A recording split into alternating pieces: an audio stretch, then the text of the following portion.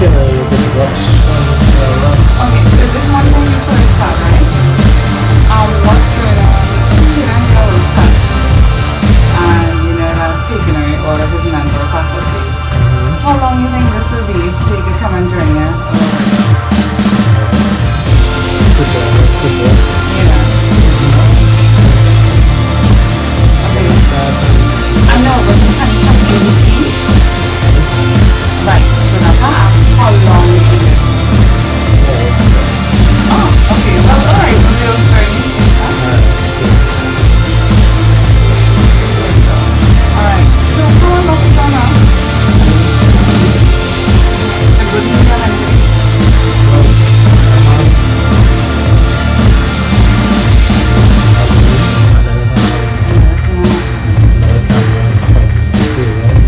This might move here to point down from a high angle.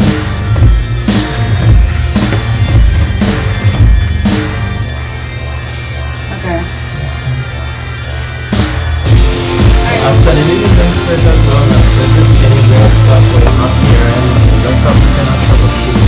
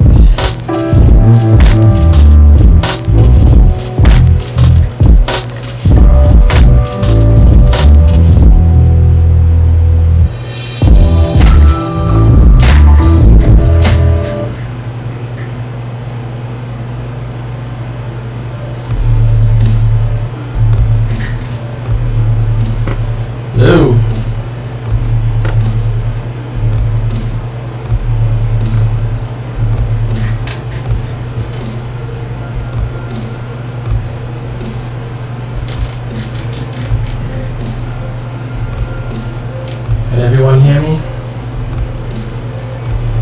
Let me know how the audio sounds, if you can hear me okay.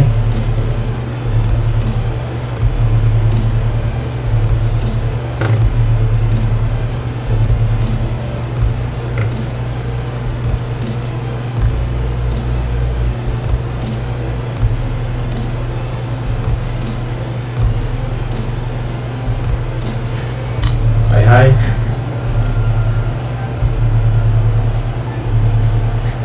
Can you hear me okay?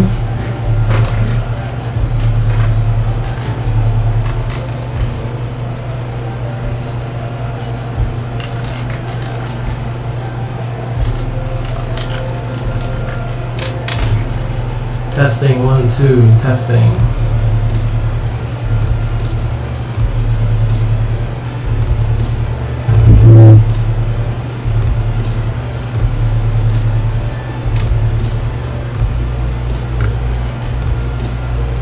Let me know if the music is too loud.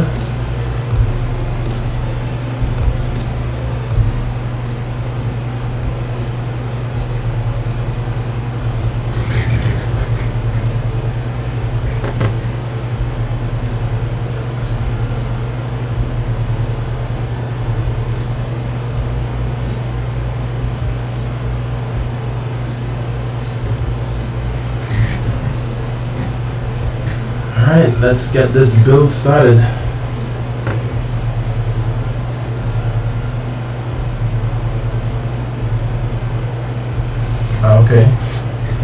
can fix the fan.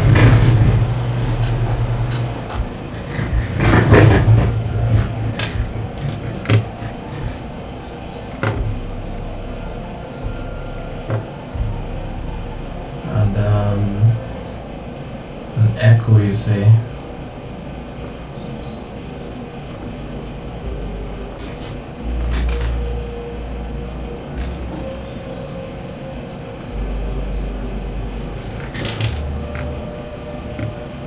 Testing 1 2 testing.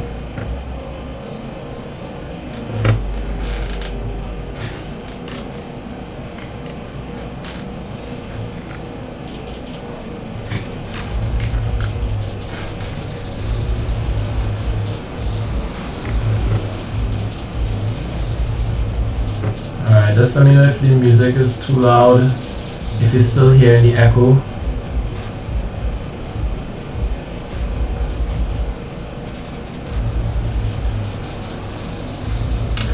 Oh, okay, I know what caused the echo.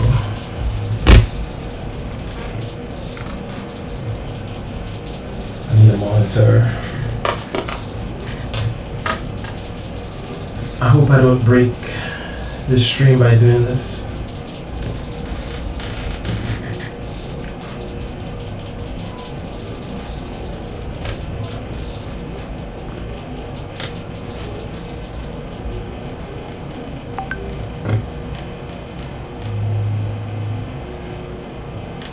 Right now, I know what caused the echo, but I just need to make some adjustments here.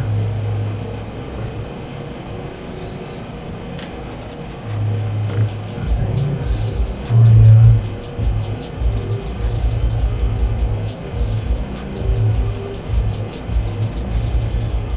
Just give me 1 second.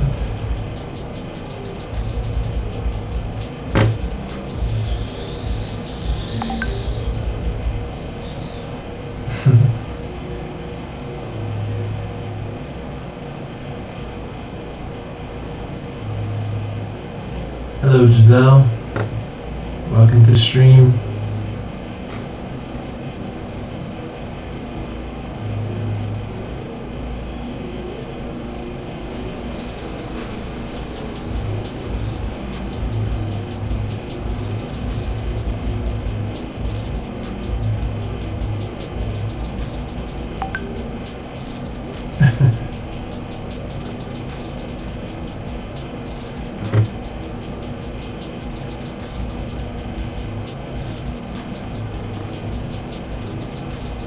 Give me 1 second, let me sort out these little issues here.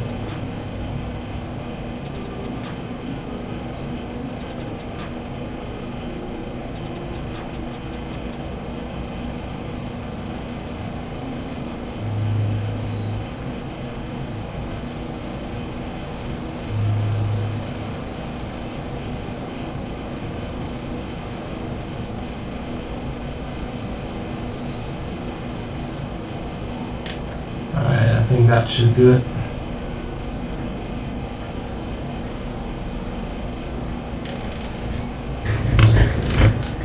Alright.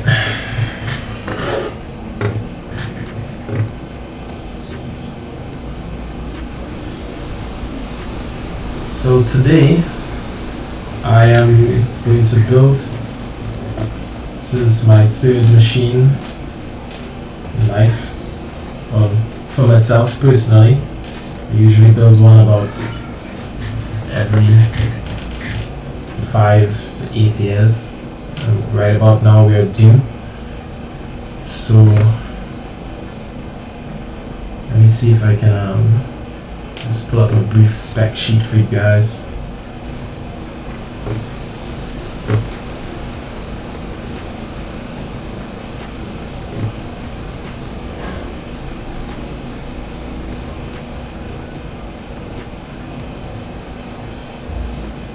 So I'm just gonna run through the parts for the build briefly and let you know what we got going on here.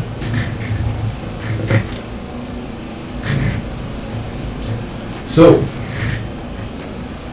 at the heart of the build is our AMD Ryzen 5600X processor.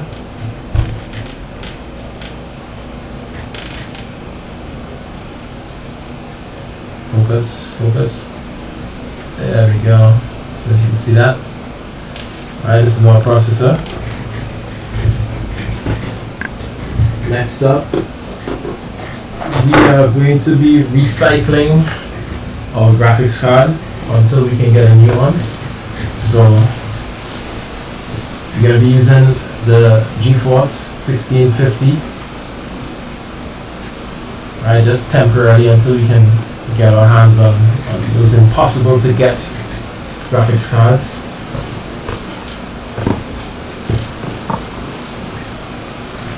Next up, we have Trident Z Neo.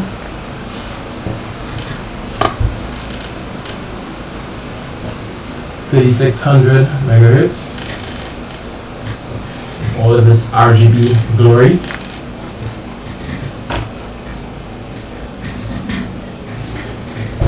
For water cooling or CPU cooling, we have a EK 240 AIO RGB, of course. There's a funny story about this. I went back to the product page and it's no longer available. You can't even find it anywhere on Amazon.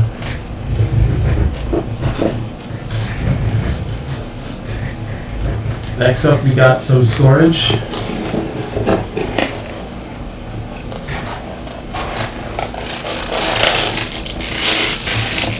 C8 2 terabytes, 7200 RPM speed, 256 megabyte cache. Alright. This is just one of the drives that's going to be going into Windows storage pool for the Plex media server and stuff like that. We'll get to this in a minute. Give me 1 second.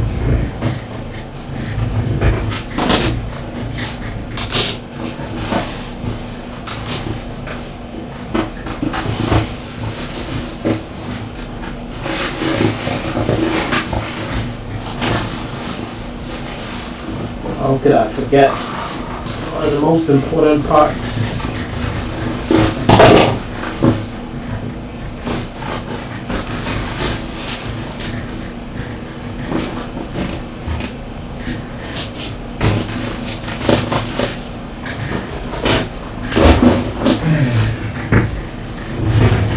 There we go. Sabrent Rocket PCI Express 4.0, one of the fastest NVMe drives on the planet. Just a 500 megabyte, but this is just going to be for the OS.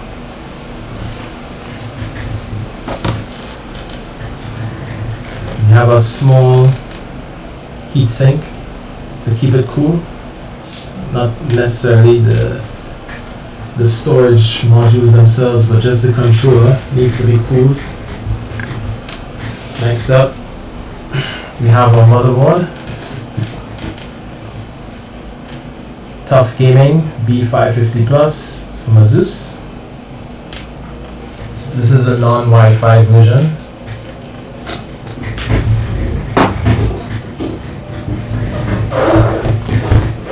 Next up, we have a GameMax RGB power, 750 watts, gold. On this side.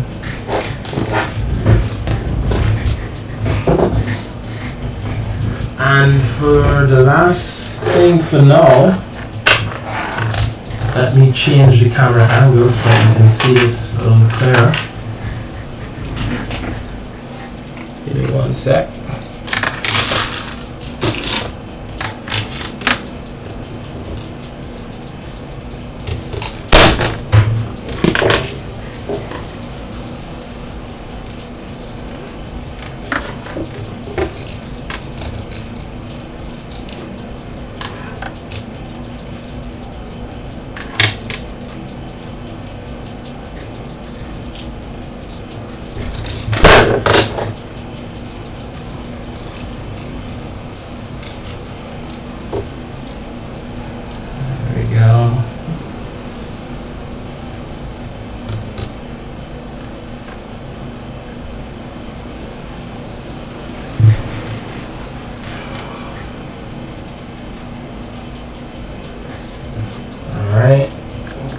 almost there.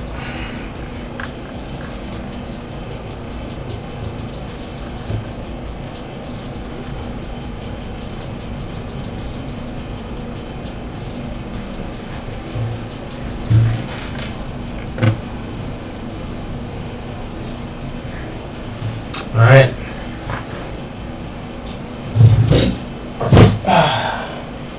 So last up we got a LANCOOL 205M microATX case. This is what's going to be holding everything. Alright, so without further ado, let's get started.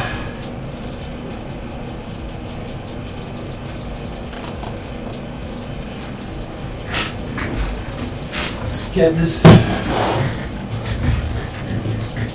bad boy unboxed.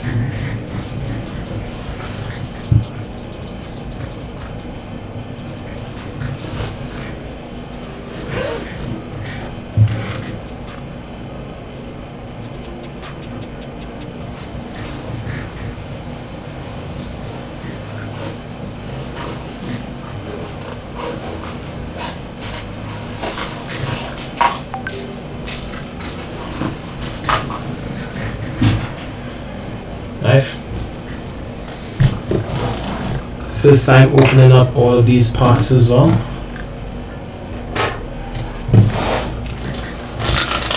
Put some of this stuff out of the way.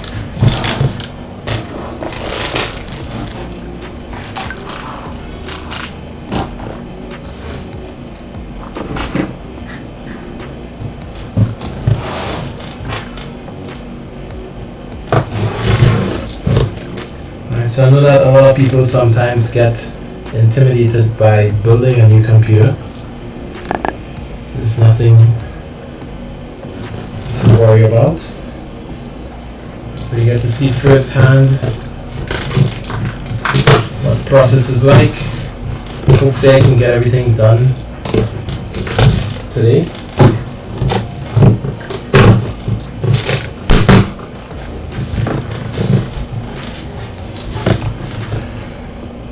So one of the things is that I'm really hoping that that nothing was damaged in transit. This has a tempered glass screen on it.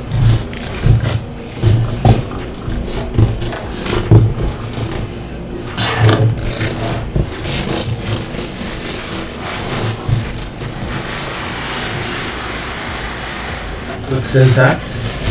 The tempered glass, if you could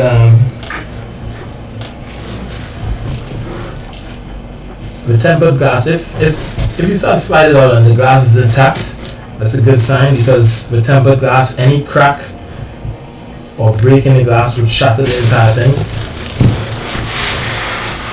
So it looks like it's arrived in one piece.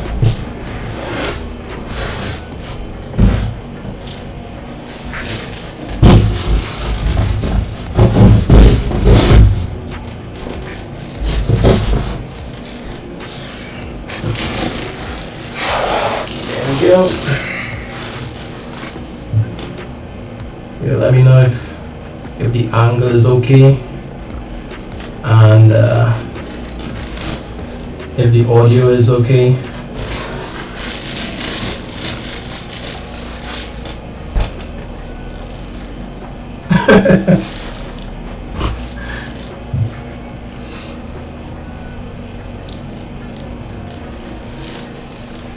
Right.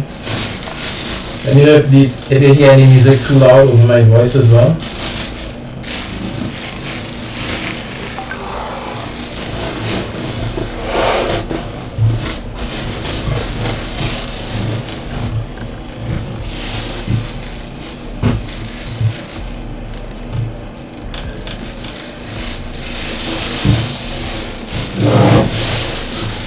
That's right, it was a lot of discipline not to open these parts. Because you're also taking a risk in terms of if anything is broken and you have to activate the warranty, then especially because most, like, all of these parts came from like overseas.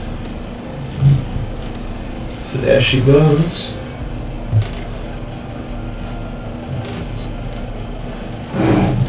Alright. Now you always see those videos where they take off the tempered glass screen and it slides down and breaks. That's not gonna happen today. Alright. So to the top. What's the best camera angle for you guys? Let me switch here.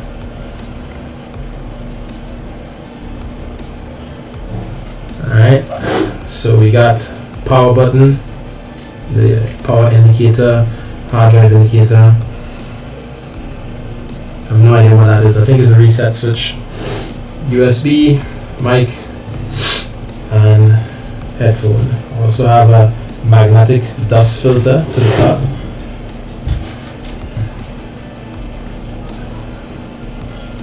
Alright. Magnets all around. Very useful. To the front is just all black.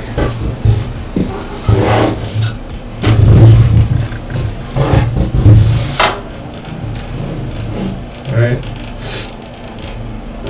Your I/O port. Alright. Space for your power supply. And they have thumb screws to take off the front side panel. On the underneath, there's also another dust filter that is removable. This one is not magnetic, but it just kind of slides in a groove here.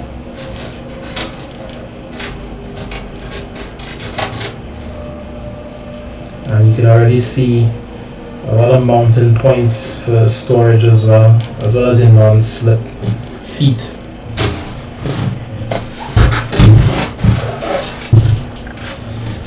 Alright, so let's see if we can do this quickly without making any major mistakes. So we got some thumb screws to the back.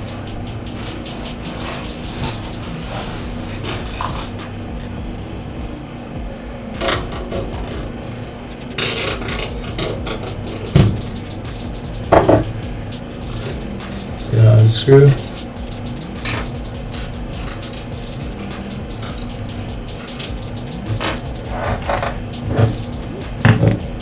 These are the safe place. Now I'm gonna lay this flat.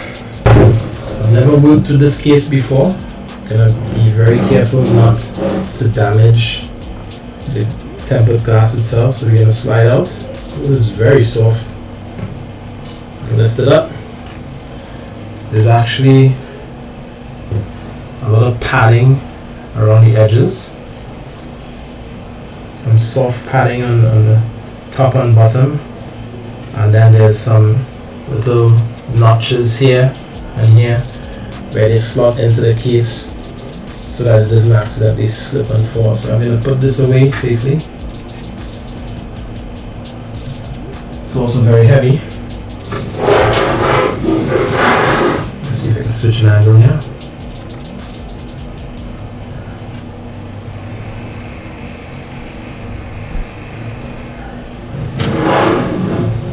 Alright, so autofocus. So this is inside the case. Get a manual. Get a bag of stuff. We're gonna need a clippers for that.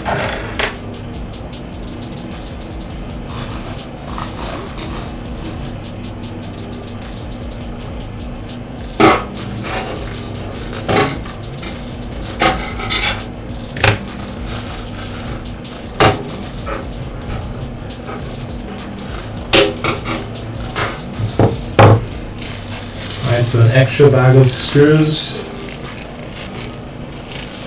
zip ties, cable management stuff. Looks like some rubber grommets as well for vibration dampening for the hard drives maybe. Alright, so the case comes with 2 fans. I think I need some extra light here somehow.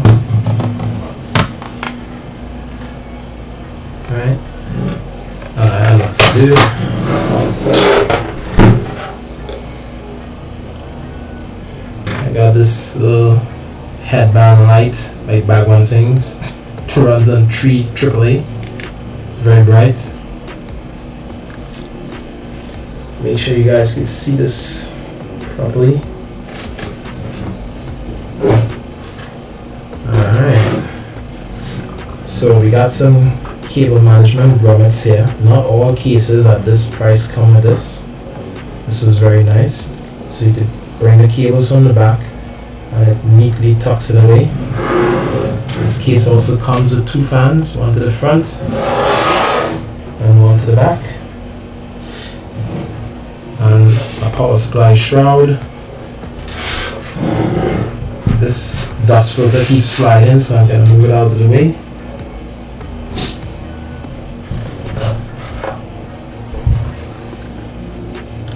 And I'm also going to take off the back side panel as well.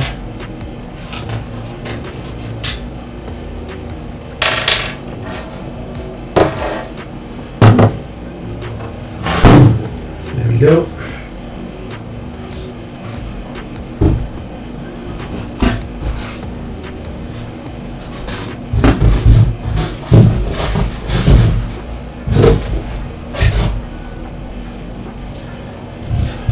So we got our front or top I/O cables, USB 2.0, 3.0, sorry, HD audio. What else here? Reset, power LED, and the hard drive LED. Standard cables.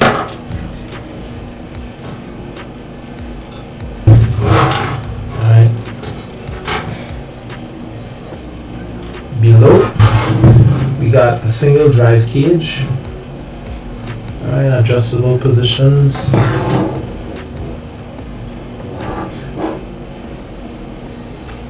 Should be 4 screws holding it in place. Alright, so we could probably take that out one time.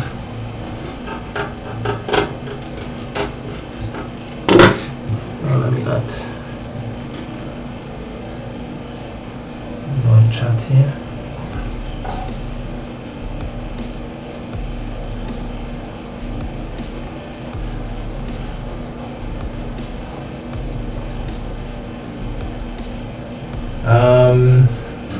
Whether or not I'm gonna test the motherboard outside of the case. I know that a lot of technicians like to do that. I typically usually build. I've never really had a failure where I built and then it didn't post. But I know it saves a lot of time if you do build it outside the case and then assemble inside. But to me, I just find it's like extra work to do that.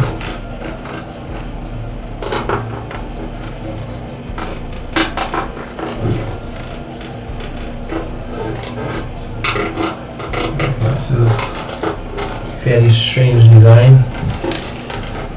So it has the 4 screws that slides it into place, but then it has another screw that prevents it from moving. Alright, so this is the hard drive caddy.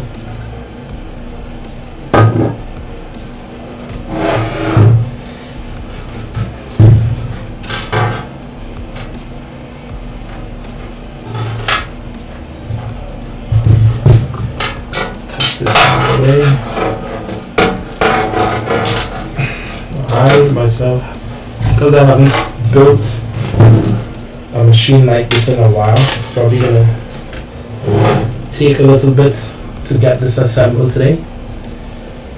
So grab some snacks and sit back and enjoy.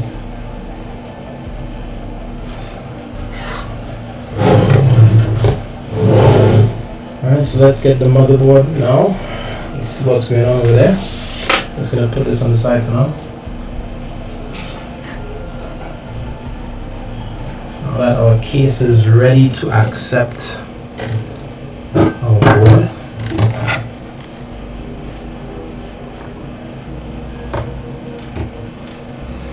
More questions in YouTube. Space in some cases are tight.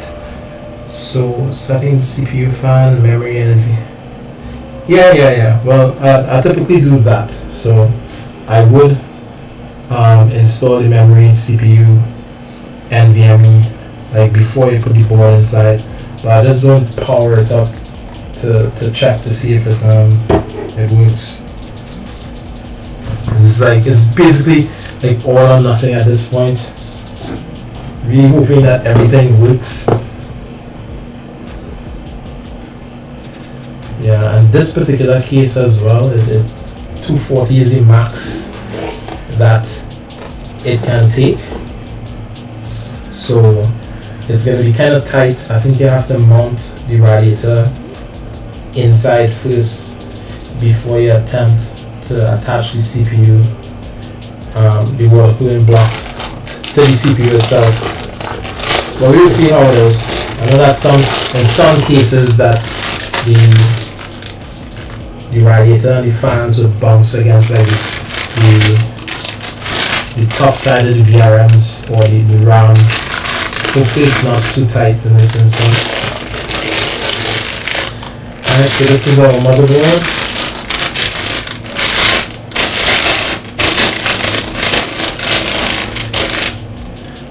We have B550. Very nice, clean design. To the bottom here, actually some RGB, like the Aura Sync lighting itself. Let's see how all that looks when powered up.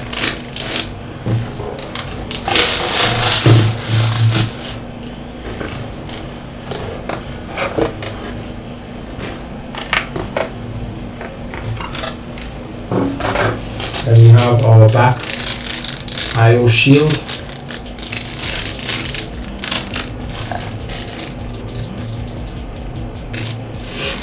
We got two SATA cables, one L-shaped and the other just straight on either side. Got some motherboard. No, this is the M.2 screws and standoffs. Certificate of reliability. That's always nice. We got our user guide.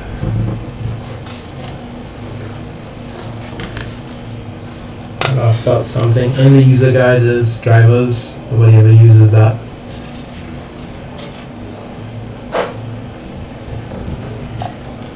And with all ASUS tough systems, they love to send a lot of stickers. Alright. Put all that to the side.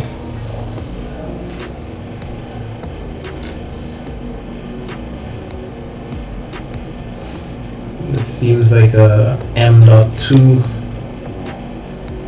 thermal pad. It's extremely small.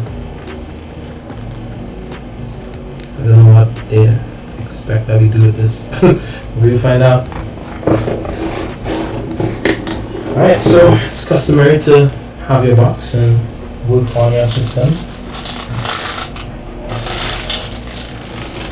Whether or not you use the anti-static pad, I think you're supposed to, so like only the inside is like the protective layer. Could be wrong. Just gonna rest it in the box and start to work.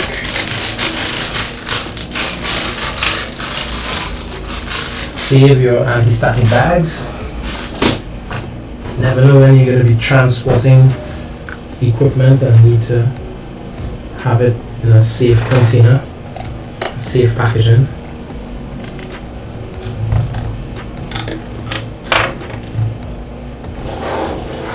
Get a good angle here.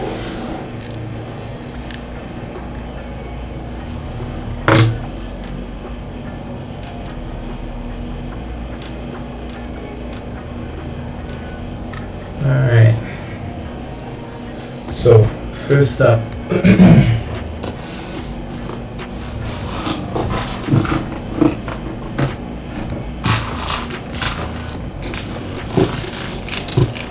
oh there it is. I'm losing parts already.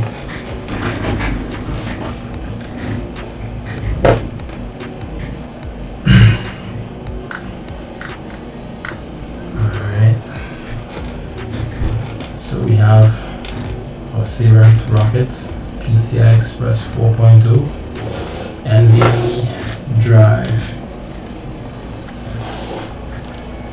Sorry, I don't know how to zoom using OBS. Just figured that's why the stream was so late. This had so much settings to configure to get everything right. Supposed to start since 11 o'clock today. It's now almost 4 o'clock. Let's crack this open. So this was supposed to be a teaching session as well, where my son and my nephew-in-law is supposed to be, you know, sitting nearby and learning as well. The kids, man, kids.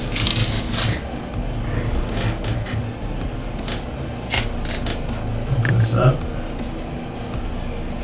Very, very fancy packaging. This is somewhat of a hard case to protect drive. Open it out. Maybe that's too much light.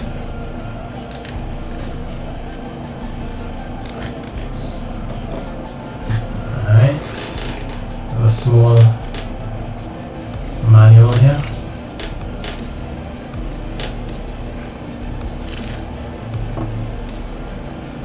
Just double check that the stream is going good.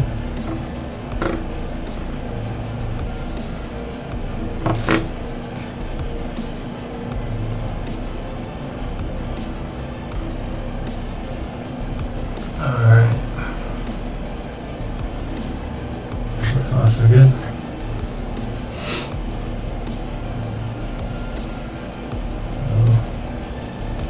Padding to cover it.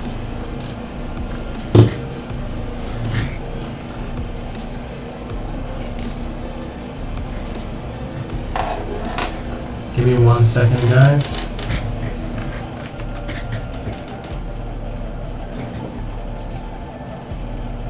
Hello, good day. Right, yeah, you know, KFC on the main road in 2 o'clock. Right, there's a road right next to the car park. KFC,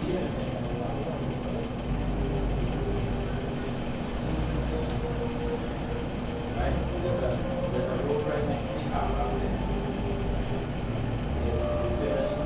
Left onto the left road.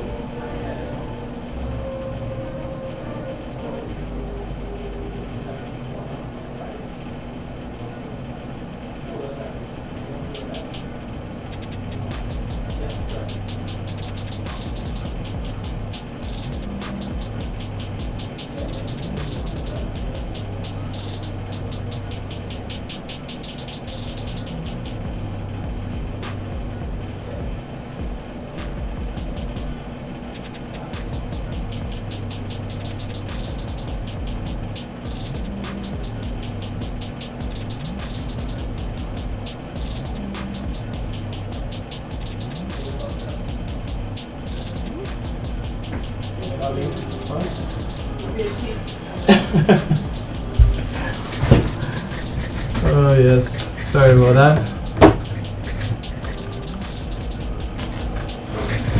Alright, sorry about that.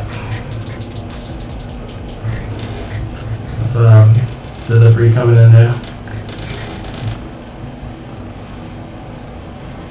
Alright, so we're gonna install It's very fast. Into before I even do this, I just remembered I have a heatsink contraption as well for it.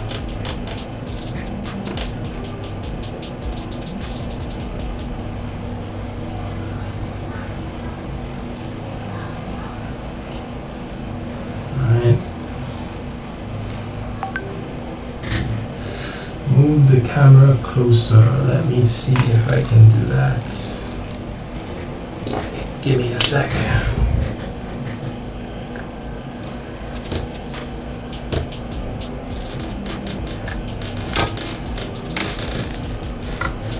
Let's try this.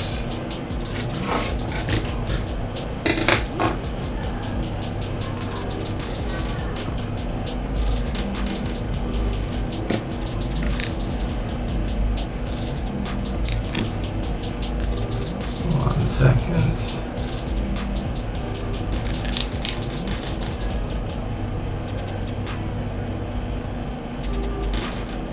There we go.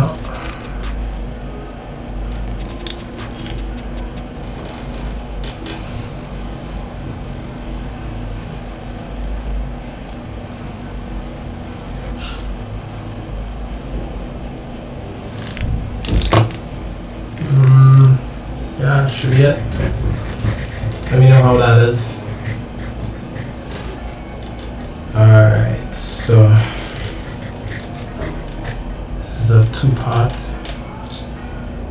with the heatsink that goes on top.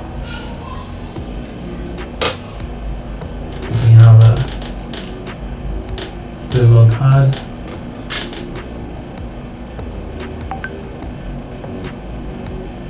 Alright, there's a two sticks. Oh wow. It's so small, but there's actually, I think, two. One seems to be a little thicker than the next. This is a thicker one. This is a thinner piece. And this is the other plate. So I guess we have to put the thermal pads above and below it to sandwich it in between and then slide it into the slot afterwards. And we have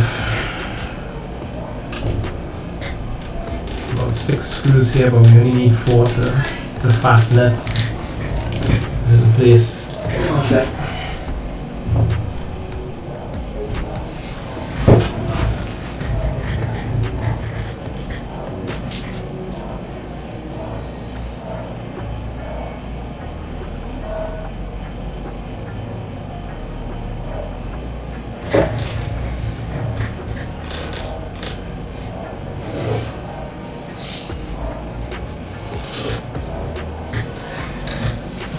Putting out the screws. I'm going to need my very small toolkit. Precision toolkit. Well,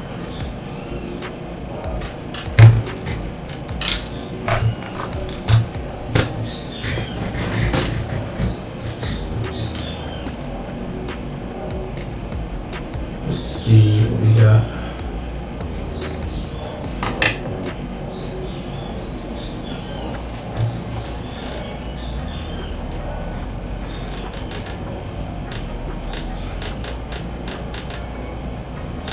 Slipping.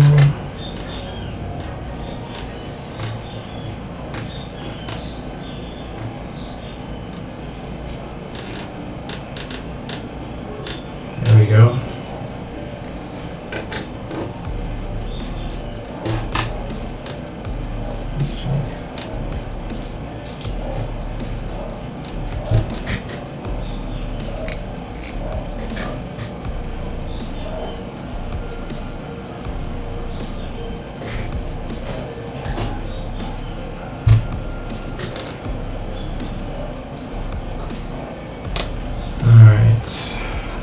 one thing that I'm not sure about is that typically on these drives, this sticker would normally be like a heat spreader as well. Now, in the little bit of research that I did, typically you don't need to cool these drives. They actually operate better at higher temperatures. But the main component that you do need to cool is the controller itself. So there's kind of two minds about whether or not I should even put a heatsink on it, but as Trinis already say, you know, money done spent, so that is what we're gonna do.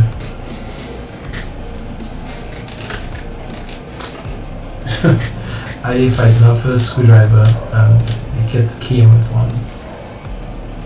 Alright, there's a wet and dry cleaning wipes. Not sure why you would need that for like brand new devices, but let's just put this to the side for now.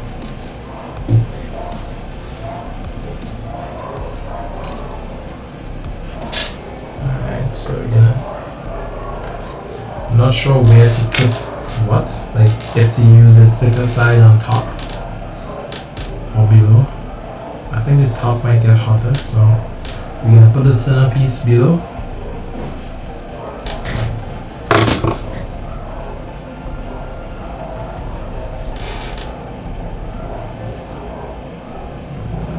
This is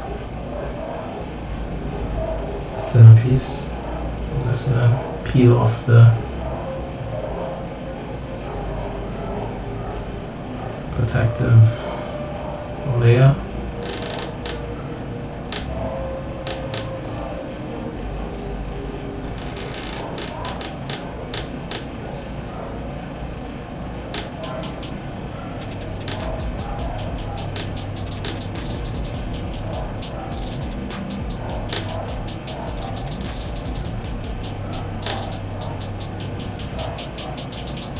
Can you imagine how many people like never really knew that you have to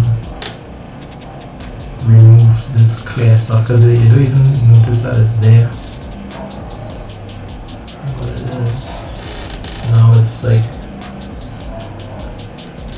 a little flexible kind of jelly stuff.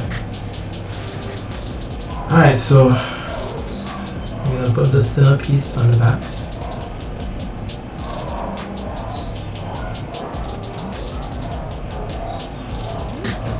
Sorry.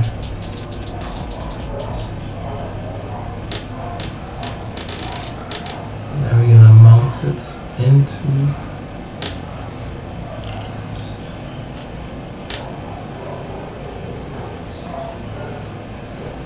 sure, hope I'm doing this correctly. Alright.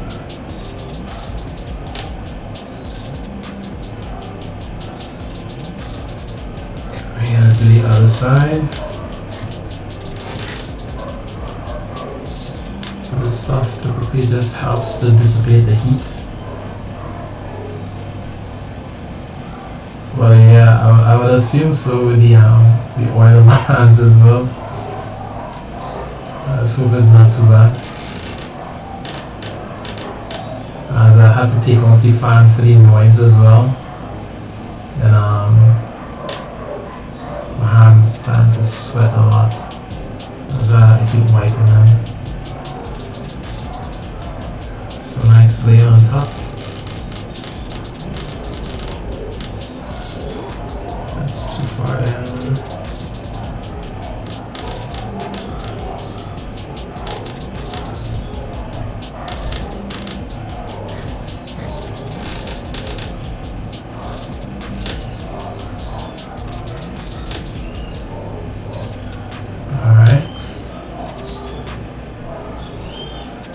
Back is a little uneven here, but nobody's gonna see that. Then we have actual heatsink. It's pretty intuitive. Line up the two notches for the screw. Place the heatsink on top.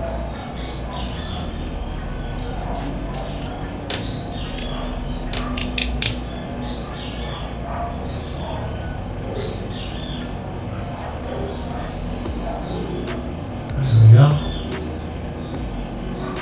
So now it's, you have the bottom plate. Sorry, you have the bottom plate, a thin layer of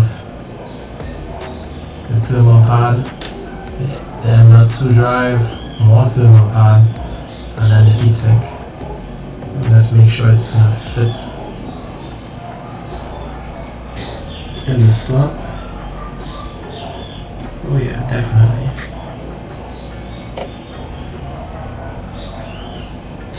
Alright, great. So that's pretty much how it's gonna look.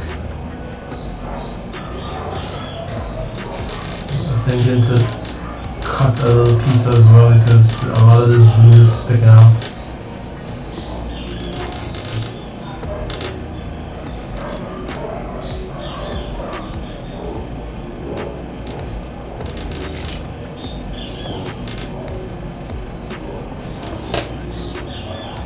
Let's see if I can just take it up a bit. I wonder if it would make more sense to apply it to the heatsink instead.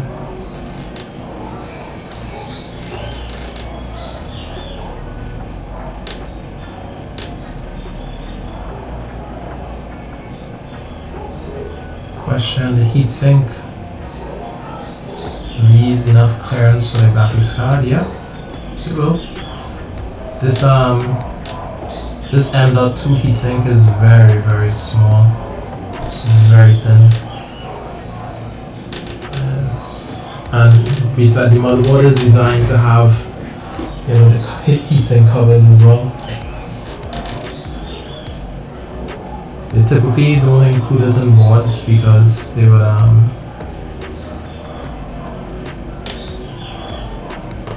because you would assume that, like, when I was buying the Rocket, they actually had a heatsink version of this, and the heatsink for Sabrent is like huge. It was like 3 times the size and sticking out. So if that could fit, then this is definitely gonna work as well. I'll be right back. I need to get scissors.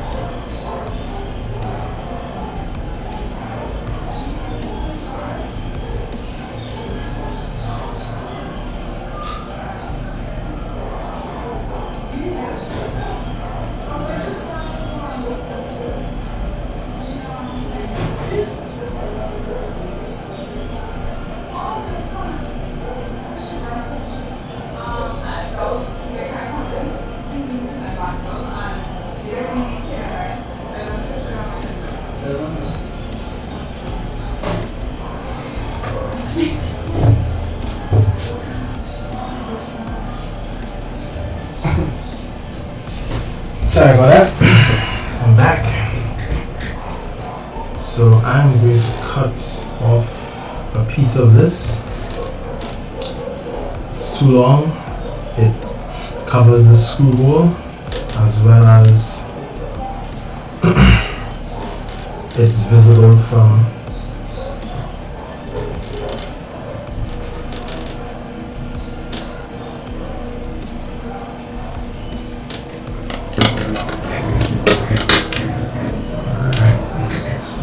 sorry, it's also visible when it's closed up.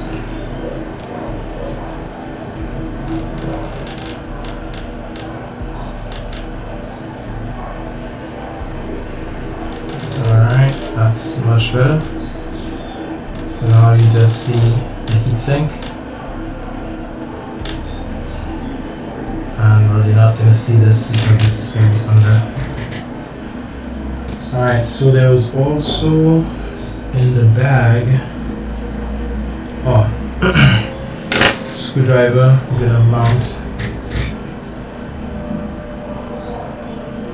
4 screws to keep the heatsink in place.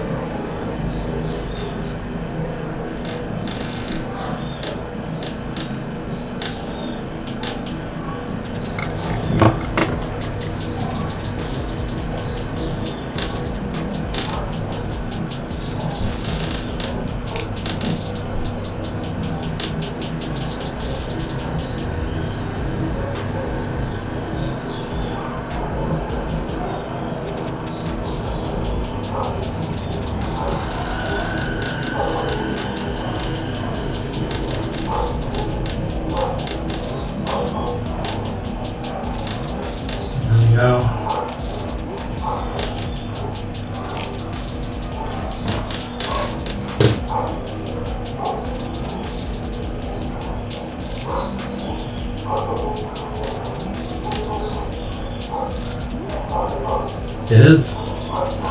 That is another M.2 slot. The only difference with the B550 boards, the top slot is rated for PCI Express 4.0 and the bottom slot only can do PCI Express 3.0. But on that whole topic of yes, PCI Express is super fast, and I could have probably used PCI Express 3.2 instead. I'm seeing a issue that they're trying to track down with using Ryzen 3000 and 5000 processors in a B550. Apparently it has intermittent USB problems for some people, but I'm hoping I do not have that problem. They have some workarounds that I see it published if some people experience that, but yeah, we're not gonna experience that. That's not gonna happen. Alright. I had a bag of screws and I cannot find it.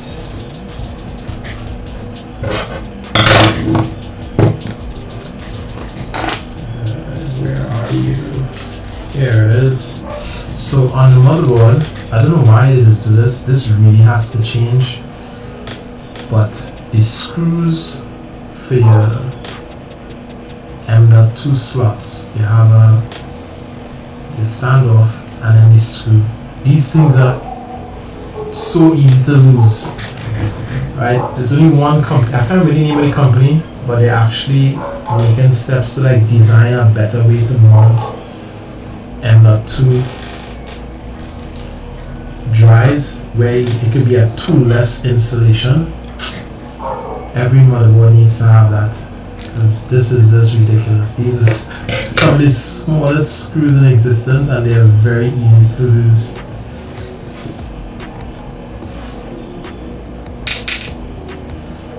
But just to show, ready under this one here.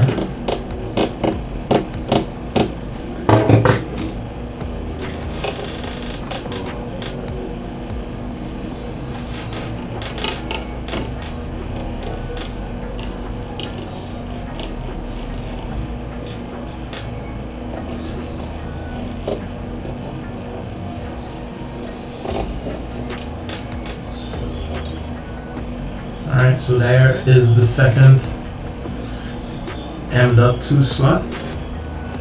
And initially I had plans to do like a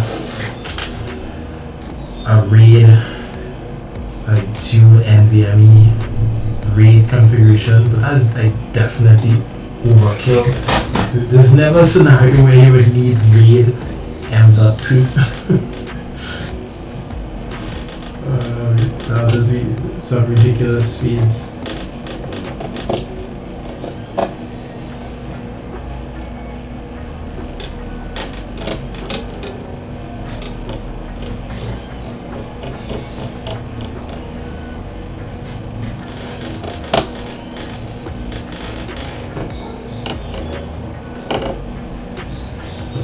Alright, so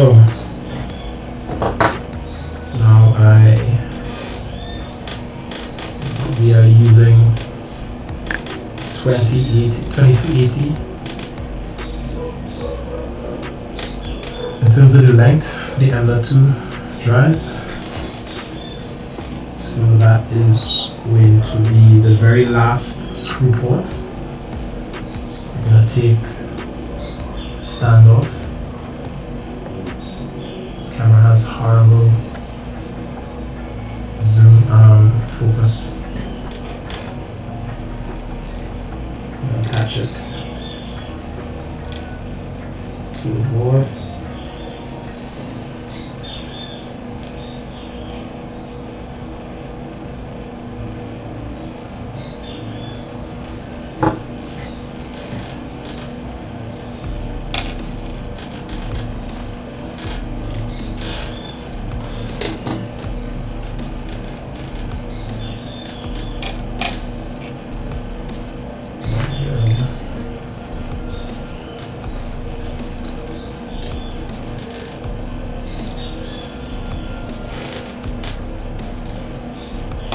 Doesn't need too much tightening.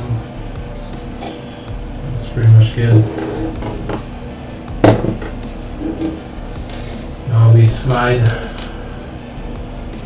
M.2 in place about a 45-degree angle, and then just bring it down gently, and it's pretty much perfectly in line where it needs to be. Now we're going to attach the screw to keep it in place.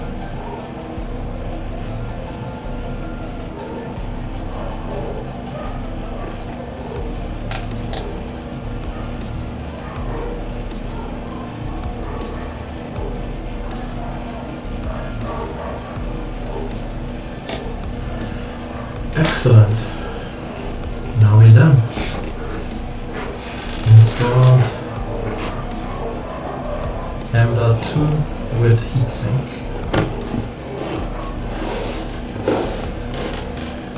So next, gonna get all the easy stuff out of the way. What do you guys want to see next? We have CPU.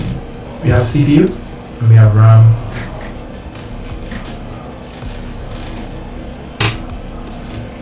Send me some comments there. What do you guys want to see me install next?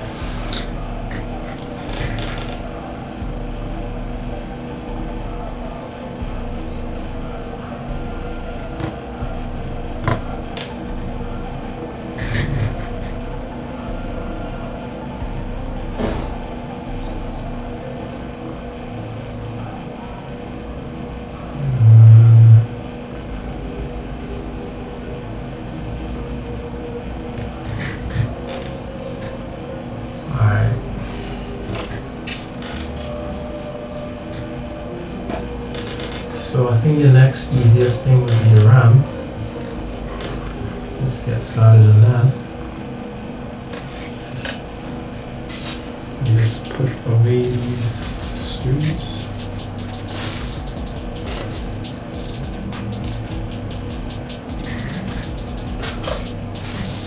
Why is it so easy to lose screws?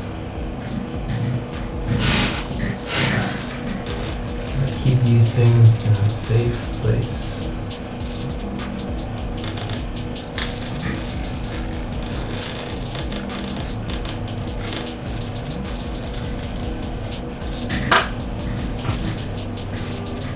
even if you don't use screws or excess parts, especially as technicians, you always want to try to keep that stuff handy just in case you have a system you're working on that you're going to need to replace something on. So about building up all of those spare parts.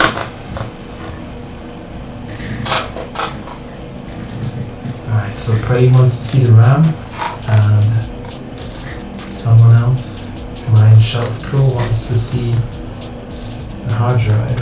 Sorry, the CPU. So it's all about fans. Freddie will always be a fan, so we're gonna give the newcomers what they want. Ryzen 5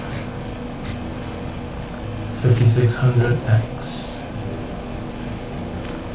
very fast, 4.6 gigahertz, boost up to 3 max boost, and the base is 3.7 gigahertz. Of course, I also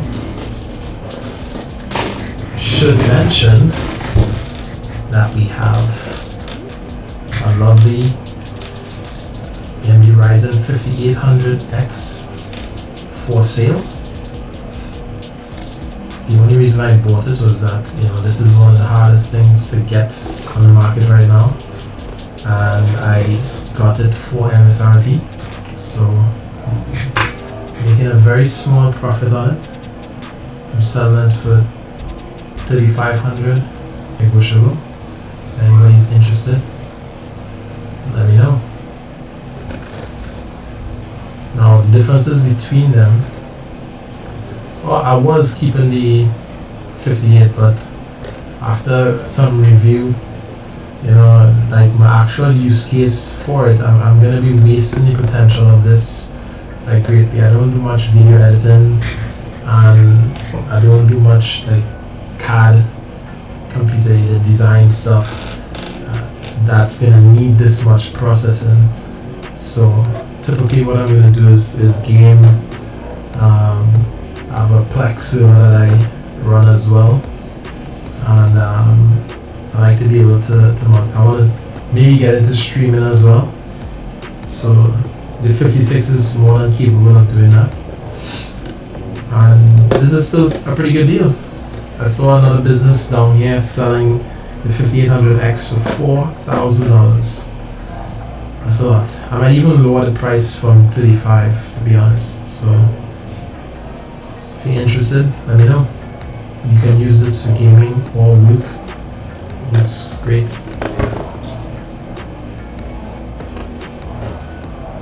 Stance on pins on CPU today. I don't understand the question. Could you elaborate a little bit for me?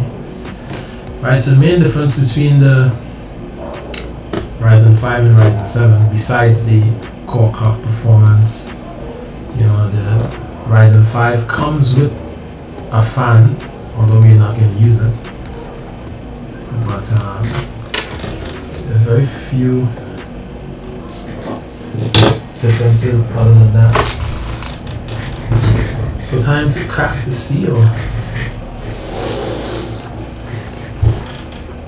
Alright, this is 100% authentic. Both of them I got at MSRP. This is $299.99 US, and the Ryzen 7 is $449.99.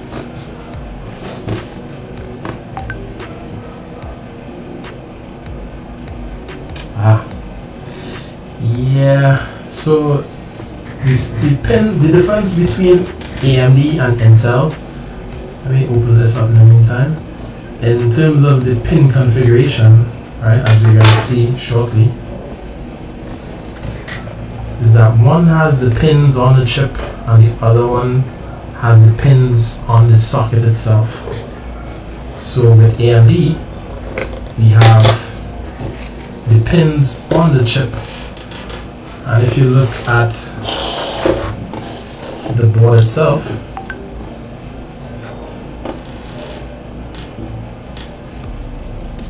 the board itself, it's like a socket that takes the pins into it. But Intel, they have on this same socket, they have the pins sticking up, and the chip itself doesn't have it. So it's a kind of a, I don't know, it's a double-edged sword. Either one, with AMD, you could screw yourself over by damaging the chip, and with Intel, you could damage the pins on the board. So ideally, I wouldn't like to see pins anywhere. It's like we in 2021. It's like time to get rid of all pins. Make a much simpler solution so that nobody bends pins. But ideally, I guess the better thing would be to have the pins on the motherboard with the Intel design. If you compare the price difference of like $3,000, $2,000 or $3,000 for a CPU, and you damage your pin, you just lost $3,000. But if you damage your pin on the socket of the board, this board costs like 130 something US. So you can just buy a new board. So this is the AM4 fan, stock fan that comes with the box. I can't remember what they call it. It's a stealth cooler, I think it is.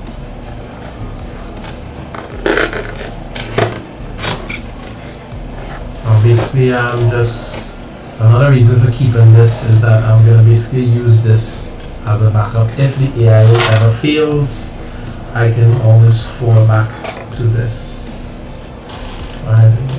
It's not bad. Heatsink, fan header, pre-applied thermal paste. Alright, back in the box.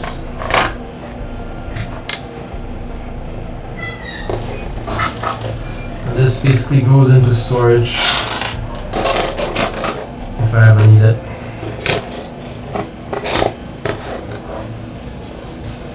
Then we got what it's all about. 5600X. Very, very fast. Wow. These pins are so tiny. You're gonna have to be extra careful not to line us this.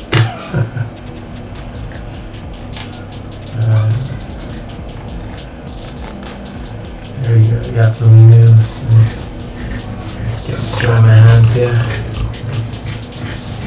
Whew.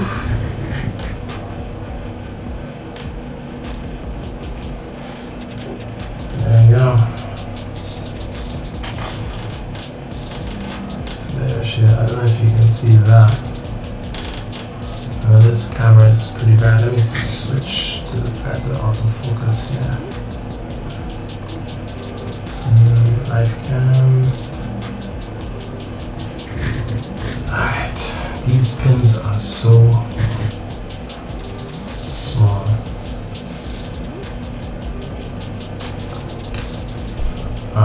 It's not doing a very good job at focusing. If any one of these pins are bent, it's game over. So let me get this in as quickly as possible. So reduce the anxiety.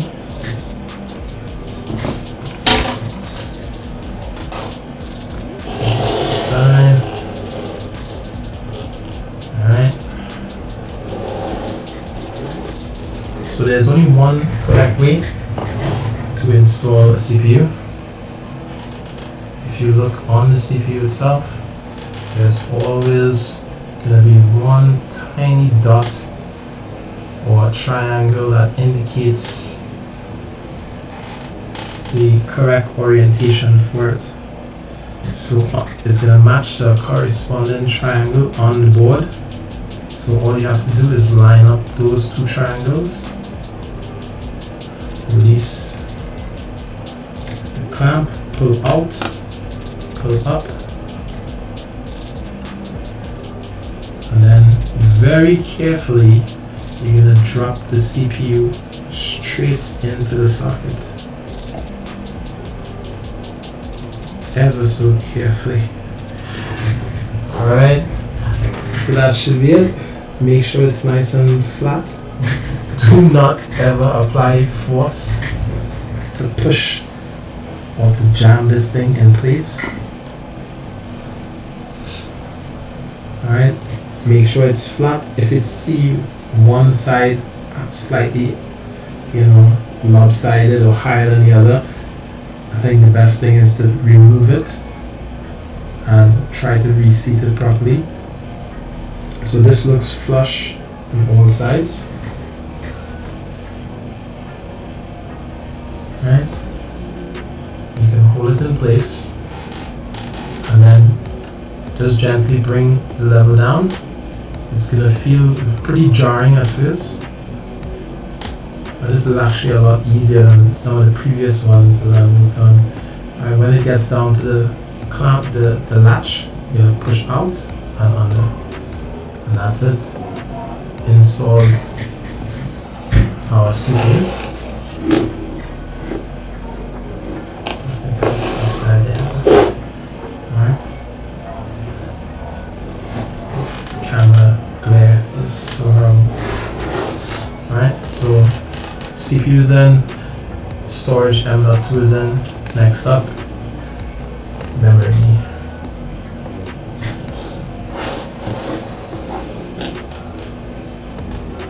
Just clear the stuff.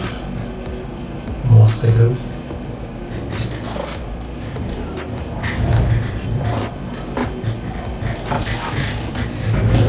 Alright, so we got a Trident Z Neo. Let's get in there.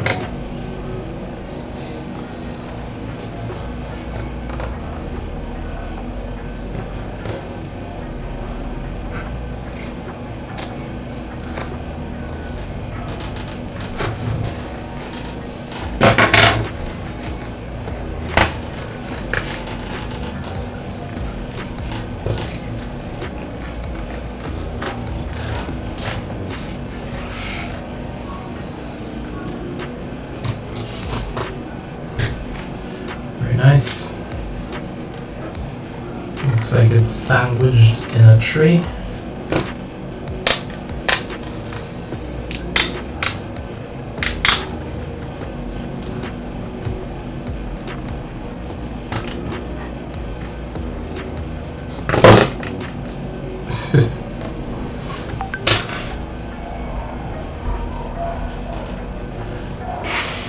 Beautiful.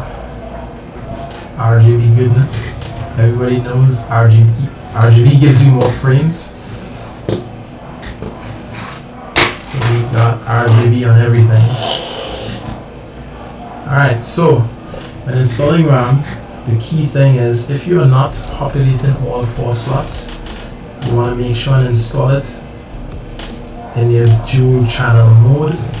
And typically how you get dual channel is you start with the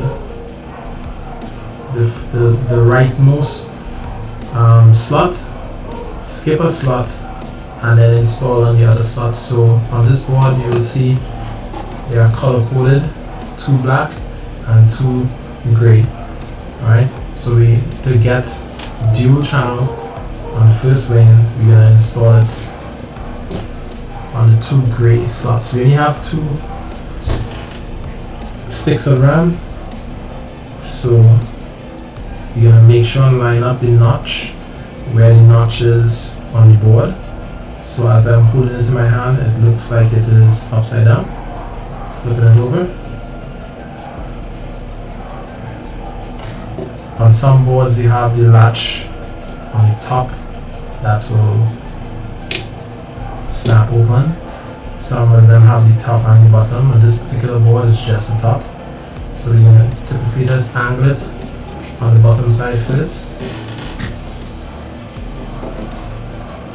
And slide it down, line it up to the top.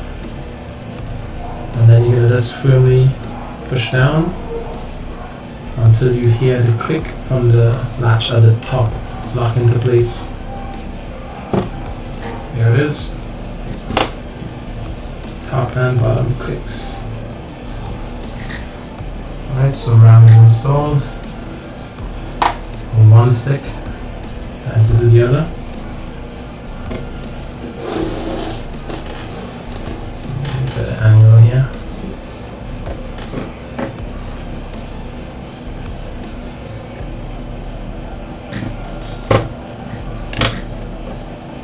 There we go. Almost there.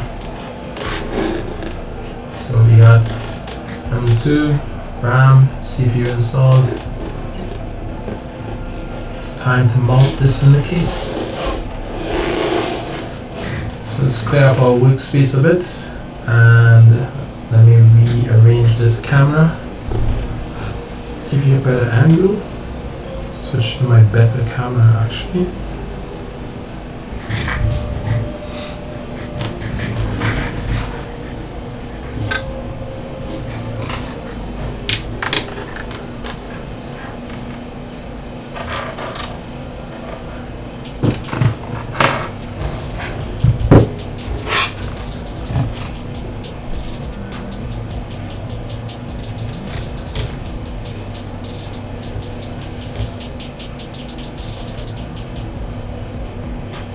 Give me one sec.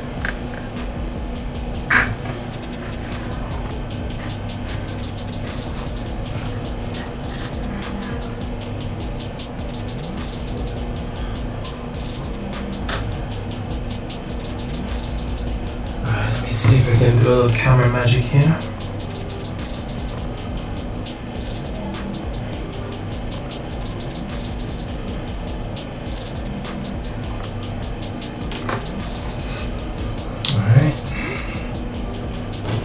Clear up this space.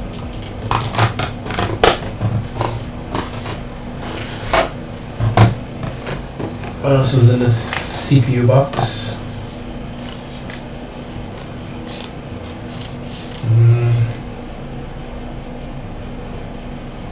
The AMD Ryzen 5000 series desktop processor contained in this package is compatible with AMD socket AM4 motherboards. Yes, we know that. And more documentation.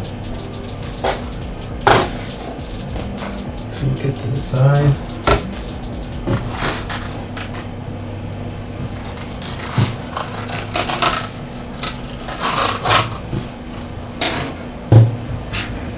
Alright.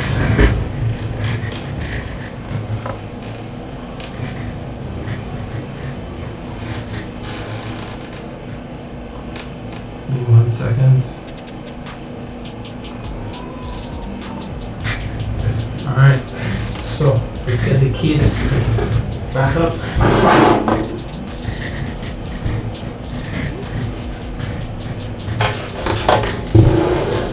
Just move the motherboard out of the way.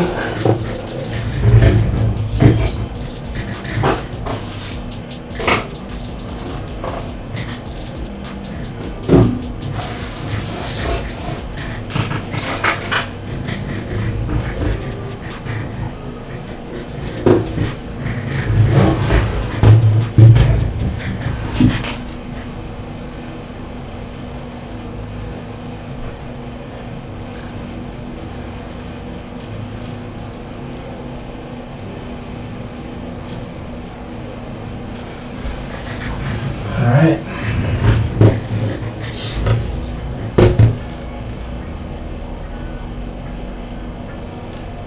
So, what I'm seeing here, so we have standoffs already in place.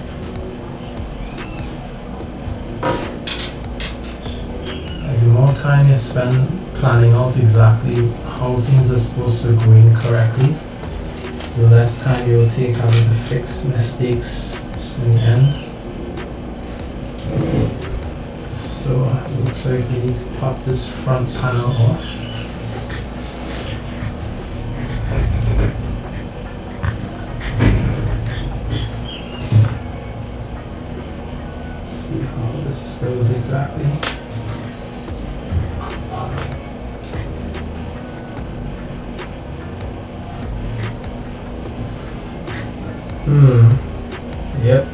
have to take this off. So some of the fans are a little bit crooked in how they were installed. There's also a magnetic dust filter to the front that is kind of falling off as well. Let's analyze exactly how to pop this off.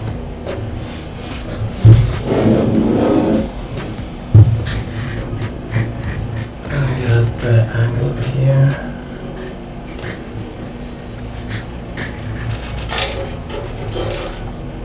Okay.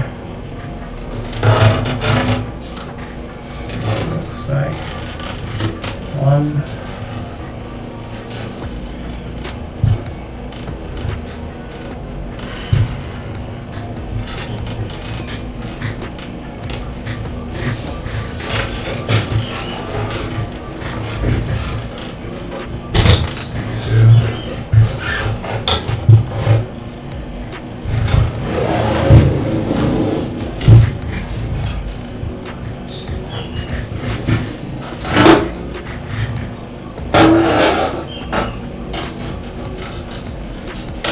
Has 3 plastic push things.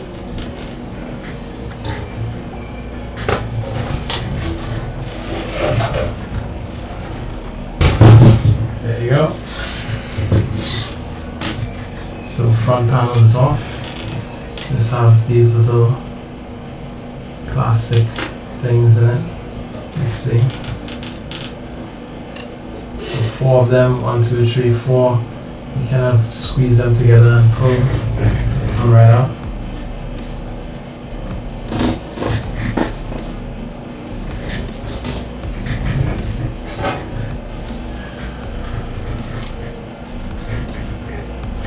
And that leaves us with another magnetic filter.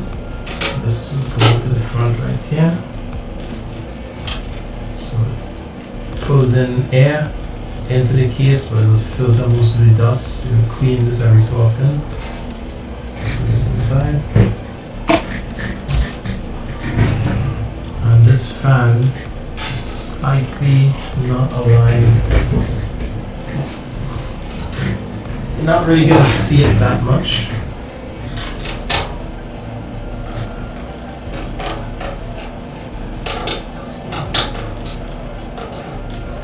Unscrew a little bit on all 4 corners and then just adjust.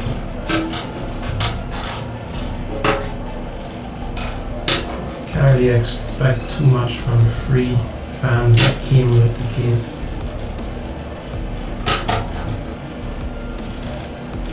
So I think I'm gonna just drop it a little bit.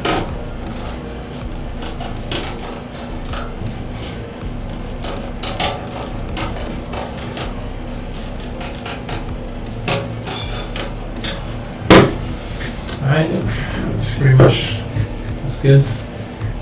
Check out one in the back. So, from this point onward, you would want to also start thinking about how you're going to be managing your cables.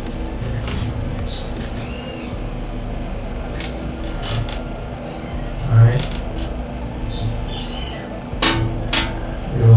Held together with a little twist tie. So I'm just taking everything out and just streamlining them where they need to be.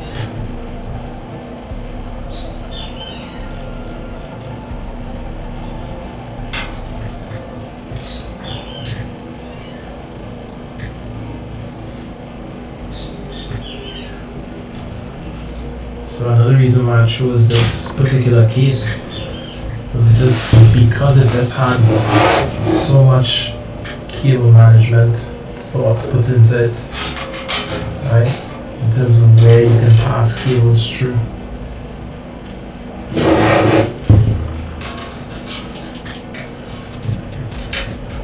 Alright, so we're gonna run this through the top.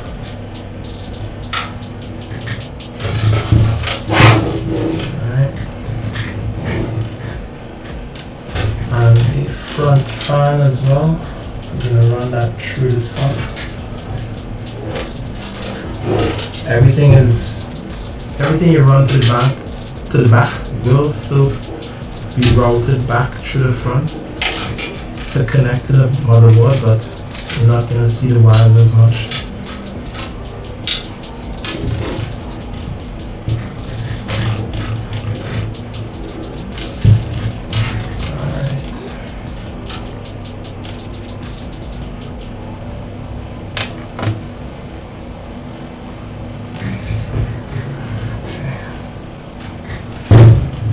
Alright, so the next step would be to make sure your standoff screws are lined up properly with where the motherboard will sit on it. So that is what I'm going to do next. Let's get these out of the way.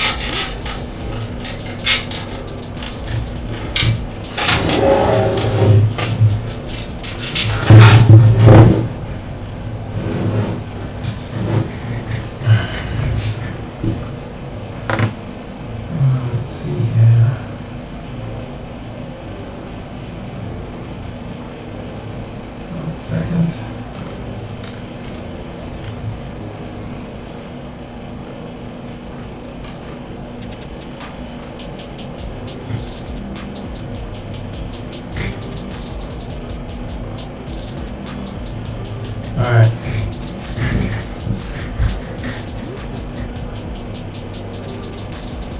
So we have our board.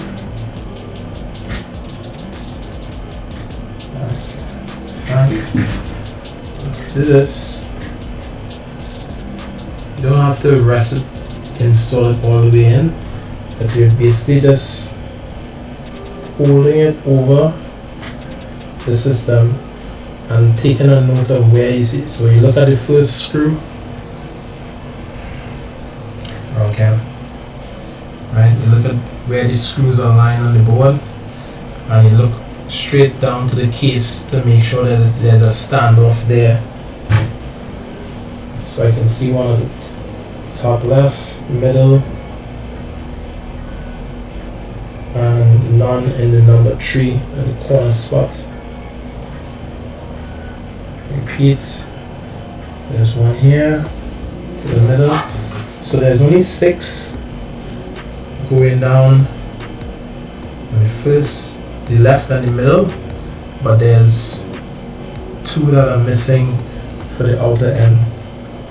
Alright, so I'm just gonna look for those standoffs and see if I can install them.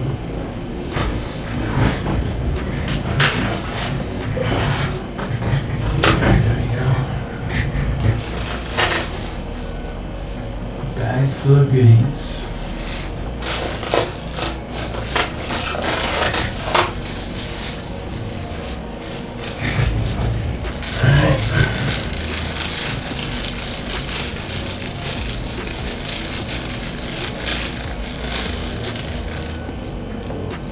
There we go.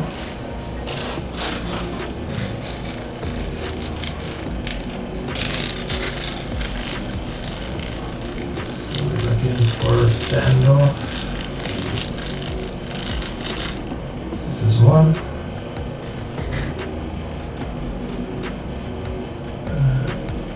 I need like a manual focus camera to show you guys this. I need one more.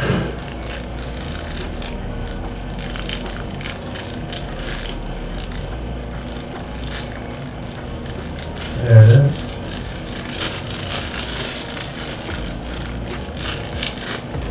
So even if you don't have enough,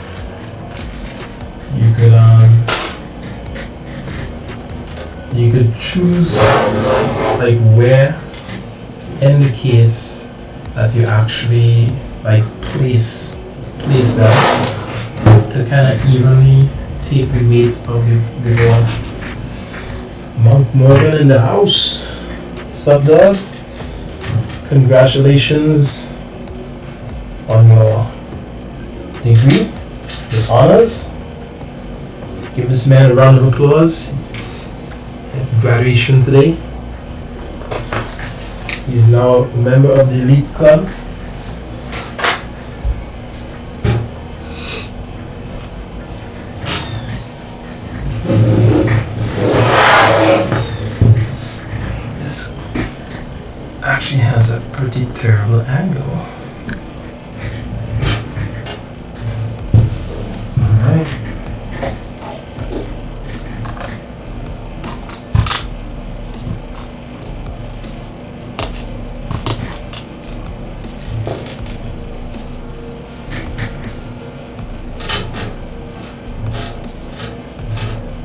That is screwed in place.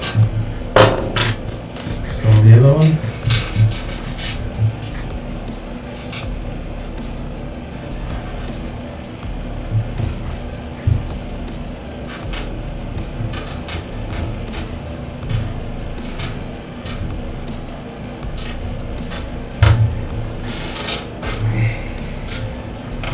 Alright, so now we have all 6, or 2, 4, 6, 8 standoffs in place.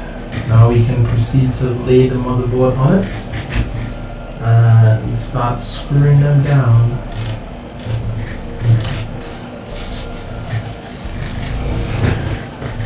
One thing you want to try to do in advance as well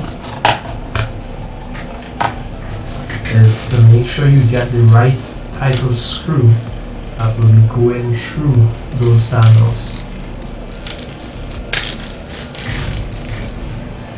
This camera's really better for me.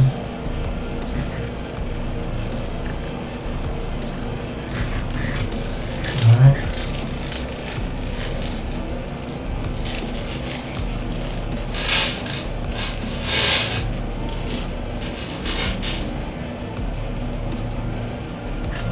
Looks like it.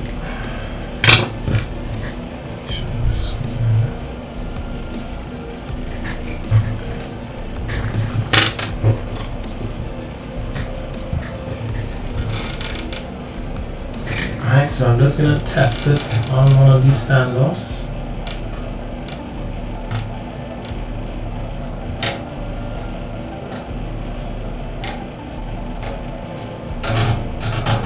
Yeah. That's the one.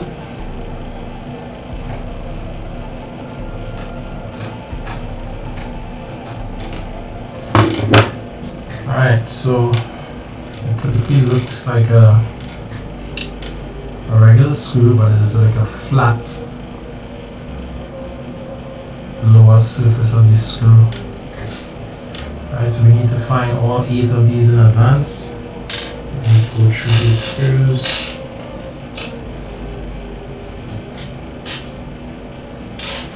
Now a big mistake that I see some technicians doing is that on the older motherboards they would ship like in the same anti-static bag, but then they had like this pink kind of like a foam like rectangle under it. And I see some technicians like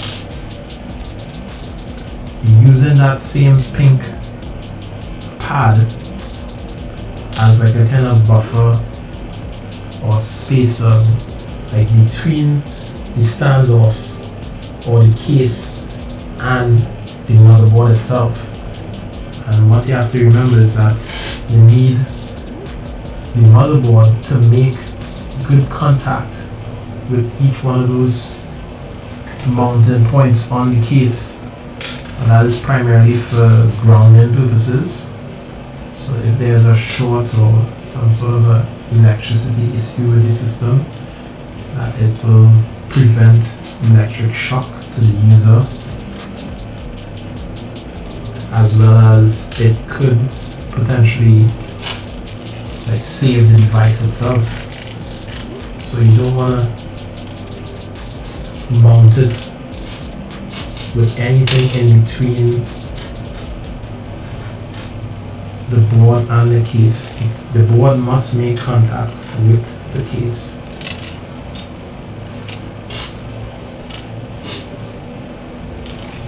Alright, so we got 2, 4, 6, 8. Release that.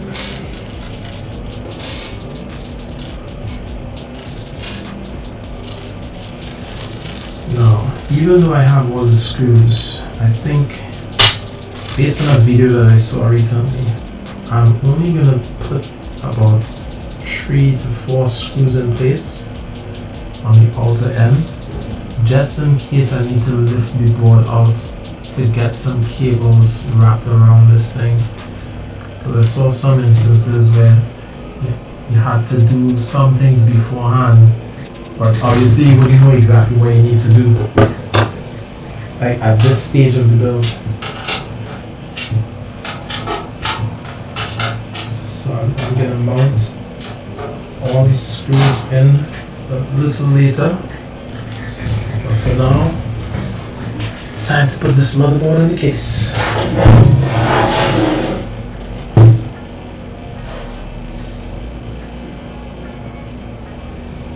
Alright, it's gonna go straight in. Find a way to hold this, gently lower it down onto the stand. Oof, I almost made a cardinal mistake. Oh boy, happens every time.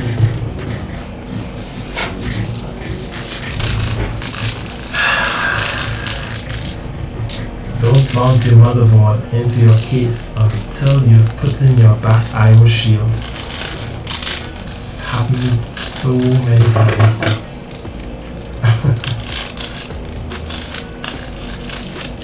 Gotta remember. Number one. Alright. Got a pretty nice IO shield here. Make sure it's aligned correctly. We have our USB, PS2, and the audio ports to the bottom. Alright, so we're gonna align this to the back and just pop it in place. Let's see if we can give you guys an angle. How is this supposed to go? It's inside.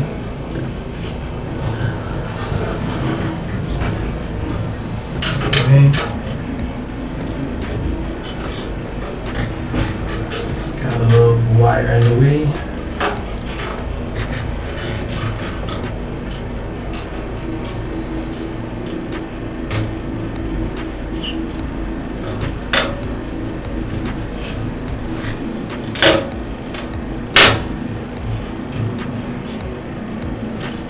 There it is. Back IO shield is in place. Now we can put in a motherboard.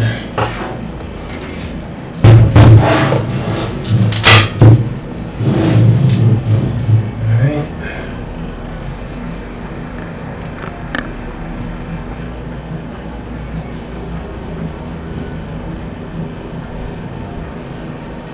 Alright. Let's see how we go here.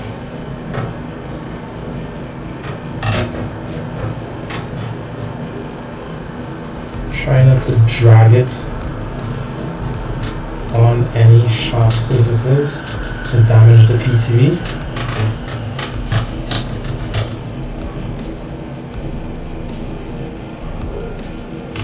Make sure everything is aligned.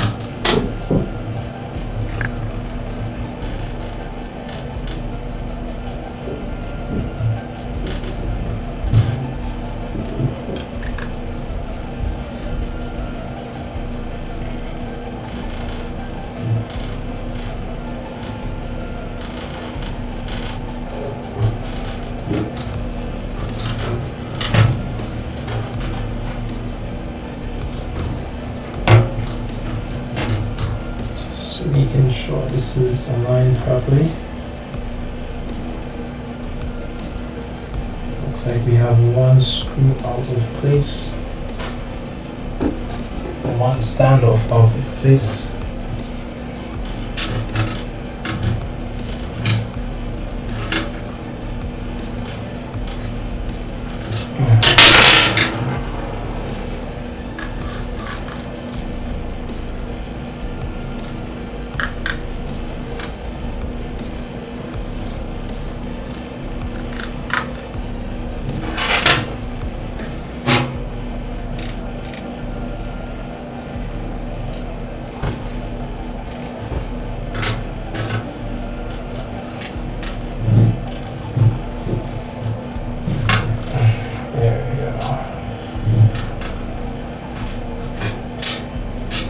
There's actually a little notation like on the case itself. It has some like a little letter M.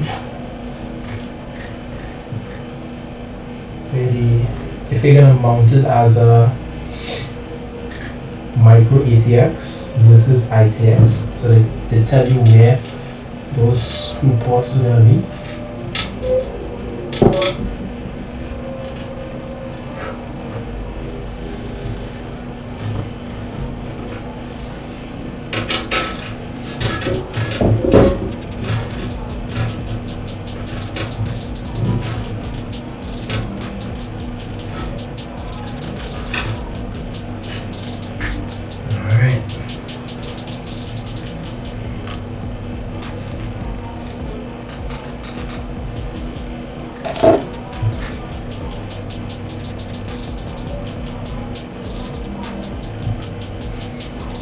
Make sure the stream is still good.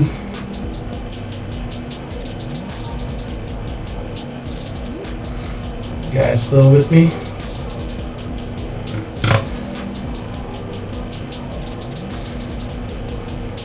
Any questions, comments?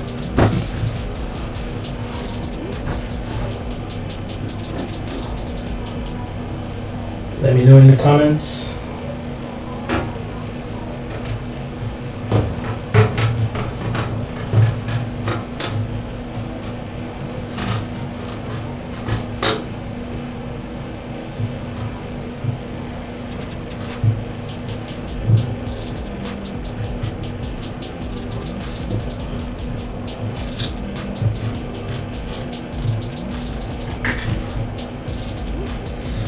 Looks pretty good.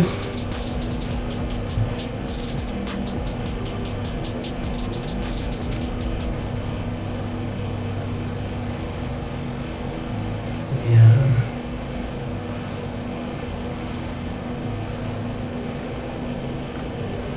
So you guys out here.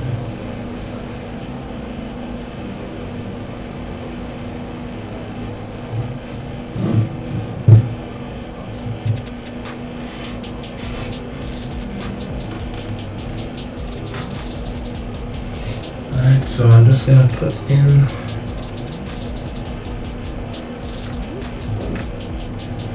only a few screws just to keep it in place in case we need to move any major components around.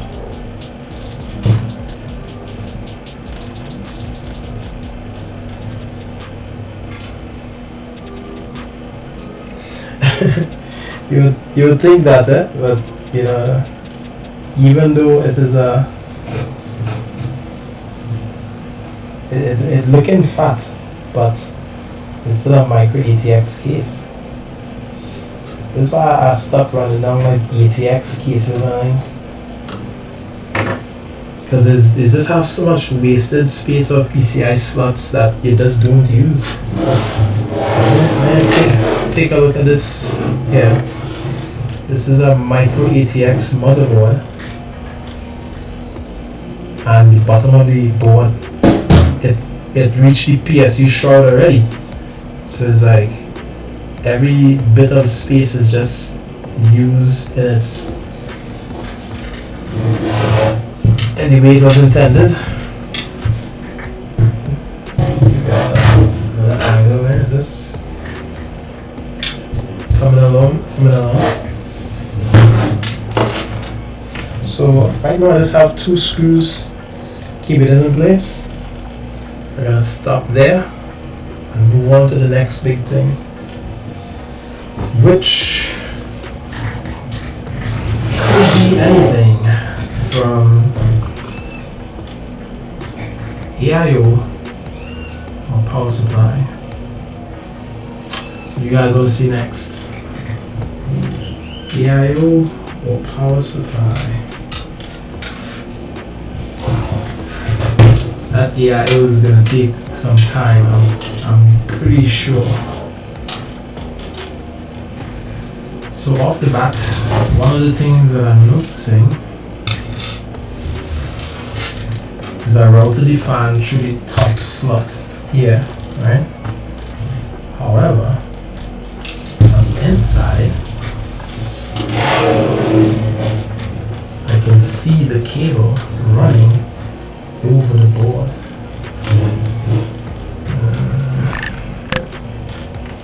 Right? You can see that running there, and we don't want that. We want a very clean build.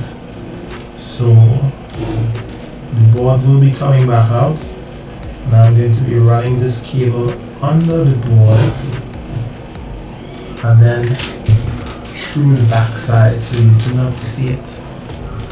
There's actually another clip higher up that I can probably use as well. All about that cable management, people. Alright, so next step. Yeah, I think power supply might be the thing, because it's a fully modular power supply, and it's just gonna be in and sitting there until we're ready to add cables to it.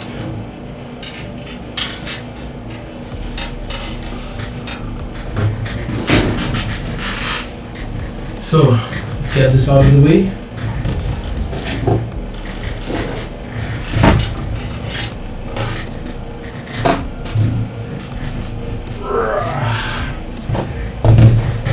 And get down to business.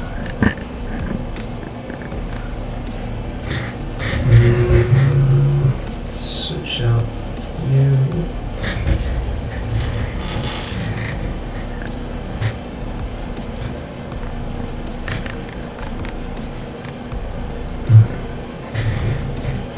Focus.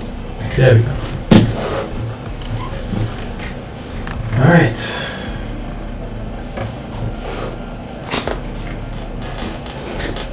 There we go.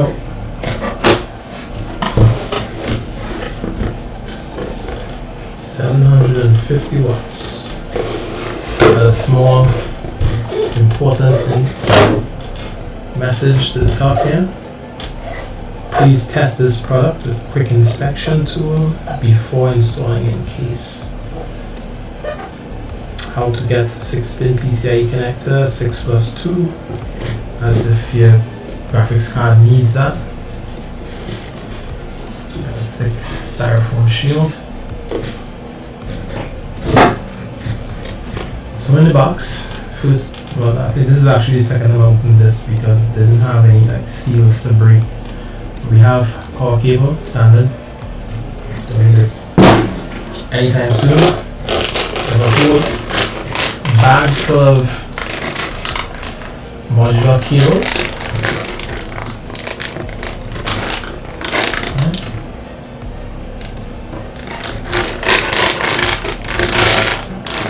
Put this inside. Don't need this right now. We have, what is this?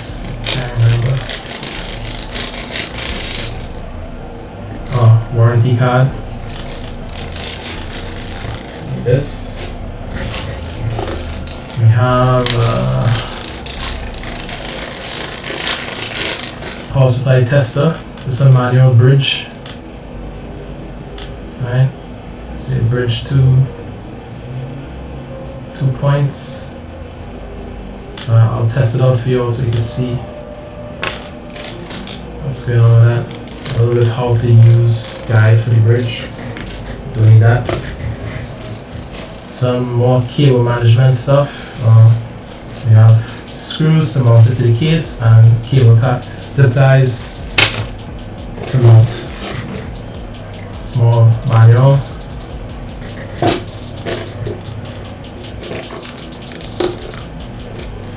And now the unit itself.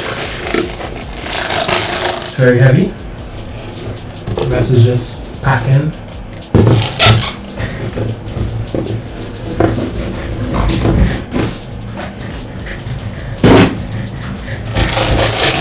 So the unit itself.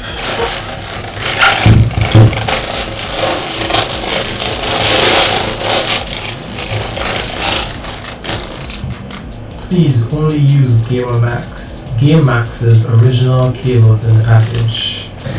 Say that, but we all know that it has, a whole third-party enthusiast line of cables that you can attach. I think just make sure the standard of the cables itself is like, you know, high enough. Make sure it is rated to hold the kind of power that this could push, and it should be good to go, because it has a lot of cool custom cables that you can replace to use in this. Alright, so we have mainboard, ID, SATA, CPU, PCIe for the graphics cards and stuff. 750 watts. This is an RGB power supply. I'm not too sure how good it's going to show up in the case because it has the PSU shroud. It does have a vent to the bottom, so I'm hoping that the light from this would bleed out through the vent and make it look cool. Alright, and then to the back we have on off switch and then the RGB control. So let me show you guys how that looks really quick. So we're gonna need the main 24-pin connector.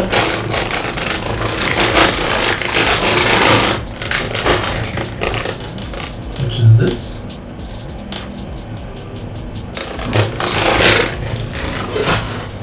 And we jump into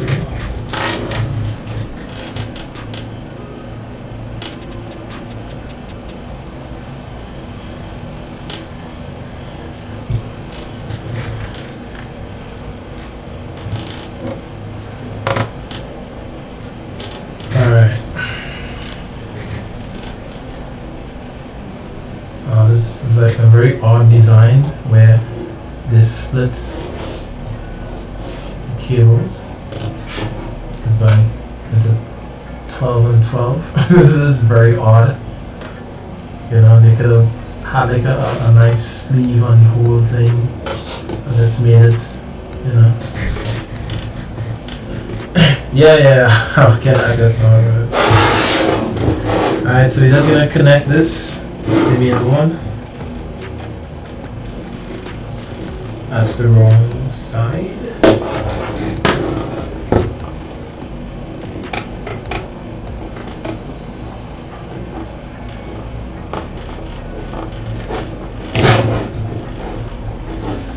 Right, and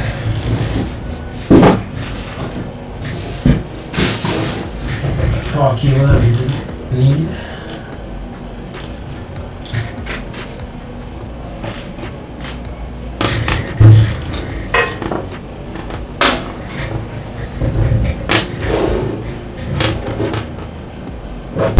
Alright, so it's on the off position now. Connected power. Now we gonna jump. Make sure the little notch is lined up with the top notch here. There you go. Now I'm gonna flip it on.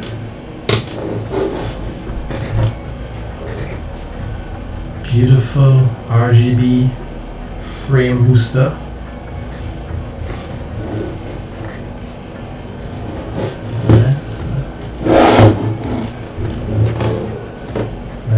And then you have a control here to change the color patterns.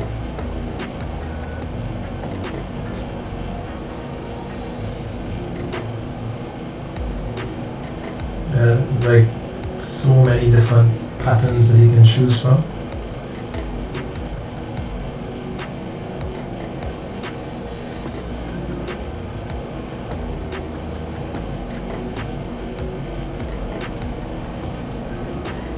We had to read the manual how to like jump back to the default, but solid colors.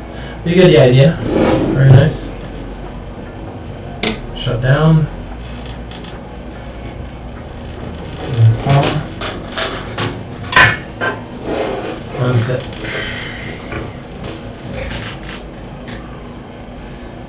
So at least we know the power supply is working.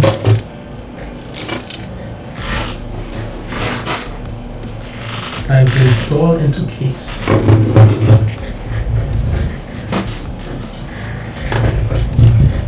Bring back case.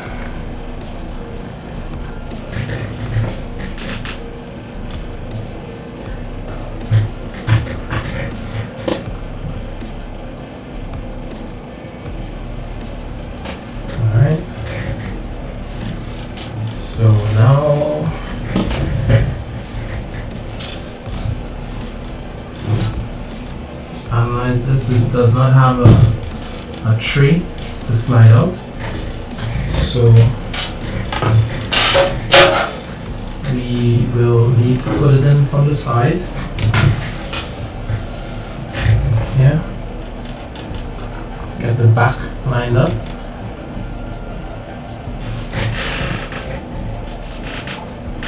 Alright, we're gonna slide it in and to the back. It's getting dark and get a little bit more light.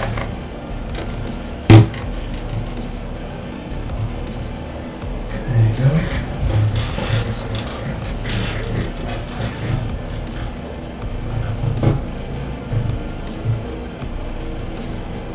Great, so it's mounted upside down right now, and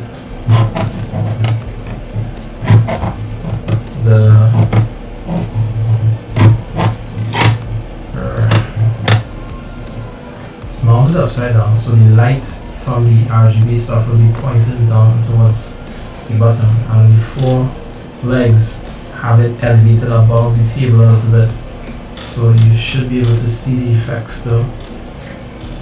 We get our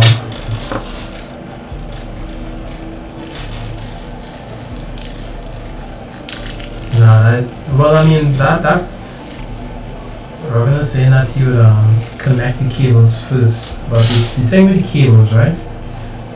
I mean, it could be like a personal preference for some people, but especially when you're dealing with modular cables, I think it's much easier to route from the motherboard and cable from the motherboard first, and then route all your cables neatly down, and then connect to the power supply.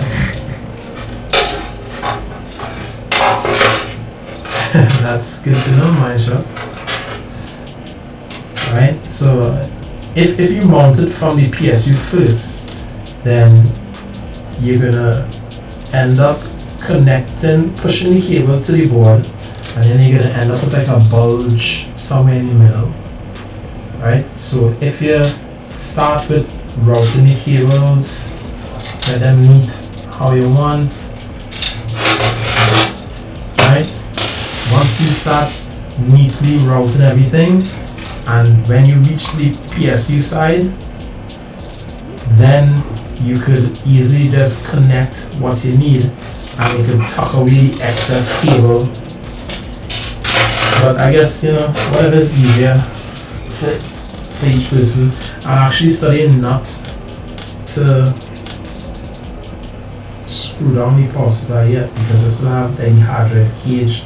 Now let's screw down. If anything, we'll just unscrew it if need be, but it shouldn't be a problem.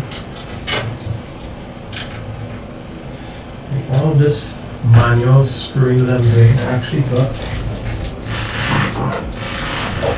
this wonderful device earlier this week or last week. It doesn't have like decent torque control, but that's why I didn't want to use it on like certain things. But it has like a, you know, direction, just like a regular drill, right, and also it could press the top and then flip to like a straight. So let's see if I could, like, this is a power supply, so let's see if I could make quick work of screwing this up.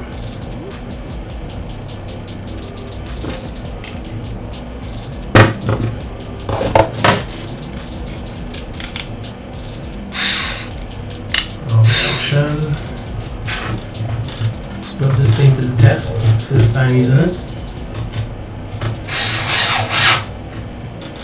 It's pretty quick.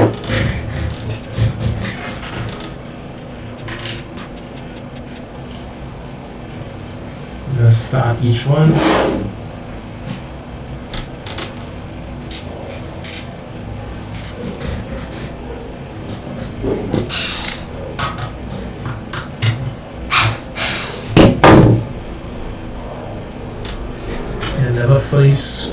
anything. Or at least a little diagonal screw.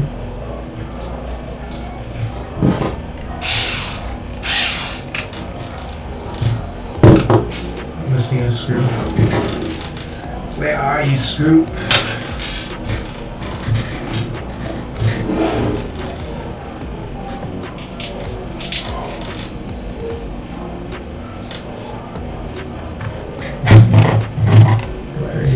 Light. So right.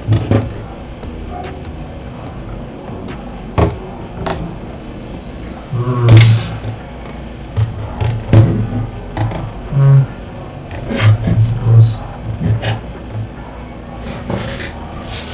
casting the shadows.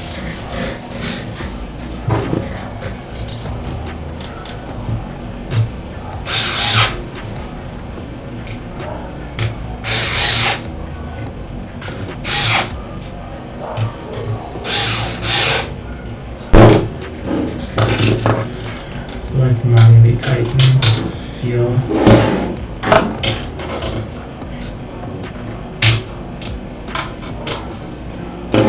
Very nice. Let's put this aside. Alright, where are we at? So power supply is in, orders in. Can't avoid it any longer. We need to deal with this the AIO. All in one cooler. I know it's gonna be a lot of headache. Put this to the side.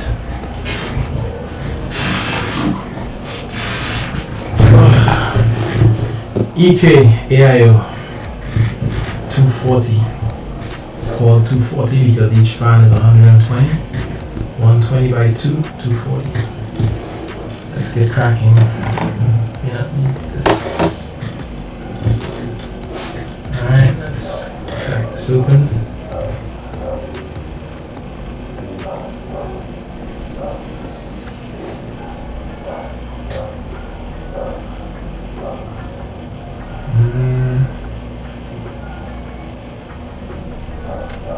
Put a nice angle here. Let's do that.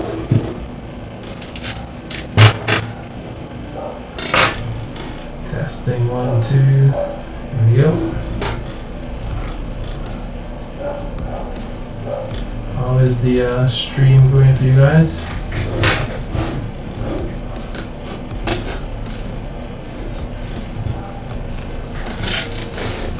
I had planned to record in like 4K on my phone, but that would just be too much work. Plastic wrap is off. Set it down. Get the seal.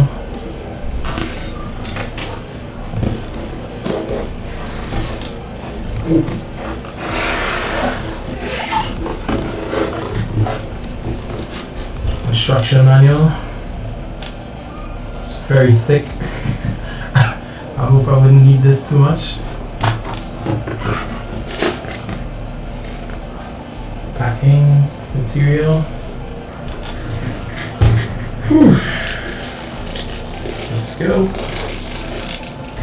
EK 120 millimeter fan. Times 2. It's 240.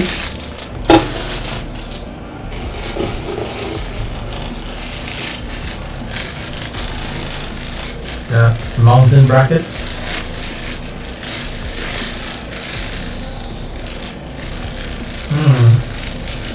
It's interesting. It actually comes with its own thermal paste. A little tube. We are definitely not using that. Because of course we have our own very own thermal grizzly hydronaut. This thing costs about $20 US. I think it's like 6.5 grams, I think it was.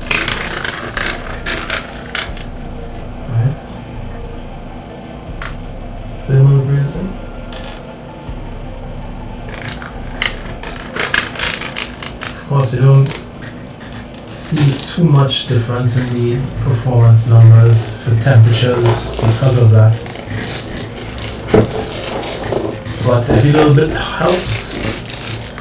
And we have here our 240 radiator with our block.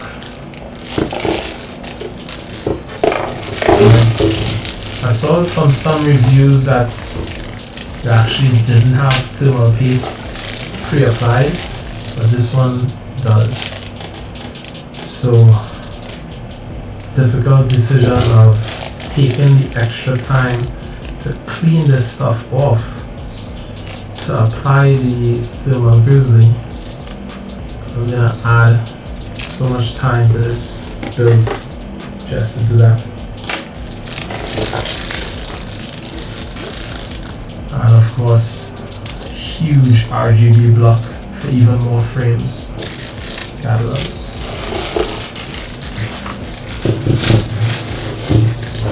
And that's all she wrote in the box.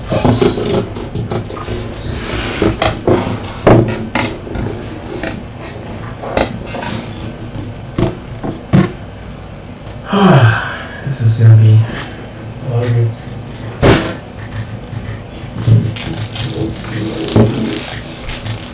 Alright, so where do we begin? I think that we need to start identifying every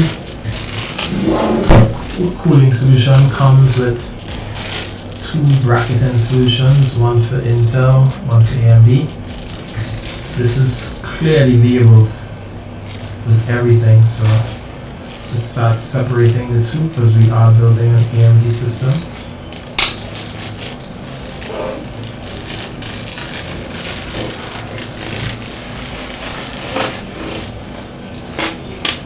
Alright, we got a power splitter. From what I've seen, you can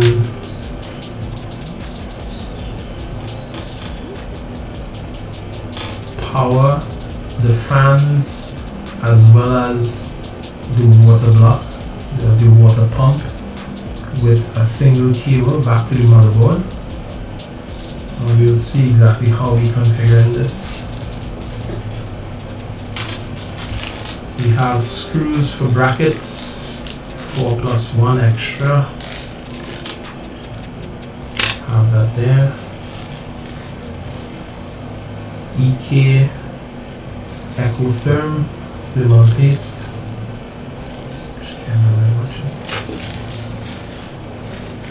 We have AMD standoff screws, 4 of them. Intel brackets, we're not going to be using this because we have an AMD system.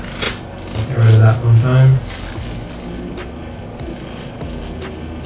Then we have AIO screws, 4 pieces. It doesn't specify Intel or AMD. We'll leave that out. AMD brackets, definitely going to be using this.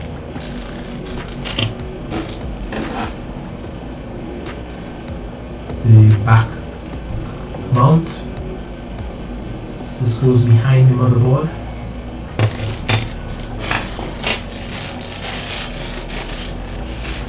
And we have springs and these thumb screws. This will be the final thing that tightens down the water block onto the system.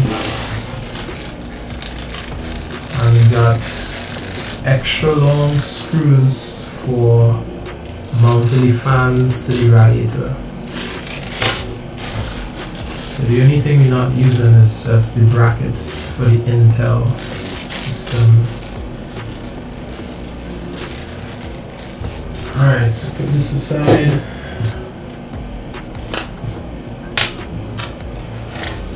I'm gonna do the unthinkable. I'm gonna quickly peruse through this manual in an effort to not spend too much time. Table of contents. We have installation, And I broke it up into the Intel, 2 different socket types, because Intel only releases 2 sockets at a time, and AMD AM4 socket, which is what we have working for us here. Safety, ignore that. Specifications, enclosed in package, all the different parts that we have. Oh, 2 fans, so 1 connector for each fan, and then back to the motherboard.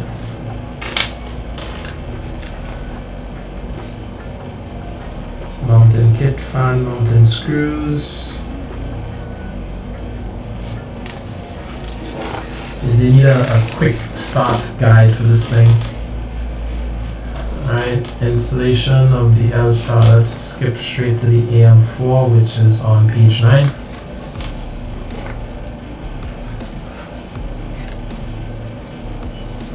There we go.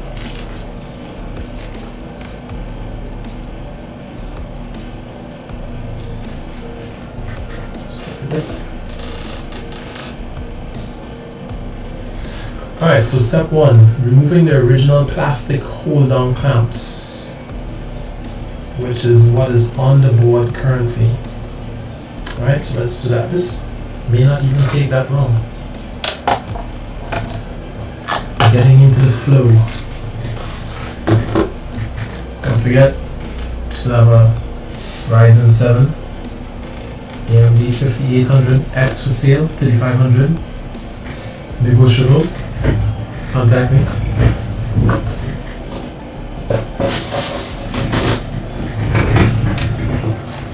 Alright, so let's prevent this from falling.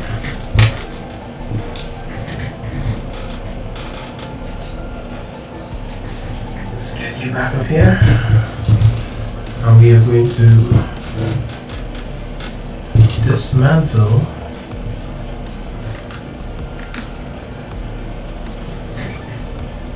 have too much light.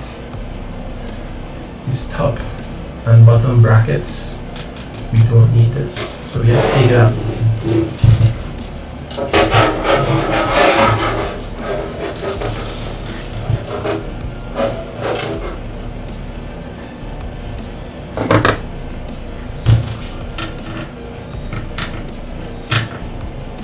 I'm just gonna break the screws. 1, 2, 3,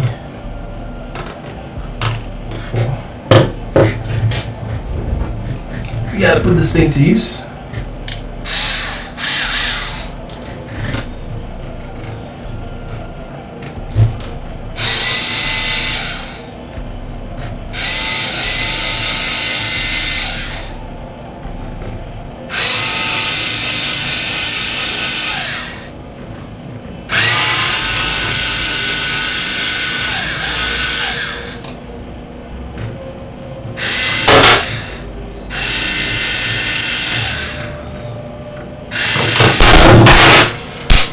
Oops. So I forgot I was holding on to the back plate. So we're not going to use this. We're going to switch out for the EK plate instead. Alright.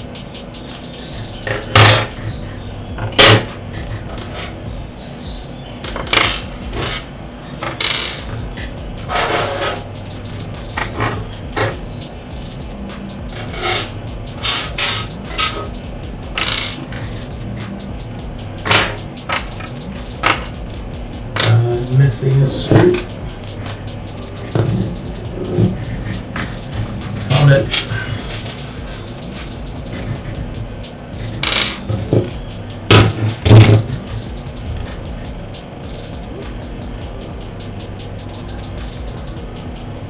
Let's check, make sure the stream is still going.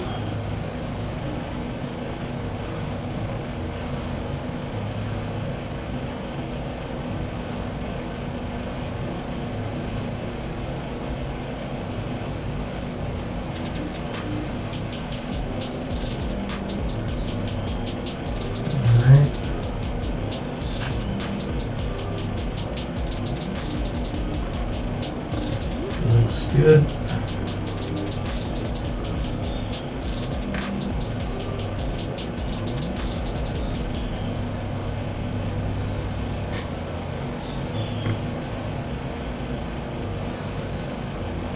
Alright. So let us continue.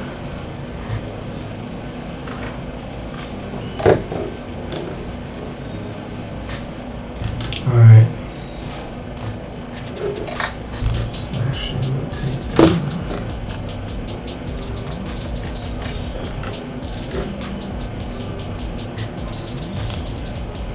Alright, so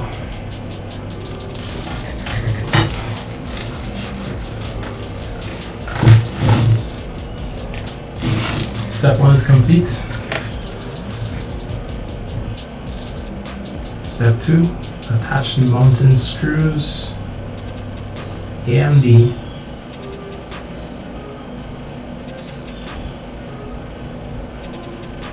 They said to install it without the use of tools.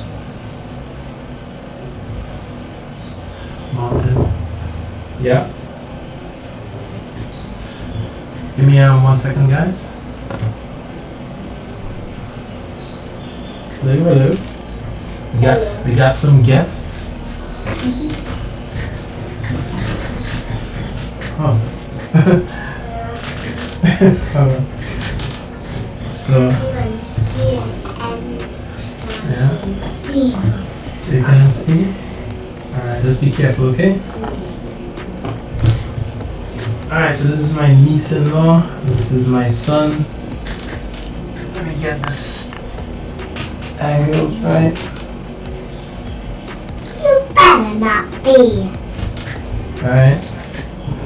So they came here to learn how to build computers. I don't spell, I'm just like here to watch. You're just here to watch? May I help me? Auntie said that. Auntie said that? Yeah. Alright, Auntie. Alright. Let's say Auntie. I don't know. Alright. So, thank you, Auntie, for sending kids. Alright, so you know what we're doing now? No, but I'll Right. still help you build. Oh, thank you very much. Well, let's see what we can do, right? So let's give Caitlin this one. Right, you take, let's take it out of the plastic, and you help me take this one out of the plastic, right? Glasses. Yeah. Oh, you need glasses to take it out of the plastic? Yeah. Okay, alright, cool. These are my seeing glasses. Seeing glasses, safety first, right? Alright, no problem. Take your time, right? Well, I can't even see it. Oh, you can't see now? Now I have to see of light with this. Black remove. Alright. Ah! Oh my gosh, there goes the glasses. Come on, you take on this one. I know. You take her down. Alright, great. There you go. Thank you very much. Then I'll just stick on top. Alright, so we have cables here. Keep on. Two cables. Right. I'll see you in a minute. I'll leave it right there for you to finish, right? Walk around. There you go. Alright.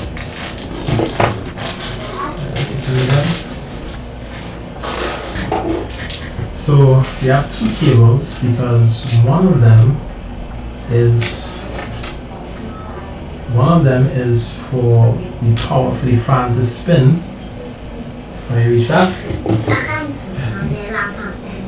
Oh, okay, no problem.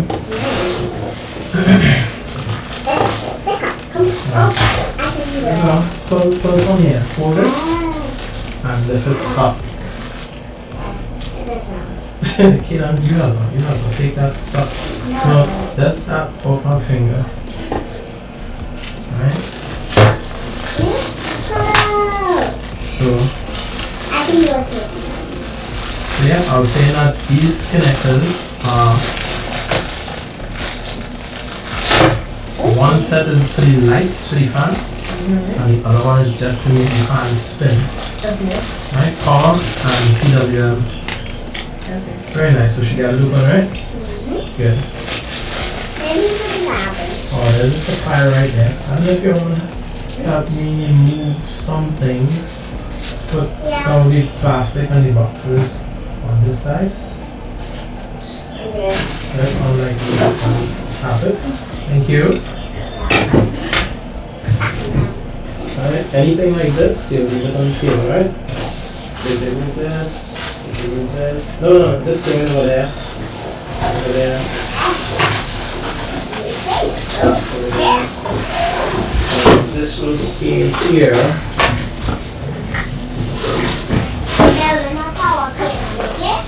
All of it. All of the computers.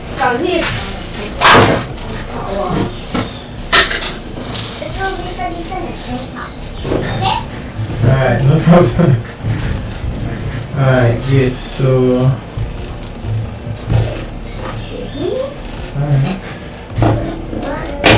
Alright, so we have two fans, right? So they spin.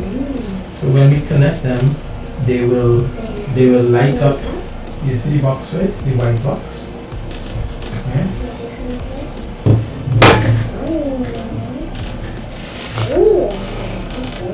Alright. So we're gonna attach these fans onto this radiator. Okay. Yeah, but we have to put it in the computer as well, right? One for the computer, one for the radiator. But why do they have three? Okay. Oh, This one cover up.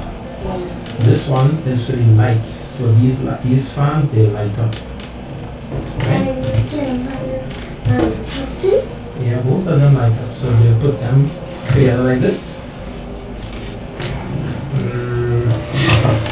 Let's see, yeah, like that.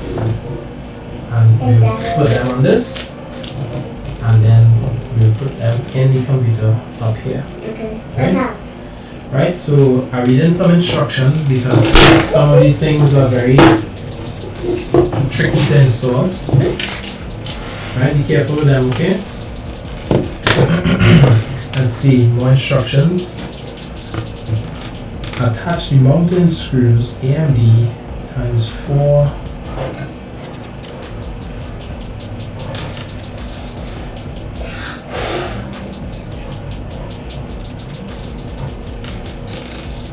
Screw in the original plastic pull-down clamps.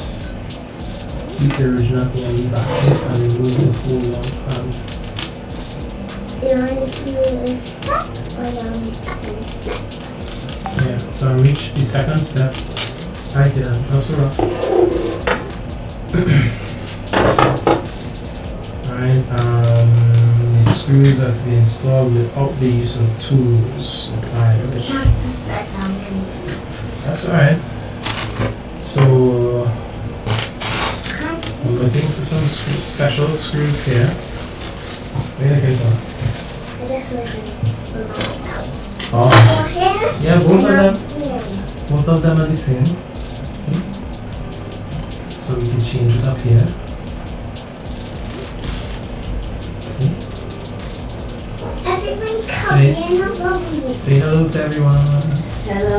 Alright. Let's switch back over here.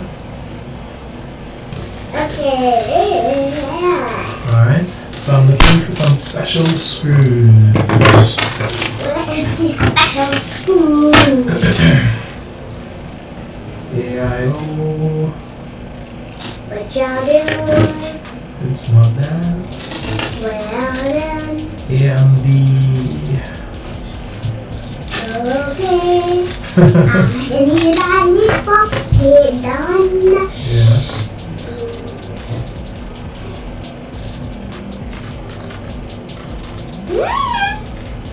Alright. Finally. Alright. So 115X. So we need some of these. Correct. Careful, careful. I can do this. I Right? can do this. I can do this. So I need to look at the picture here. See? Look, it has these right here. The long side is on top and the short side is below. Okay. And then No, not there, not there. Right? It's like a Where the circle. And I'm gonna take this. And where is this one? Oh wait, I think we were supposed to use the original brackets. What is Oh, that? this, that was for keep that straight, huh? That was from Intel. That's what it goes here. Mm-hmm. So where how do you go? Hmm? Whoa! Yeah, more colors. So before I do this, I need to take off all that. Okay. Alright, put in your glasses anyway. Ready next time, screw it on. The next one. You have it? Okay, alright, yeah, keep them there, right? Don't lose them. Otherwise I can't finish. Alright, so this is for the Intel brackets. So we're gonna put this away as well. And we're gonna keep the original AMD brackets. Where does that supposed to go? Right, it goes right Can I there. please go put it? Alright, but we're not putting it in yet because I need to take back out the motherboard. I don't know what Rebecca has a motherboard. Who's Rebecca? Okay. So I'm going to unscrew this. But anytime you really not motherboard, and then you need to unscrew the motherboard. Because you see this wire here? I want to hide it so that you don't see it. Why? Why? So it looks neat. Okay. Why you have to hide it? It's like that's how everybody recently. Yeah. And you know why? Why? Because Alright, be careful. Alright. the screws.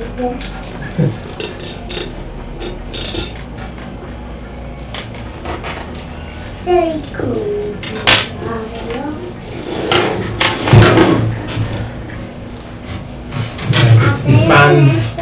The fans are getting restless. They want to see a computer built quickly. Alright. I am so hot. Oh no, the fan making noise. That's why I take it off. Why? So that they can hear me properly. Because it will echo? Hmm? Because it will echo?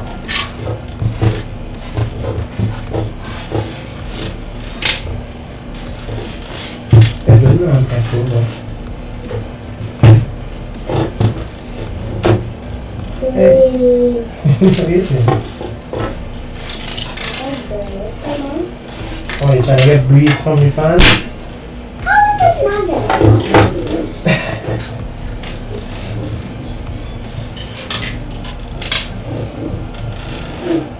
How is it not You want to go to the park and come back?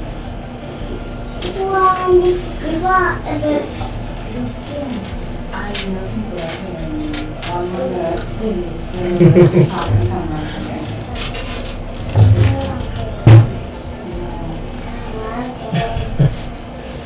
Alright, I need some light. Can you set the light for you? Okay, so you wanna hold the light? But I have another one here. Press it. Yeah, don't look at it. It's very bright. I want some.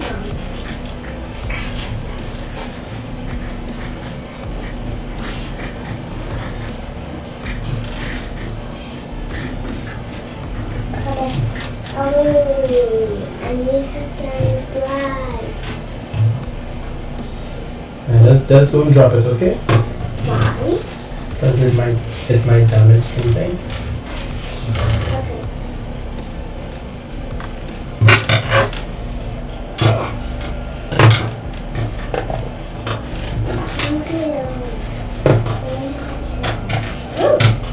Yeah, don't Don't shine it in anybody's light eyes, okay?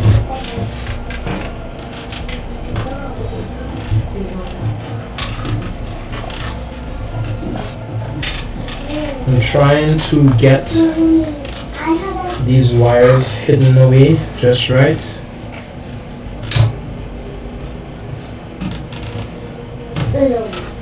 Okay. Alright. Okay. Is that the fans? Yeah. No. Alright, well let me put them on the side, right? So we could do something else. No, about the light. Have you some light on your forehead? And I need it to see. Alright, so I'm going to put in the back plate. No, let me. You want to do it? Yeah. Since the has the light project. Alright, hold this. Be careful on your chair. Okay. Blocking all the people from seeing. Alright. Right, turn it this way. Gently into the holes. There it is. Great. Make screwdrivers like these little ones. And these now come on top. Careful, don't slide down your chair. You can screw them into there. Nice.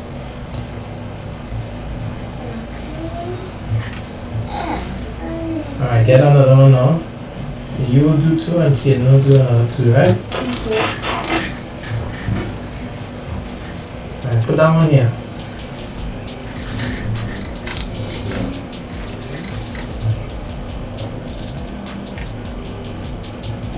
Then? Oh no, you have it upside down. That's why it didn't drop out. That's right.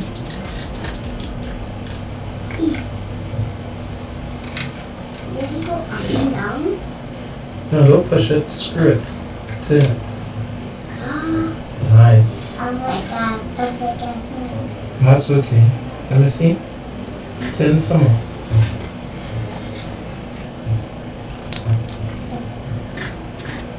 Okay, very good. Excellent. Now, Kayla, it's my turn because you Let Kayla hold the light and Kayla will come and screw now, right? Oops. Careful. The motherboard. Come Let's here. have this one.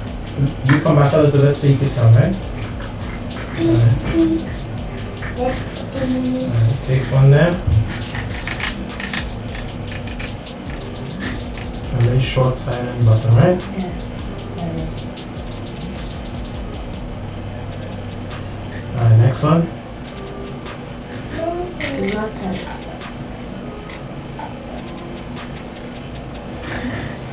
You're not doing your job. You can give them light.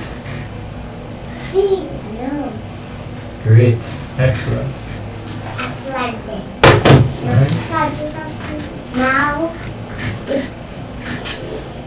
Yeah, you're falling. if I'm blocking my passage, Yeah, so that the chair will slide on your phone. just like going with the Alright, so we have the back plate mounted with the standoffs with the pump on. Just gonna rest inside. Whoa, cool. Next step, Is the fans? installing the fans to the radiator. So this big black Oh. metal thing there, the radiator. Alright, look. Where is that? Big. This Is a drill? Alright, hold this. And you all take turns drilling, right? Can you see how I like here too? Just like them on. Press. Cool. Press it. Press the back. Yeah, press it. Oh, yeah. Right. We all take turns with that. Can you pass me, please? Because I'm religious. Alright. Alright, so next. Radiator.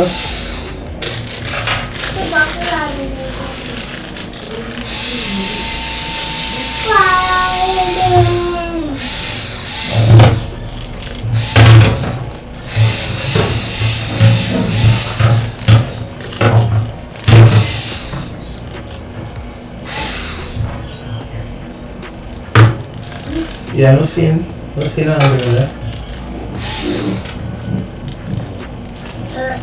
Ready? What happened? They don't want me to stop. That's okay, it's okay. I'll get mine.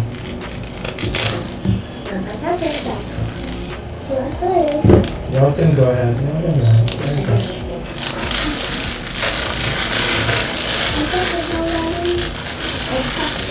Y'all share, okay? Share.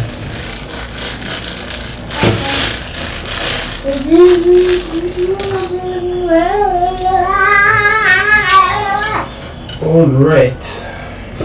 I am a robot. So we need to plan. What is a plan? So this is a warranty sticker. It says that it will be void if it is removed. We'll leave that there. Now I need to figure out how I'm going to put this in this computer.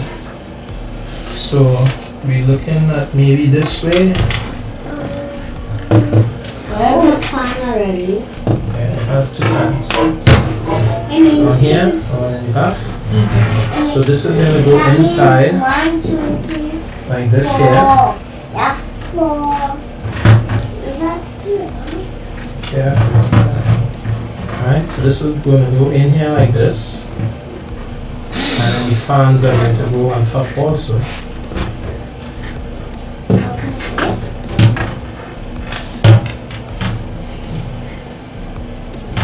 Give him a chance now, yeah. Alright, so let's see. Can I bring the box on the ground there for me that says TUF? This one? Mm-hmm. This one? Yeah. I'm gonna do that. I have to do it first. So it looks like we really are going to mount the AIO first based on how it looks.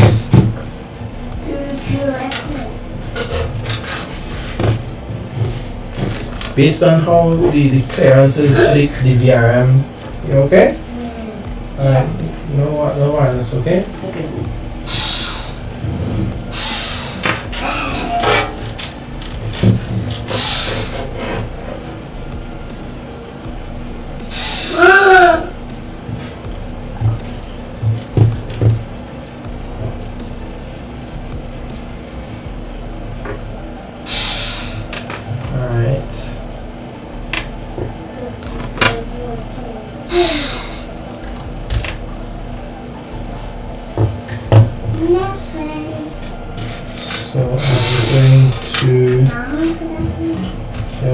Share, you use that a little bit and then she uses that a little bit, okay? Okay.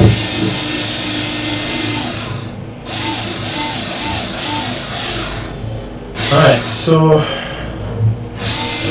let's mount these fans to the radiator. Alright, then I'm gonna turn your chair. Stand up for a second. Alright, put those plastic things on that side.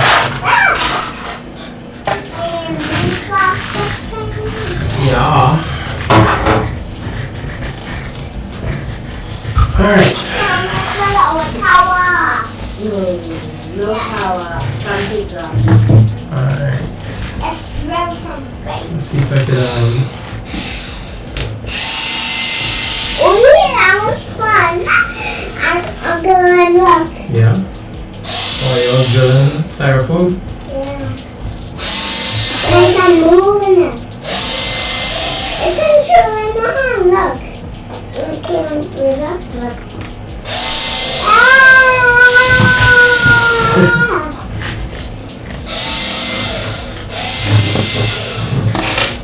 Okay. Uncle, when is it Yeah. my turn? To do what? I mean, Kieran's turn? Yeah.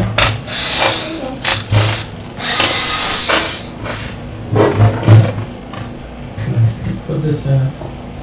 Okay. Mommy. Can I do it? And you will take it out and do the same thing this time.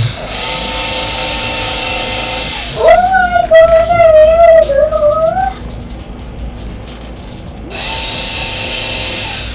And this Is it time- better? no big set of mess, please. Okay? Okay.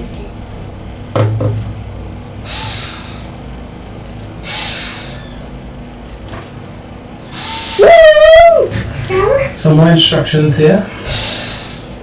So we mounted the screws to the back plate, keeping it on the motherboard. Now we're gonna install the fans to the radiator.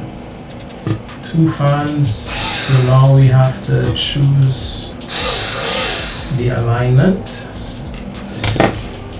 Alright. You know how to do this? Oh. Stand on here. And now on here. So I can see this. Okay. So I can. Okay, money on here. Okay. But don't tell anybody. Can't even tell anybody. Everyone watching. Alright, listen, this is a lot of work for your mother to clean up after, so don't drill it too much here, okay? Okay. Is it my turn? Yeah, you could take it and drill it in the next room so that it ain't messed over there, right? She said next. I'll see you all in a little bit. Tell us when to Come on. Will do.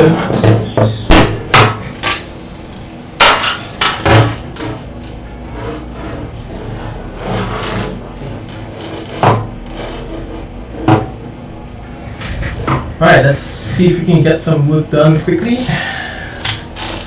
while the kids are away. Have our brackets here on standby. Also,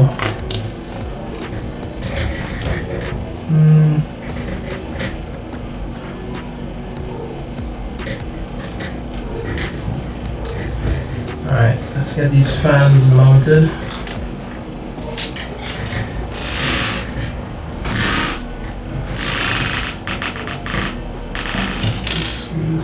For something.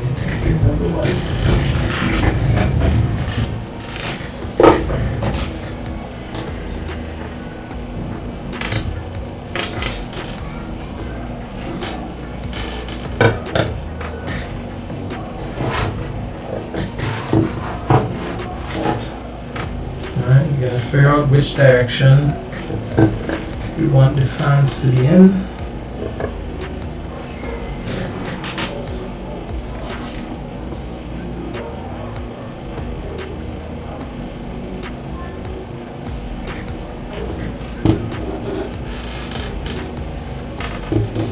Alright, so typically in fans, the brackets that hold the fan itself will push air out through it. Alright? So we want the air from inside of the case. The front fan is going to pull air in, the back fan is going to push air out, and the fans at the top and the radiator will also push air out. So we're going to mount the fans with these stickers facing up or facing the radiator, and that will be them pushing air through that. That's how we're going to have that. Just need to adjust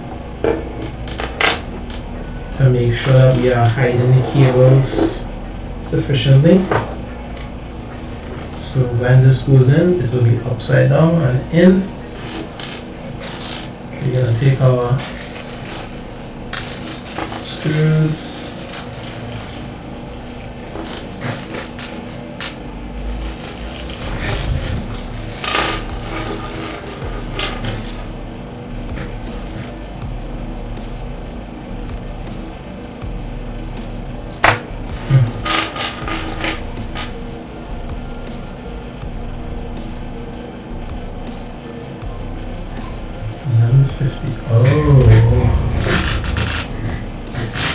really do that.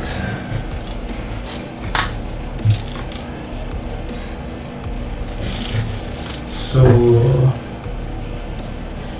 for the LG, it's 1151 AMD AM4 sockets.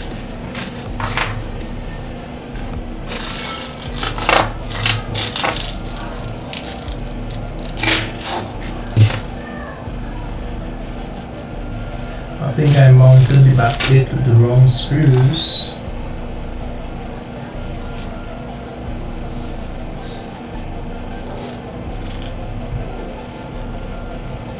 AMD AM4 sockets.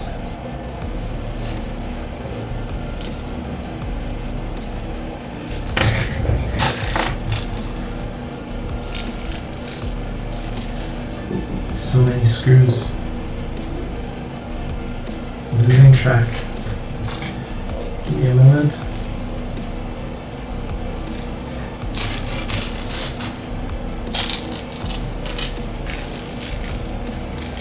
I believe I was supposed to use these.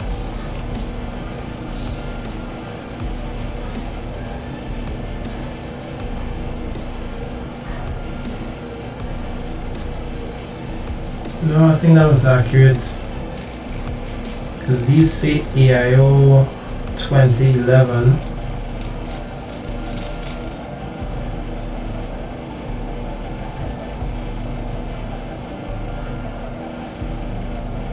Yeah, that should be accurate. Alright, so we're gonna start mounting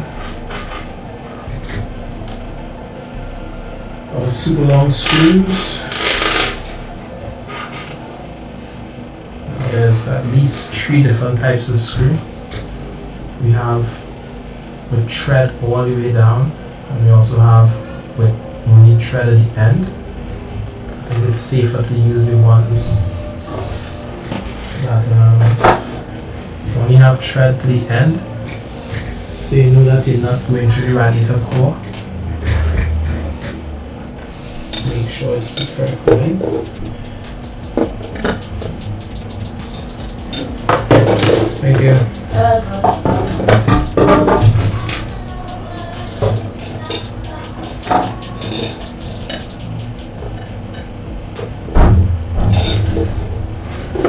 Also, if you're unsure, you could screw them into the radiator by themselves.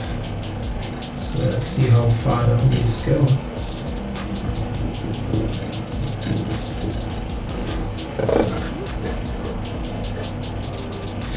The last AIO that I worked on was my Corsair 860, and those fans were already mounted to the radiator, I believe.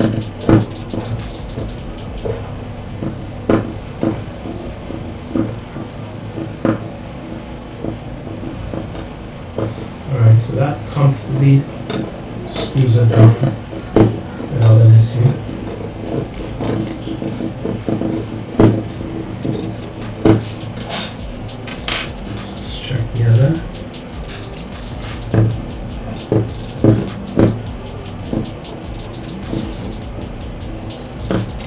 We're definitely going with the short thread.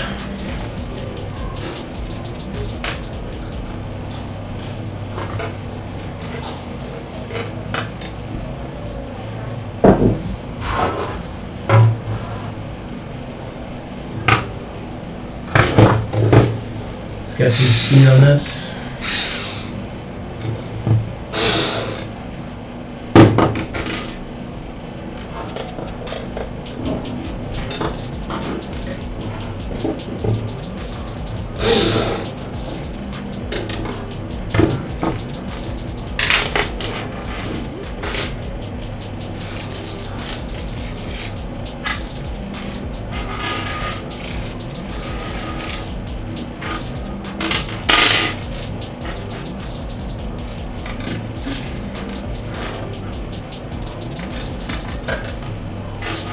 Screws 4, 1, 2, 3, 4.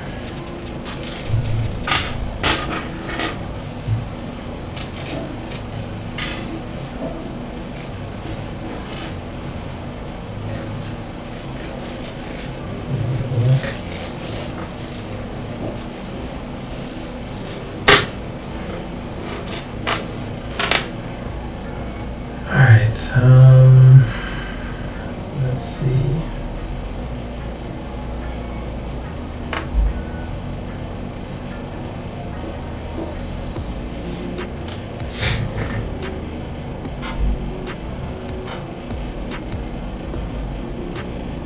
Alright, let's mount the next fan.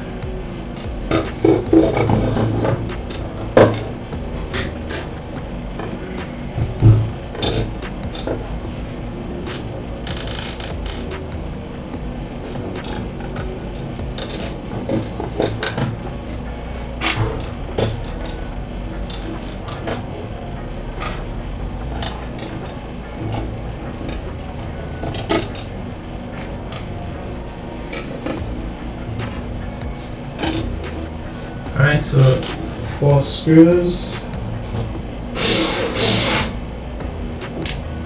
I'm gonna try to evenly distribute screw on these things.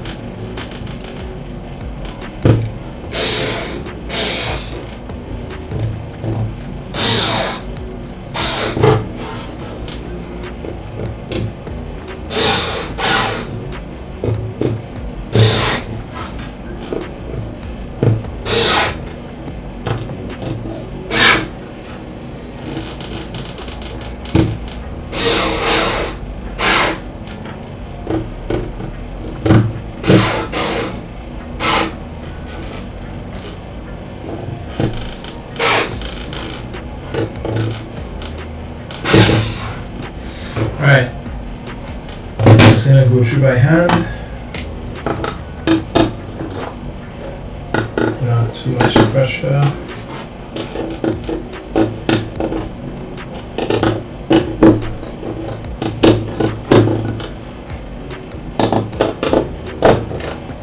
Great, so fans are mounted. Wish I had a little sleeving for this. So now we need to mount it up inside of there.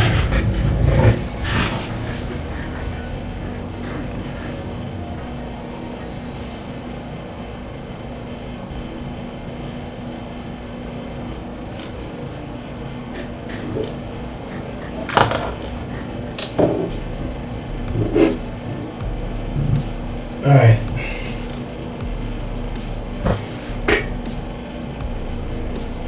I think I need some sort of a tape or band. I'll be right back.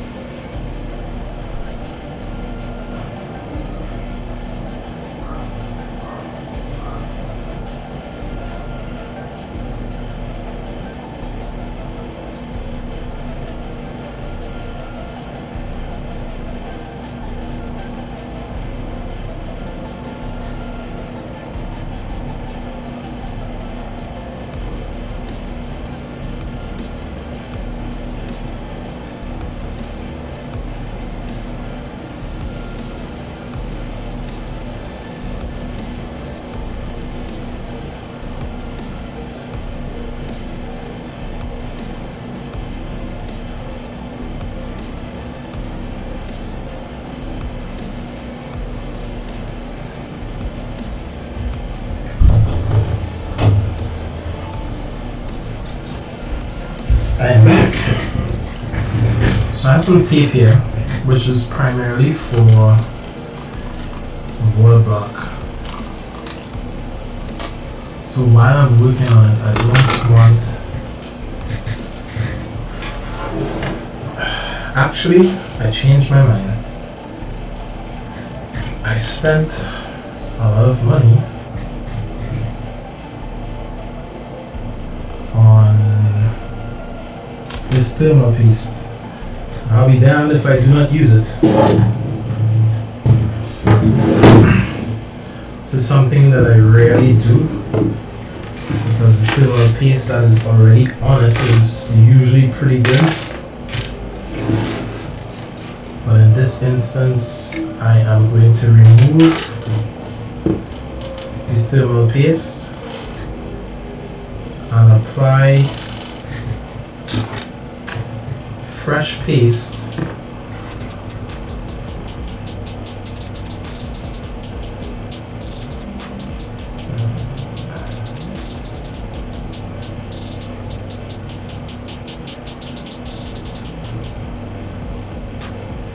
I'm going to apply fresh paste to this thing.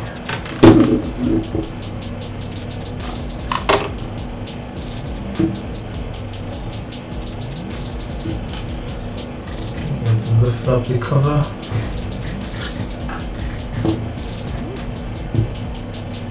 It's such a shame to destroy such a neat layer of thermal paste. But it must be done.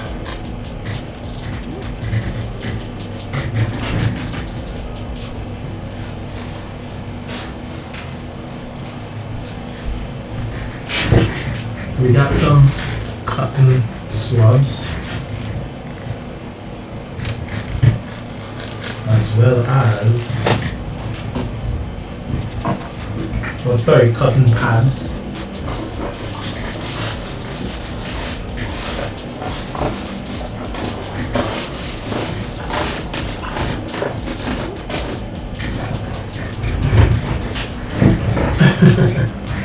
Some cotton buds. We are going to clean this thermal paste off and apply a fresh coat of hydronaut to the CPU itself.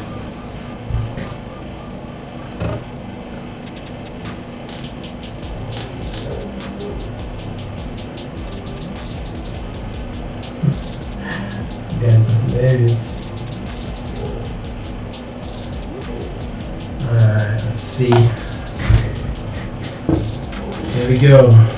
So we also have isopropyl alcohol, 90%.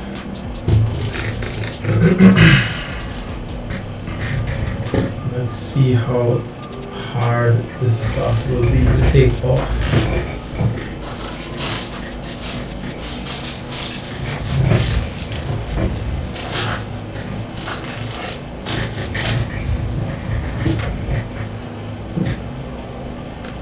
Just gonna wipe away at it.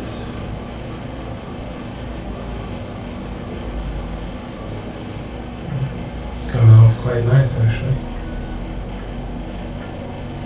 And this copper finish is very, very shiny. So let me start using this.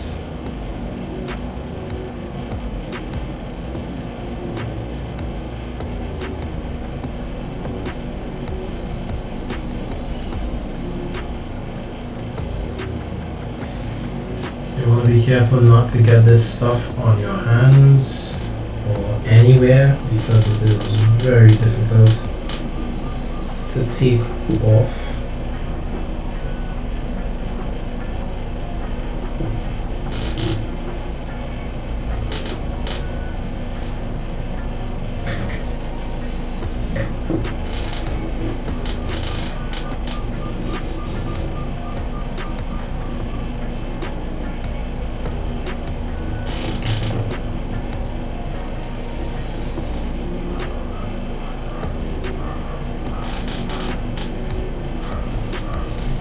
That was a lot easier than I thought it would be.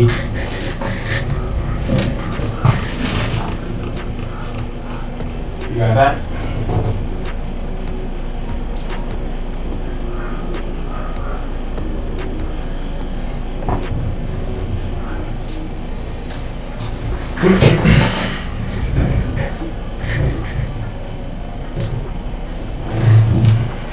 Alright, so this is just from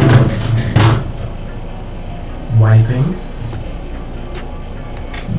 Now I'm gonna clean it further with alcohol. Just gonna pour it in the cap.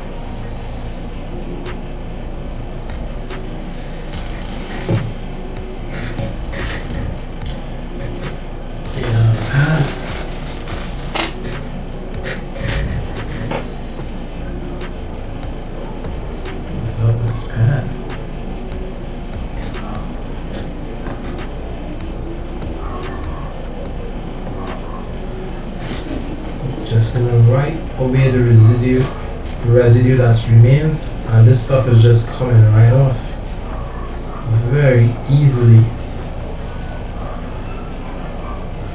Wow. I thought this was gonna be so much more work, but it's not.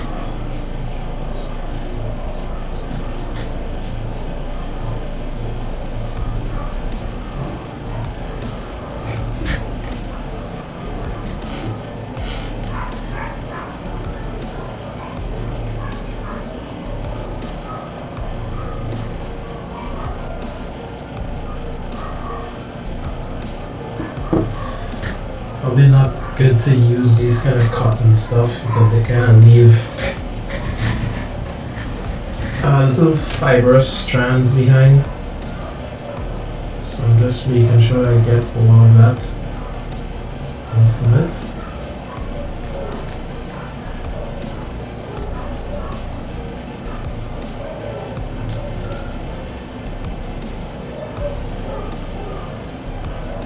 But this thing is mirror finish.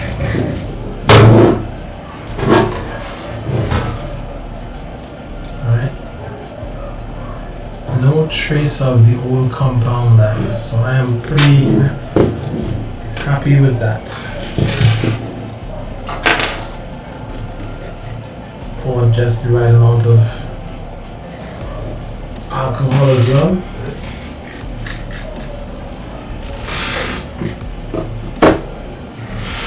Alright, so where we at?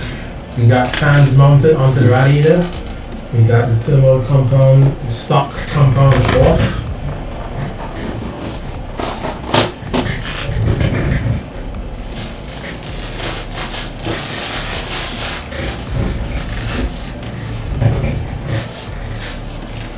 Next is mounting the radiator onto the case. Let's get cracking.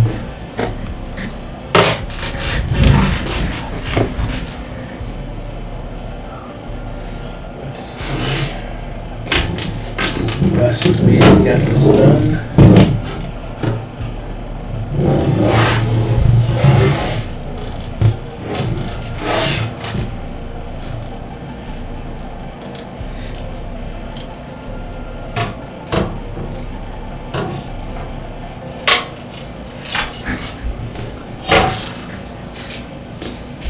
Just gonna put back on the cap to protect the surface.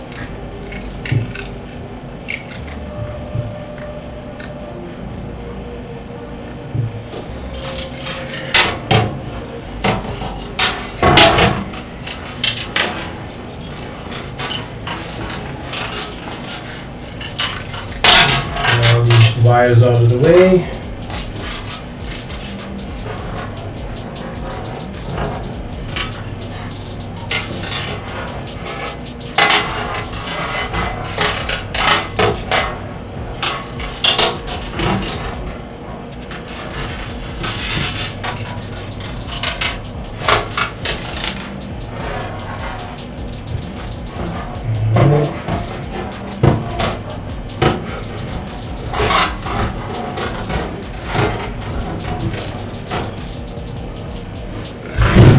Getting this situated.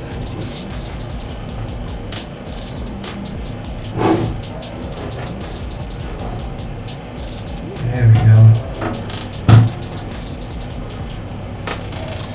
Screws for brackets.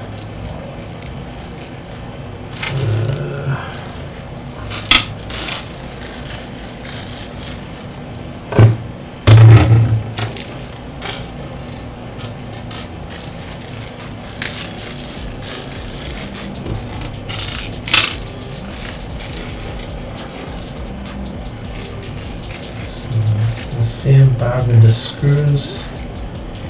Also has some very small screws for mounting the radiator to the case.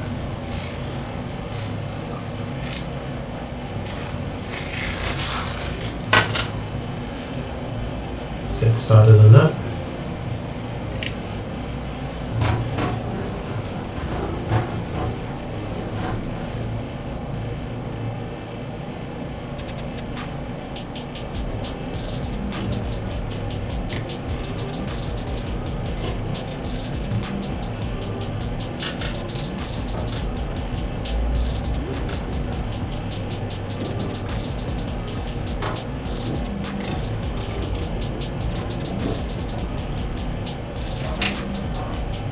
Just starting them, they take about 8 screws to mount this here.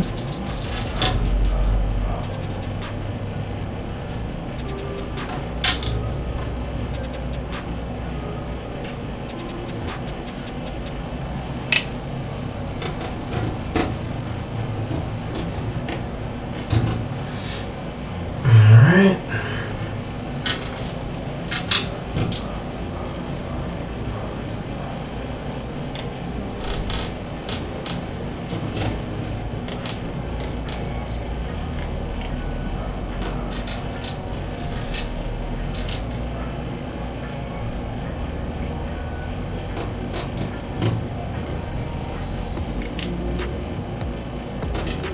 Almost done.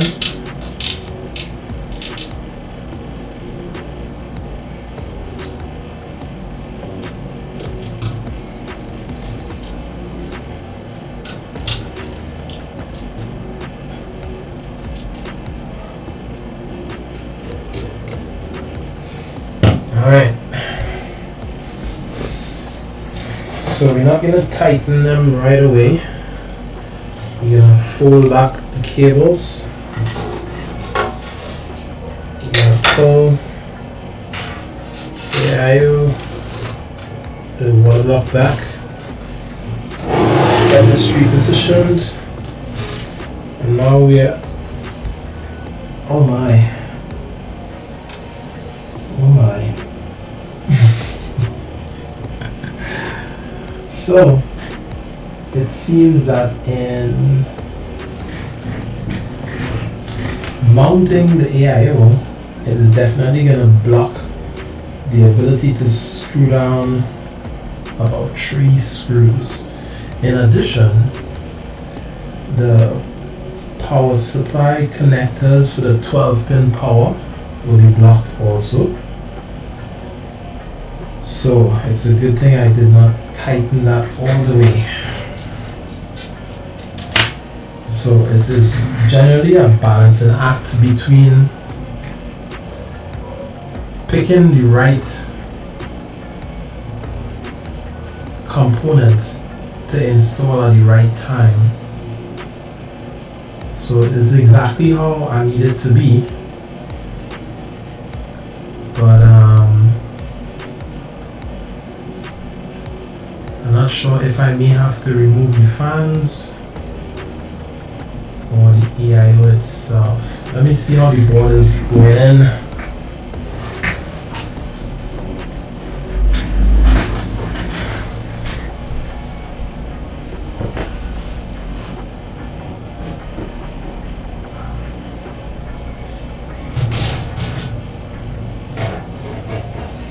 Yeah, that's definitely a no-go.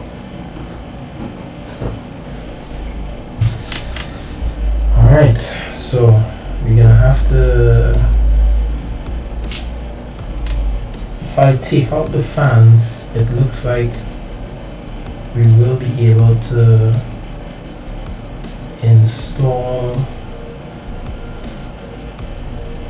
the motherboard, and we'll just put back in the fans afterwards. Let's give that a try.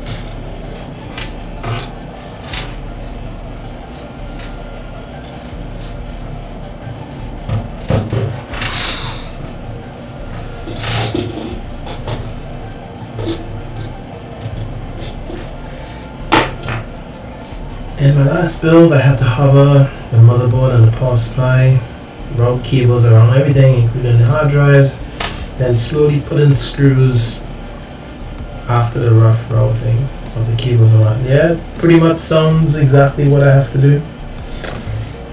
Sounds like it. Unless the top panel of the case could have been removed. But that's not the case in this.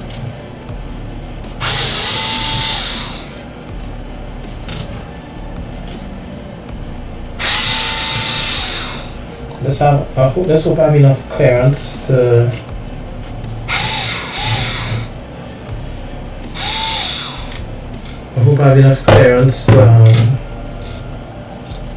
to mount the fans afterward. Alright, so radiators, and let's see how the motherboard goes on.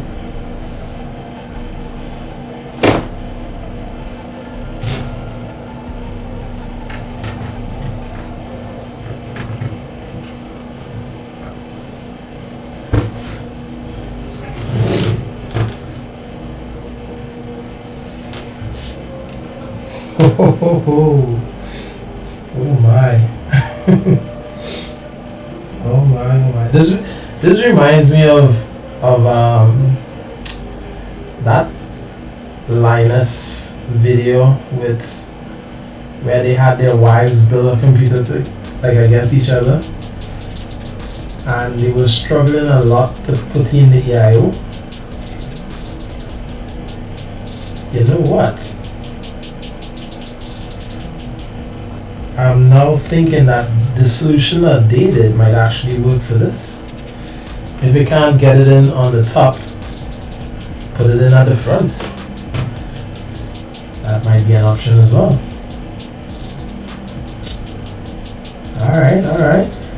Well, let me just try one more thing and see before I decide to switch it up. I'm gonna give it one more attempt to try to install this at the top. That would be the preferred location.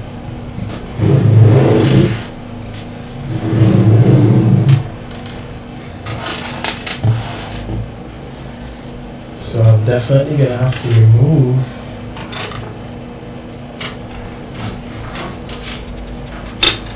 the radiator because you can't get to the screws to the top, as well as the power connectors for the board.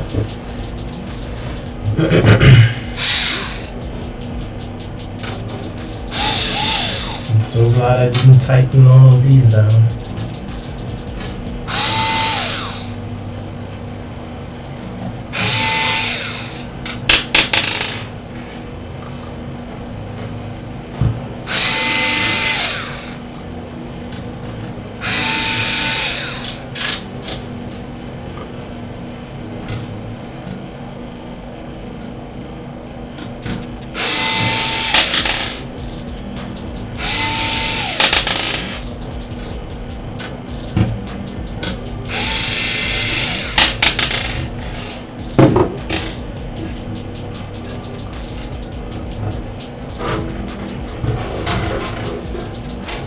Off it goes.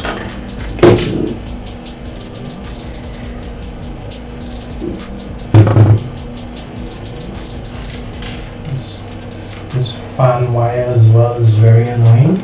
It's like right in the way of everything.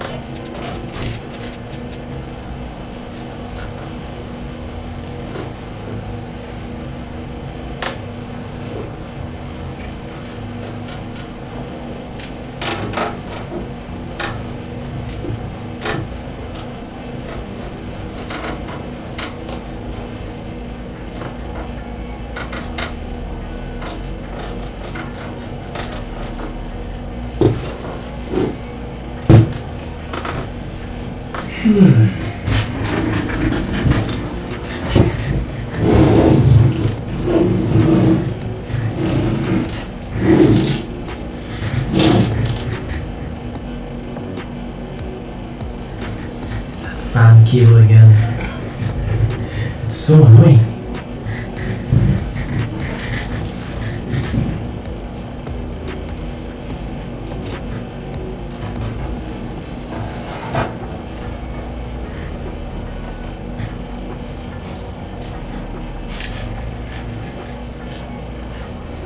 How can I get you out of the way?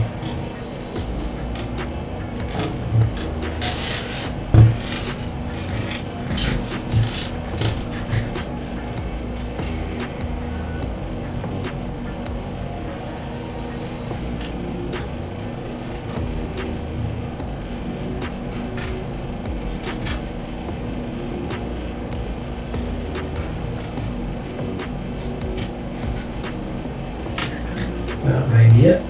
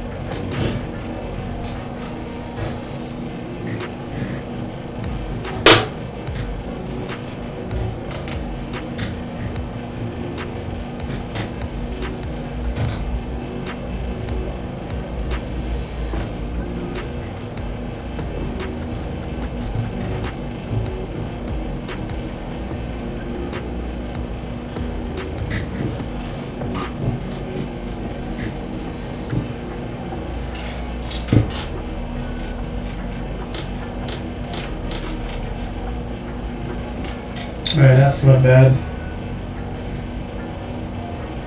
Let's get that 6-pin power connected to the board.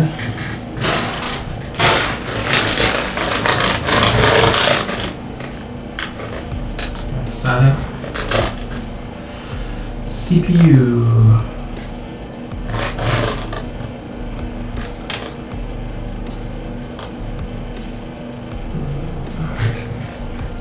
Oh, it's 8-pin.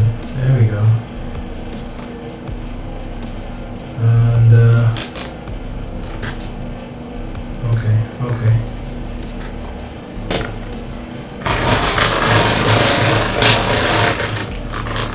Let's glue on these.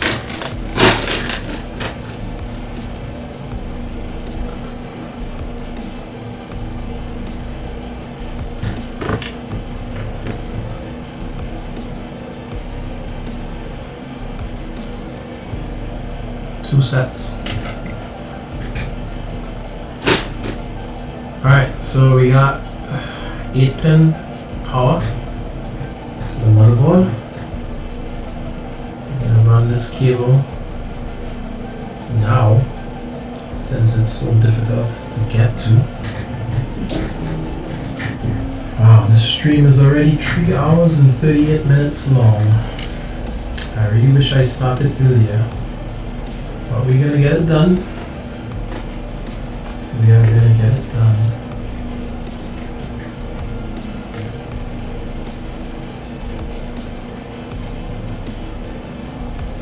Right, so if I'm not mistaken, we have blue to the CPU with black to the motherboard.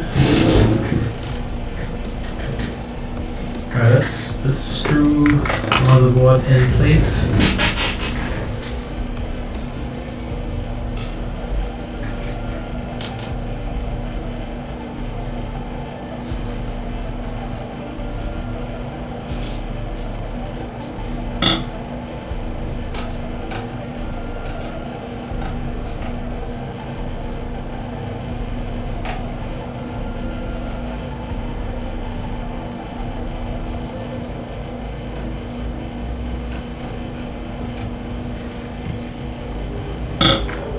Screws.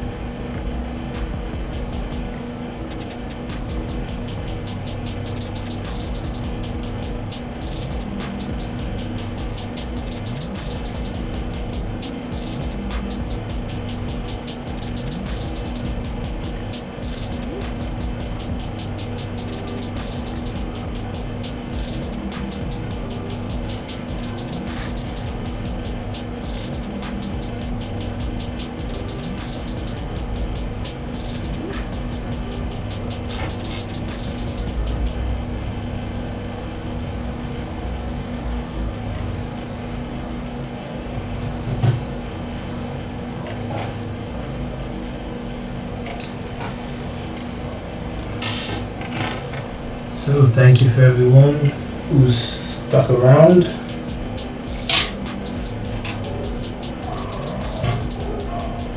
Let me know who's still watching.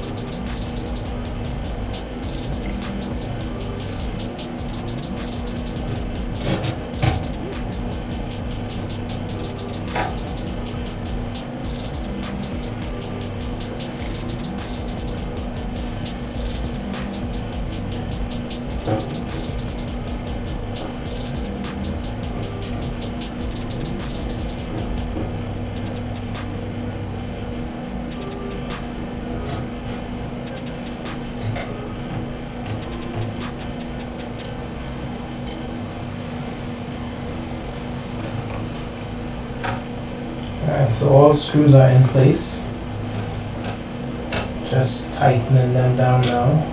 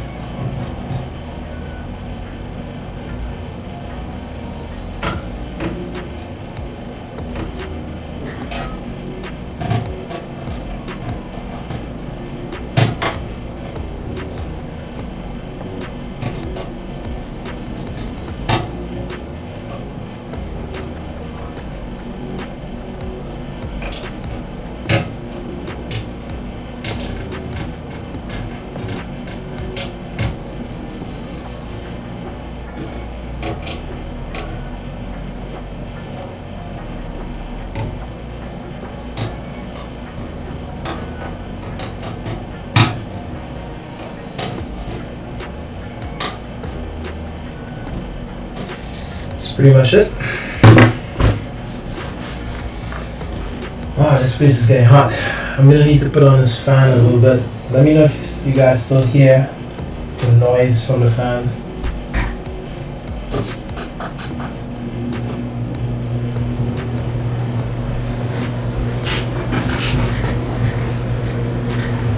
Maybe I can drown it out a little bit with the music.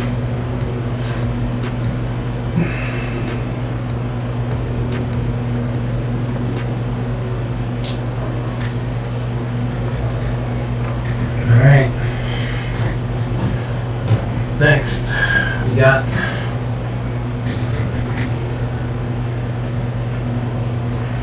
eight-pin CPU power.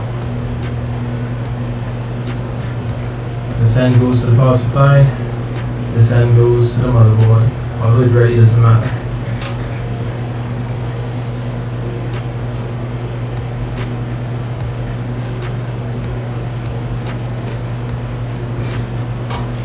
I'm going to route it from the back.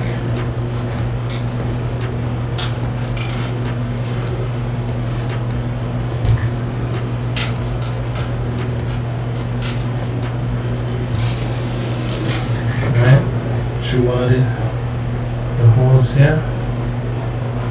Make sure cable management begins now.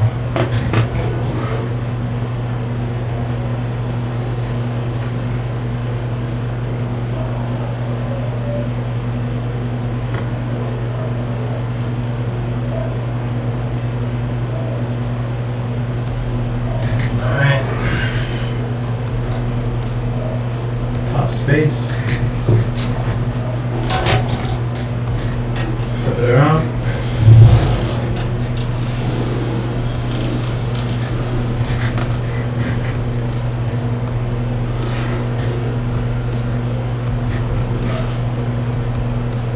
Make sure it's oriented correct.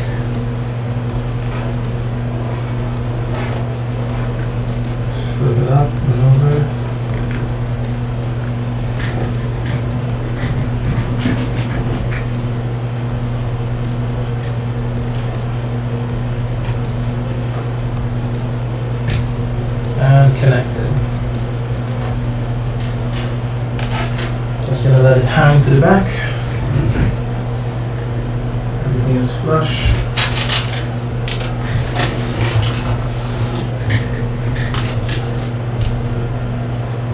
Let's tighten the angle.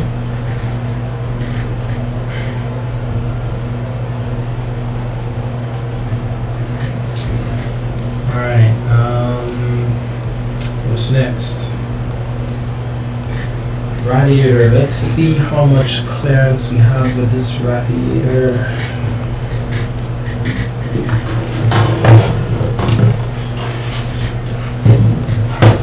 Although I'm really thinking to just put it in the front.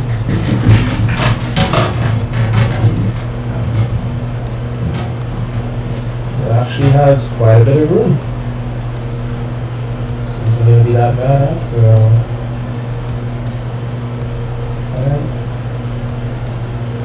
Should clear here on top.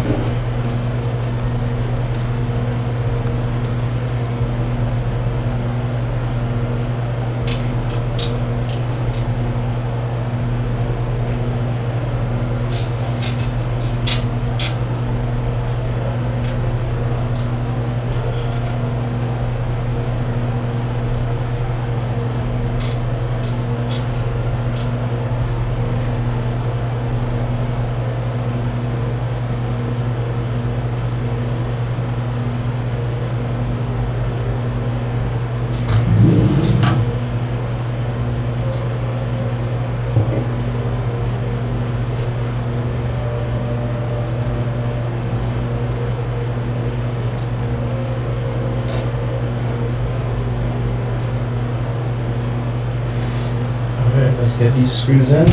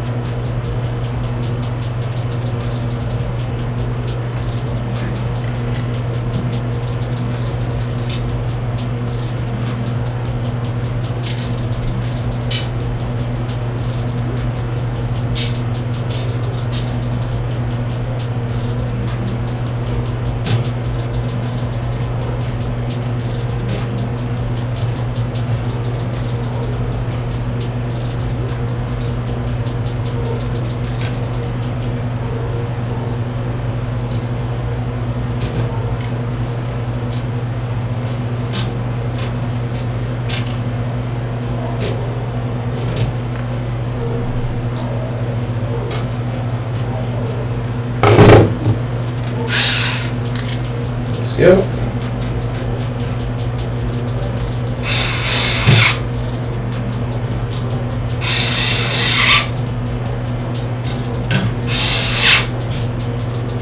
I really wish this screwdriver had some torque control.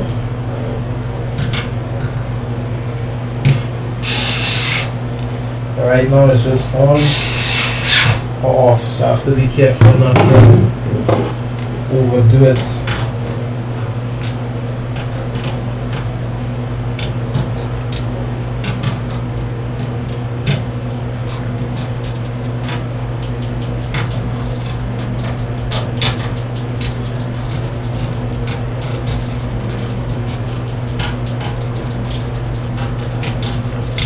Alright.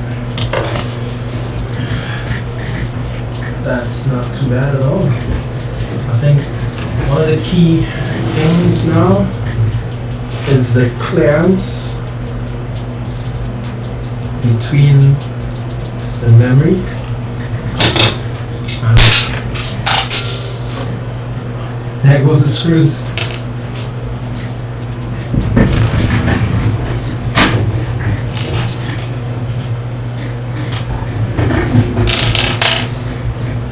Yes, the clearance between the fans and the RAM. Let's get an angle there. So we already established that these are going to be blowing the air out. Ooh. Look at that. That's like right on the money. That's like exactly on the spot. So what we're gonna do, we're gonna lay it on its side.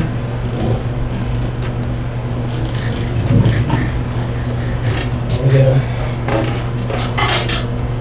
thread these wires through the top spot.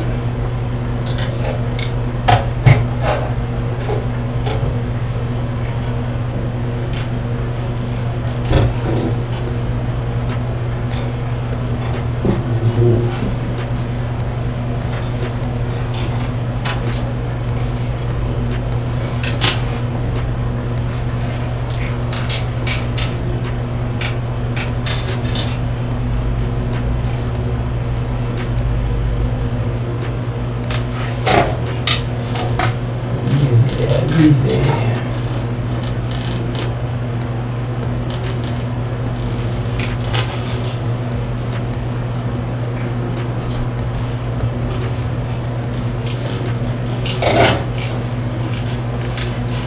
Wires getting tangled up everywhere.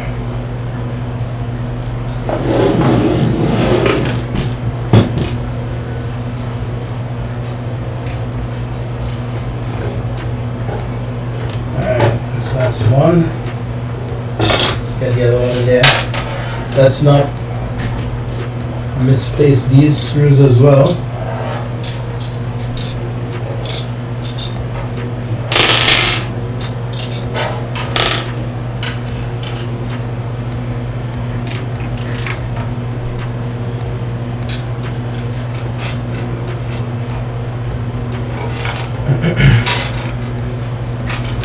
Drop these cables down, sure.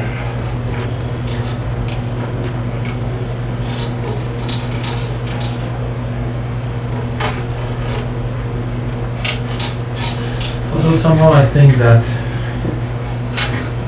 the RGB fans would have looked nicer from the side, but maybe I'll change it around in the future.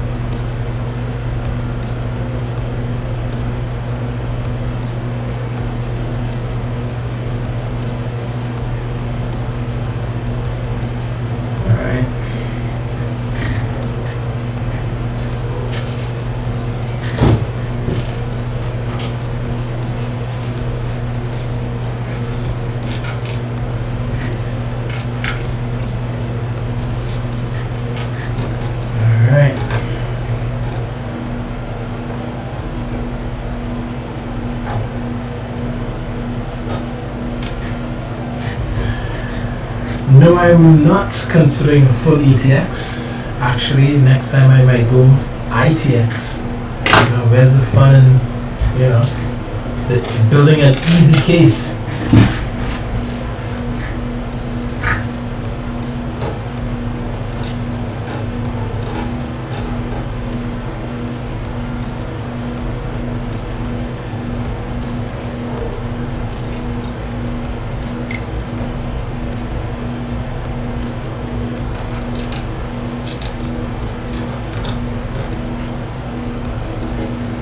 I think that like a lot of cases, like each case has its like pros and cons. Like the last case was a fully like transparent case. That took a while to assemble as well. That was also full ATX. So each case kind of have its quirks, and you just gotta kind of get used to it. Just think about, when I actually complete this build and everything is working and wonderful, it would have been worth it.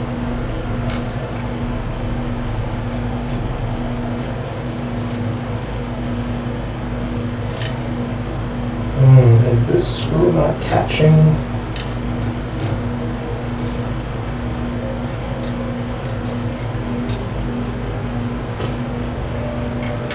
Skip that, move on. There we go. We're almost there.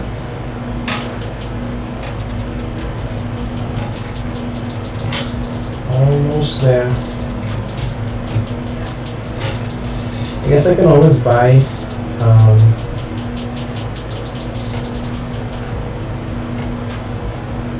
fans in the future.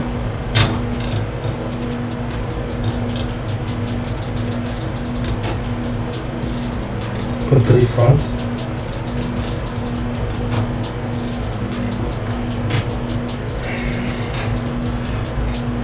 I learned a lot from this.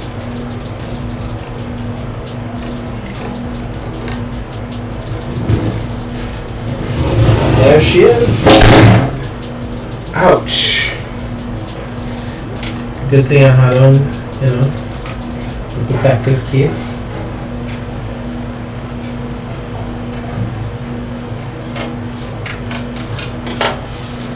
Let's tighten these up. Still want to cross tighten.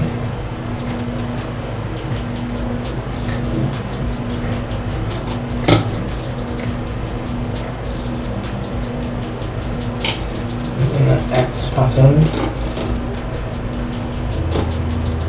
Don't over tighten things.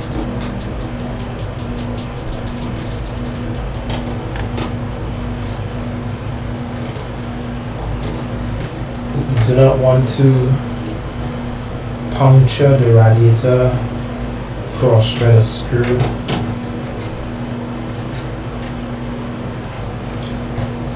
Break anything, plastic.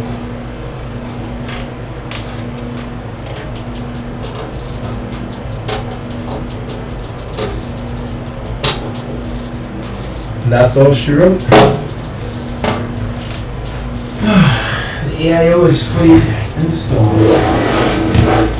Oh, my bad, not fully installed. The radiator and the fans are installed. Let's see if I can get you guys a better angle.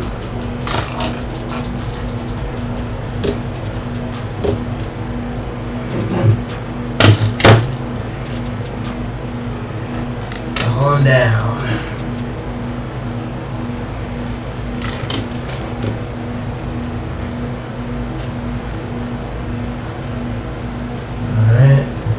Down. There we go.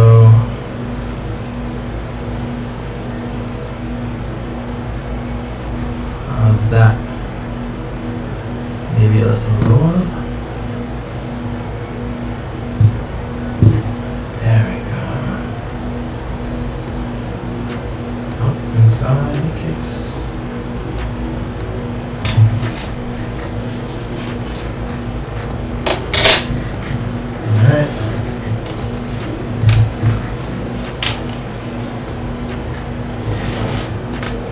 Okay, so clearance between the fan and the radiator is like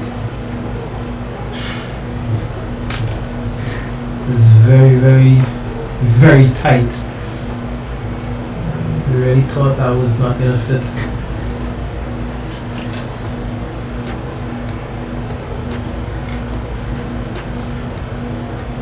Hey, thanks, Robin.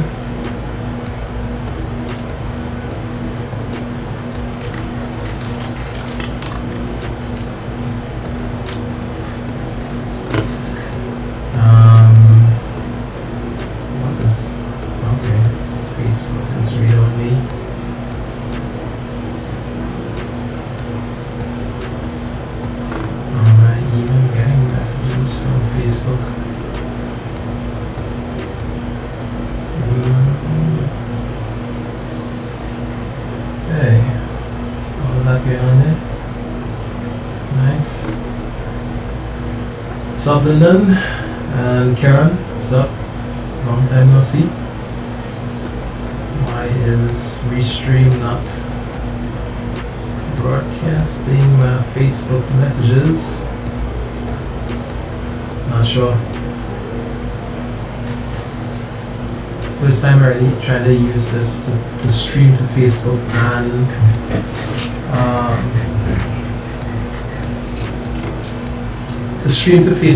YouTube at the same time. Am I using frames or should be good?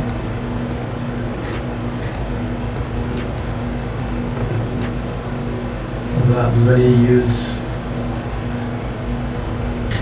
Streamlabs instead of full-blown OBS because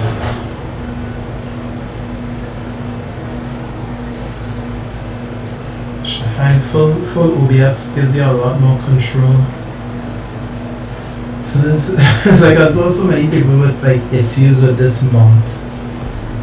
Like how to exactly based on this configuration, like how you gonna mount it like this way where the cable is like bent like this.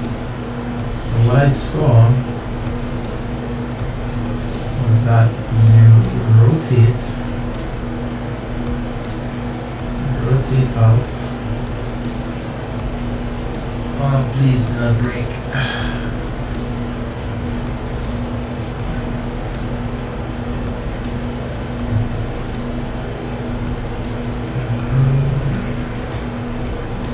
Same to turn these things. So they can take some twisting. So I need to get this like this.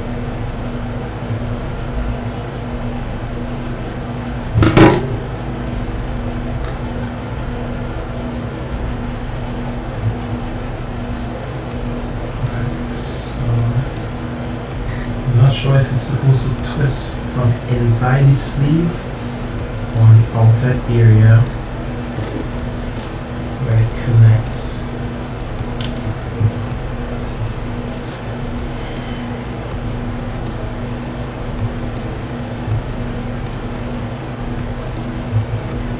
Let me see if I find that needle quick. Because that is a piece of matrix there. Let me see.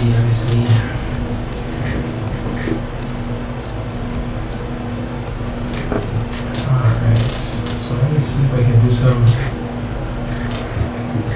TV magic here. There. Good. Alright, so we're gonna create a new scene. New window.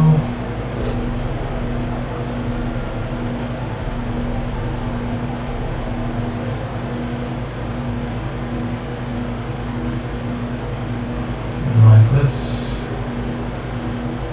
Right, pull up YouTube.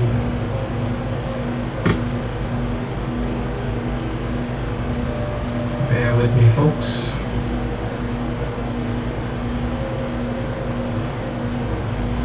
Also going to create a new scene.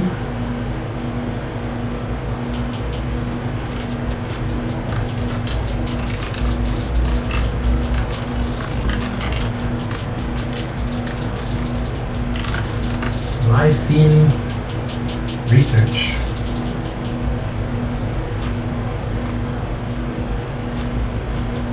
Where we troubleshoot problems on the spot. First source is going to be a browser, Chrome.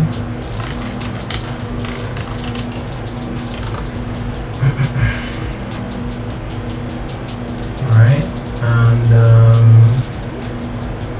oh no, that's not what we want. Remove that.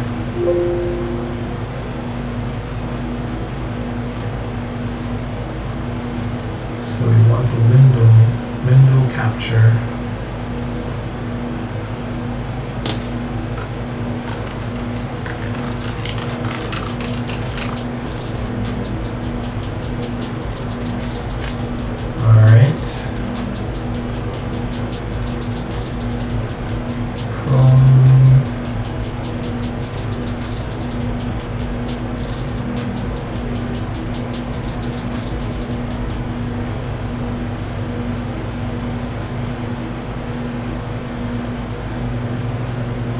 second. Alright, 2 notifications.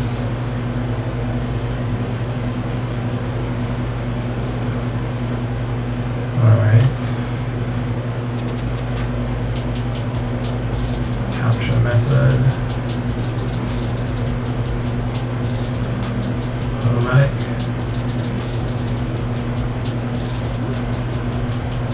Capture area, plans area.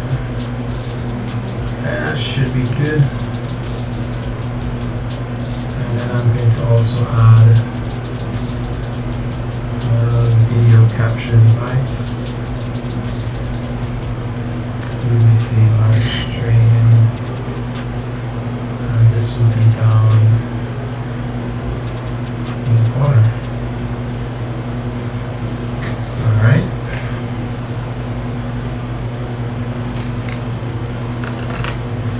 Let's see.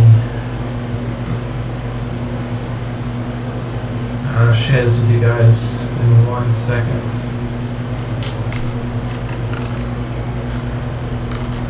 EK 240.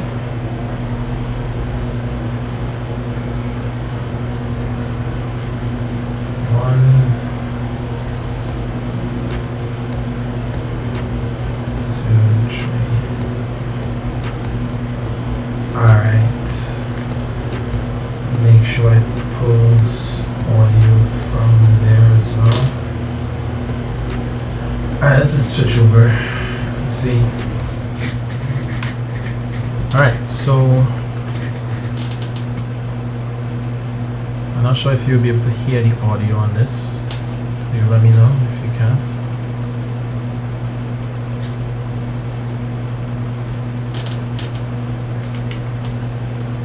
Now it's time to put it in kids. Alright. I think this was the video I was watching. Whenever you're building machines, you really have to do your research. Hey YouTube, Danny here with Danny's Tech Channel. If this is your first time here, I'm gonna skip to. These are the 2 screw options you'll have to attach the fans to the radiator. The short thread screws are the ones we'll be using today as they attach the fan directly to the radiator. Alright, so we did all this. You can see the way I plan to position the radiator here. Right. So you see how he had it in his hand there, right? To position the radiator. No. He planned to put it like this, but that means that he has the EK logo in the wrong direction because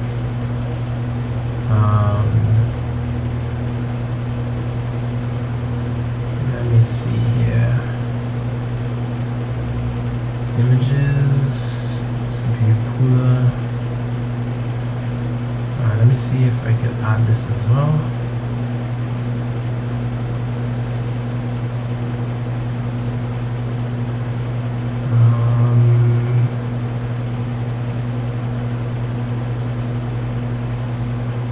Just a standard image. What type of image is this? PNG.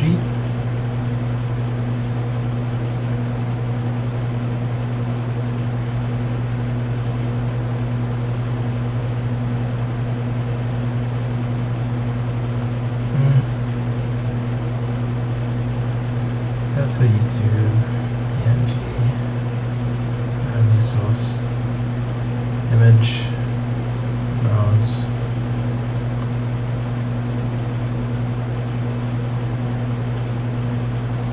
Give me 1 sec.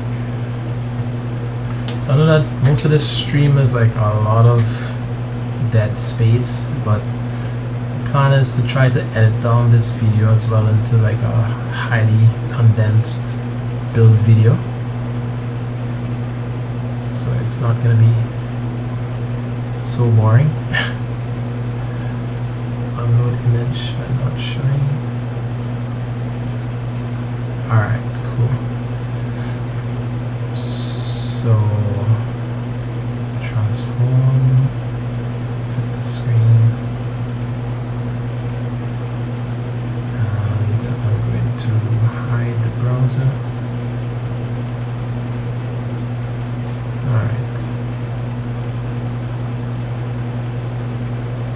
So this is like the original, like from EA themselves. Like this is what, like how they showed it mounted. But you know, it's supposed to be the black bar and the pump hoses next to the RAM. But all that cable bending is like, whew, a little tight, right? So I'm gonna watch this guy again here,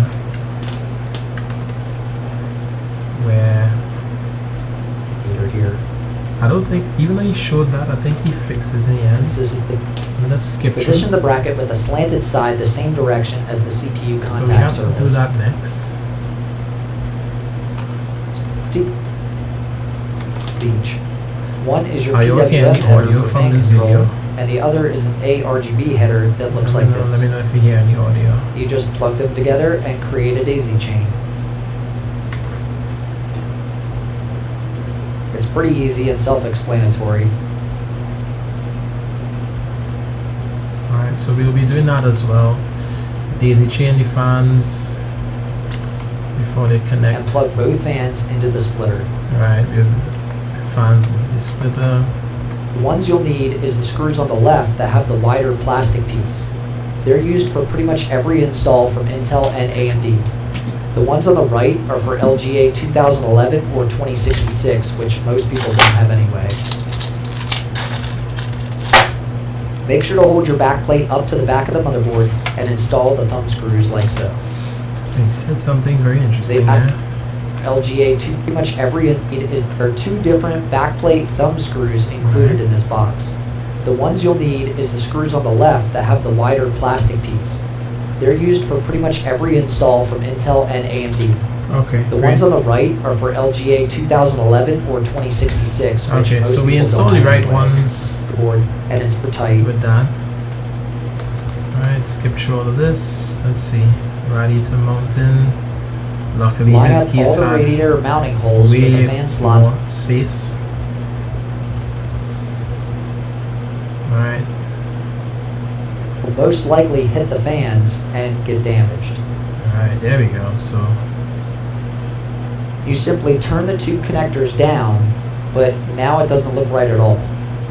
alright, so you see what's going on there. Easy.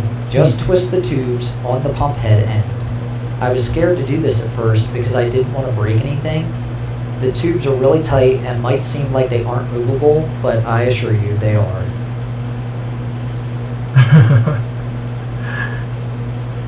Oh my gosh. Look how easy this dude making this look. Alright, so that is what we are going for. Once you twist the tubes into the right orientation, you can see everything lines up just as it should. It may take some tweaking. Alright, so that's what we're going for, folks. And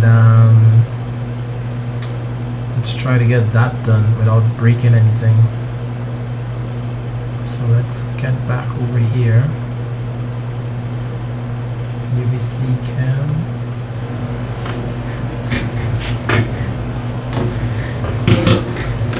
Alright, so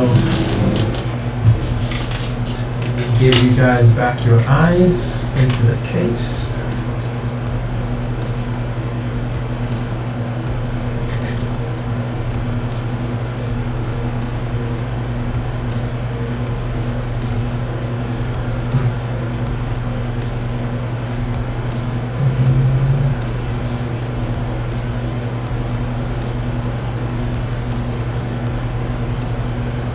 Alright, here we go.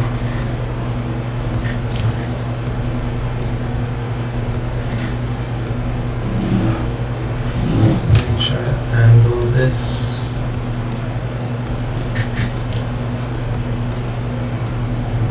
Get a good angle here.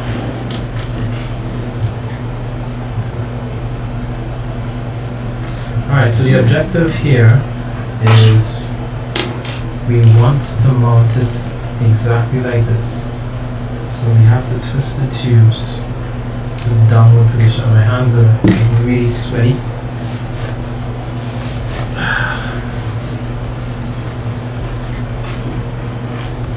to angle them to the downward position.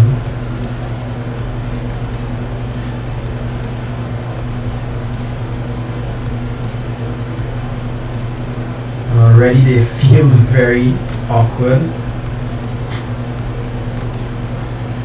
There you go. So you said to keep twisting and twisting.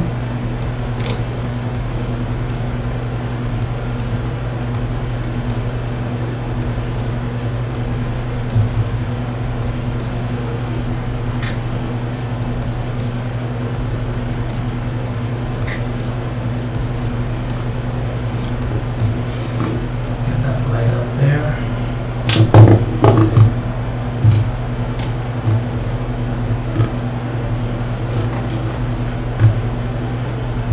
That's not too bad. So it will be on the pump with the loop. That's gonna be pretty good. I think ideally if I had it on the side instead, the tubes would have been to the top, and you could have, like, because of the tempered glass, you'll be able to see the two fans, like right here with the RGB, but this should look out pretty nice. So let me now put on the brackets.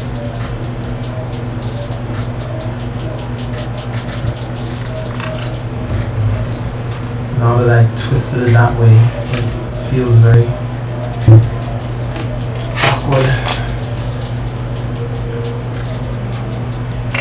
to even work with.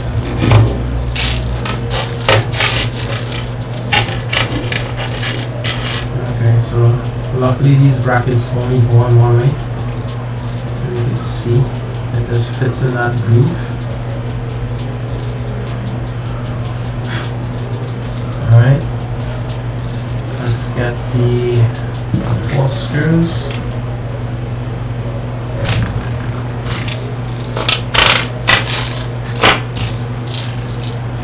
Right here we got screws for brackets. Can't get any clearer than that.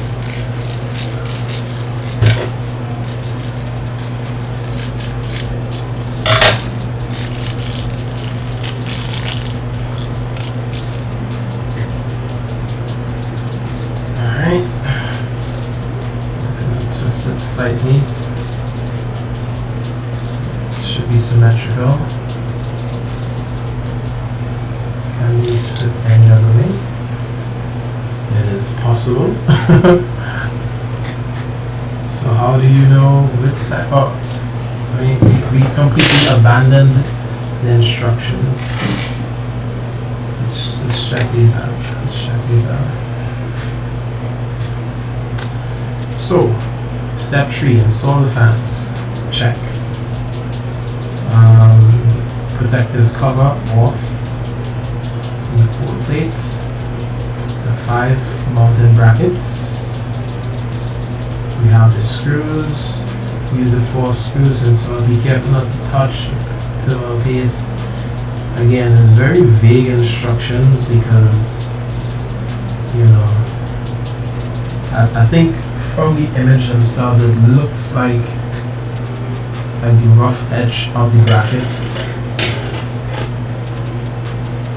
right here, like, will be facing the motherboard to give you a cleaner finish.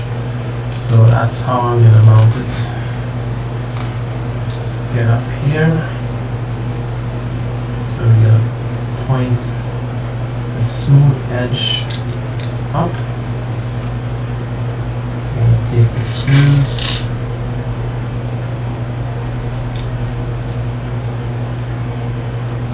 into the socket. Let's get this tightened down.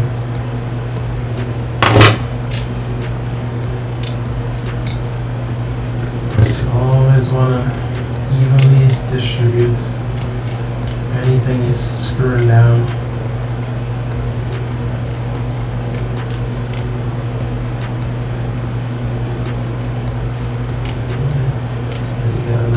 flush.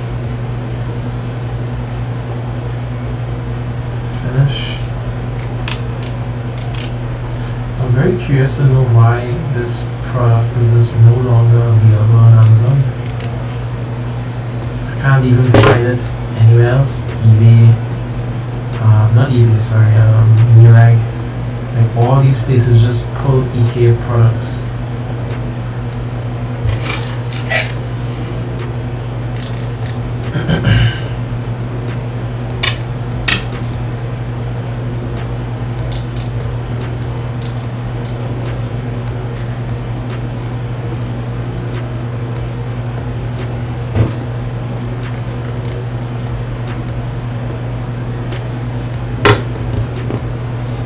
We have one extra screw. It's very good that they ship extra just in case like a screw gets cross-thread or lost. That's good business practice.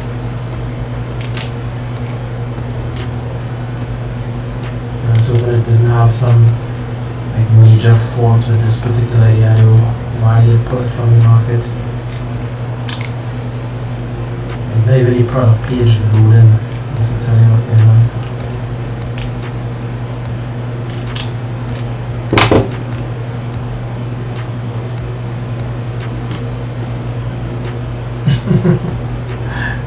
Yeah, no scene running. Alright, cool, so yes, let's get that angled. Very nice, very nice. Happy with that.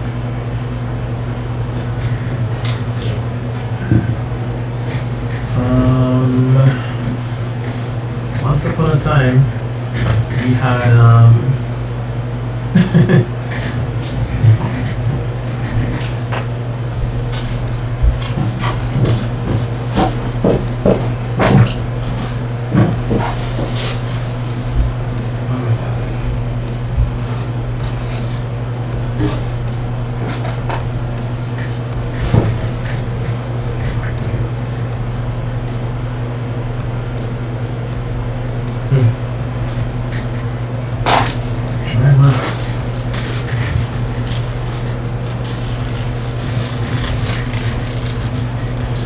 so I'm just gonna clean the surface of the cold plate one last time before I actually mount it to the chip. But before I do that, of course we have to apply some thermal paste.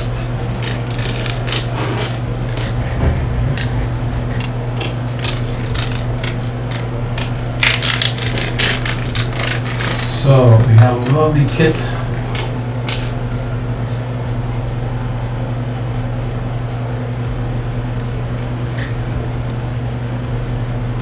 Thermal Grizzly. Hydronaut, very high ratings in terms of having very low temperatures for your CPU. Of course, the purpose of thermal paste is to, when you put two metallic surfaces together, they are not exactly like perfectly flush against each other. So this will fill any gaps that it has, as well as help transfer the heat from the CPU to the cold plate from the AIO, so that it can be cooled through the radiator. So we have a little applicator right here. Let's push it on. I had it on previously for another system I was working on. Yeah. Mess everywhere. But I took it off for some reason, so I'm gonna screw it back into place.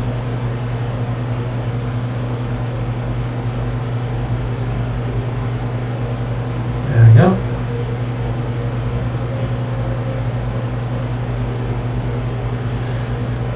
And of course there's the age-old debate of how us, we have bandwidth for some. So those who are interested, we have my Plex server, which is going to get a huge boost in performance from this system. And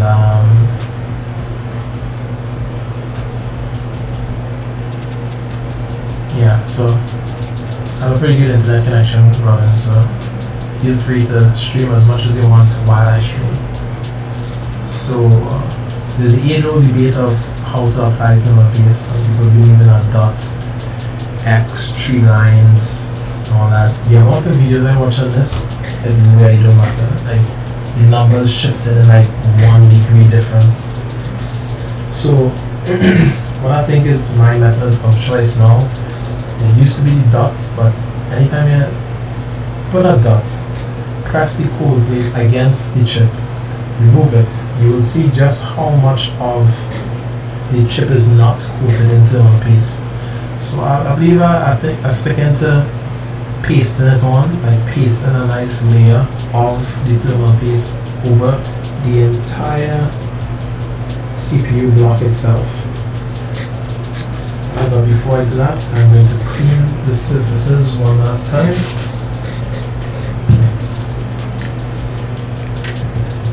Any oil or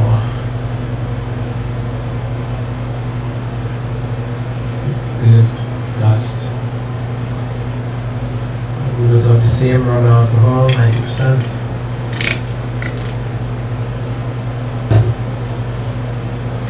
Clean the chip.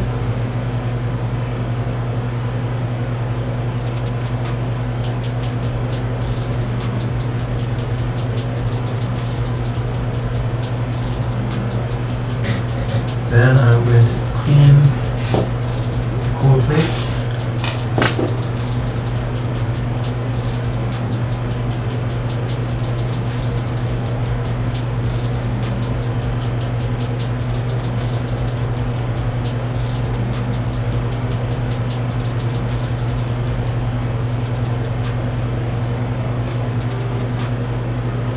Alright, we're finished.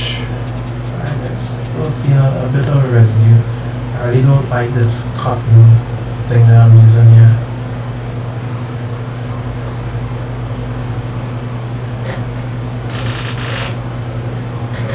Alright, that should be good.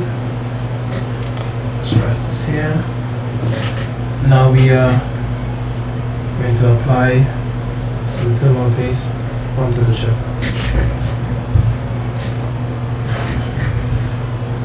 I think I could probably do this exactly like this. Bring it all closer to the action here.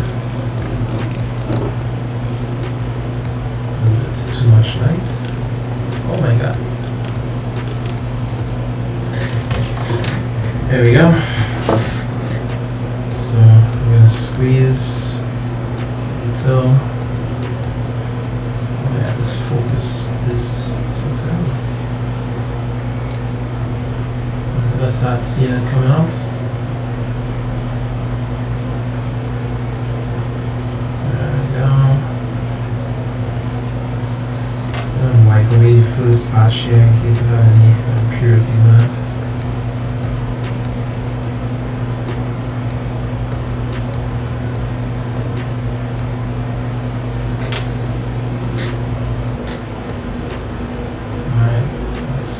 Again.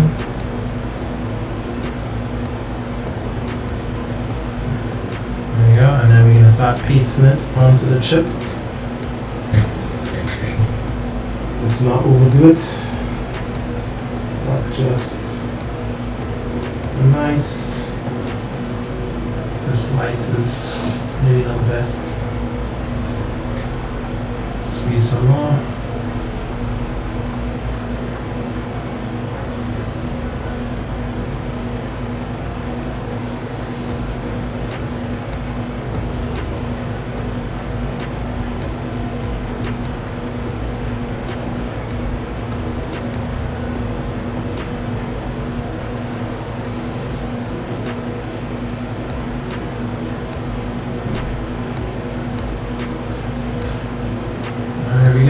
edges here now.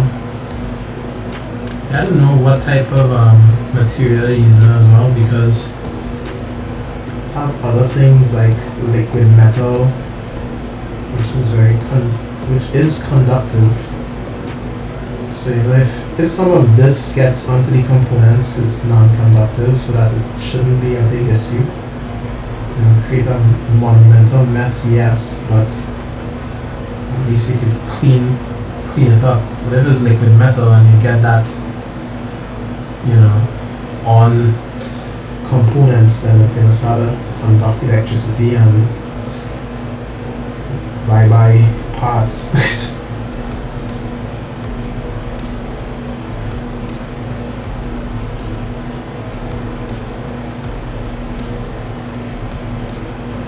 There we go.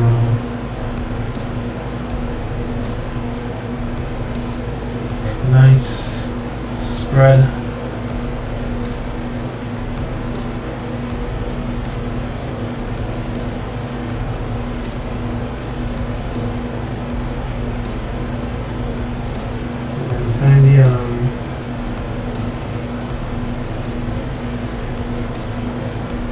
By the time the cool plate is attached to this, it's going to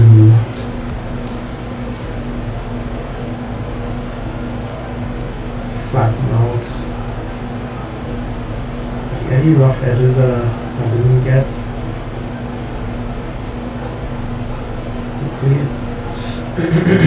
Hopefully it makes very good thermal conductivity. Exchanging the heat from the CPU itself.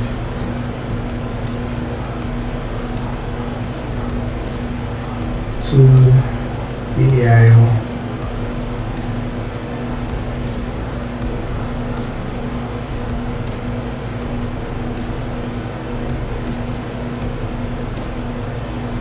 Alright, that's starting to turn into Picasso right about now. I think that's pretty good.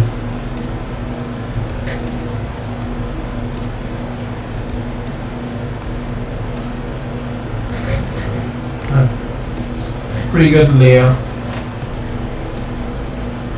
on it, covering the entire surface. Wipe off the excess, put this aside. Alright, now it is, I'm gonna have to lay this on its side to mount the I/O because of these springs and these screws.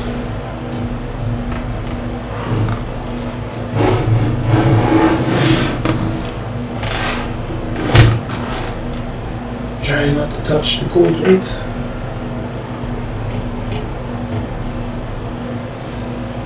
Alright.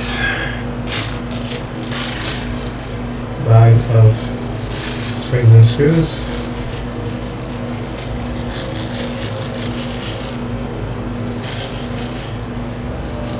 Alright, just lay this out.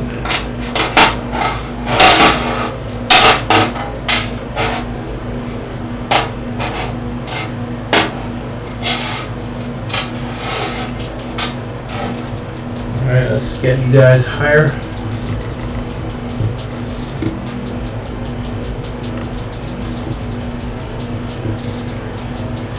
And angle down.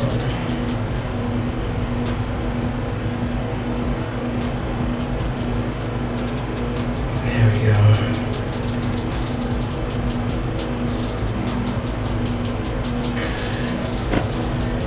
You gotta be thorough, man. Typically when I build a machine, I'd like to go back in it for any reason. So you know, get this done. Jeez, more issues. Another thing we have to juggle is the whole thing with the wires again. So I don't want the wires visible, but it's very difficult to tell where we're going to route them. This is going to be a challenge. I think because they're going to come like this,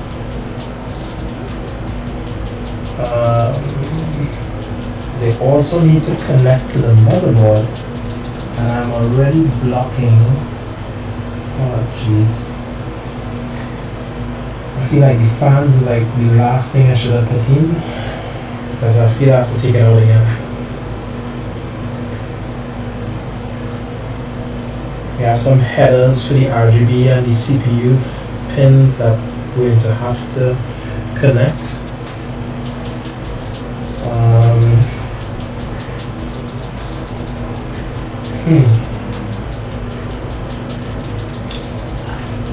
Let's take a look at this.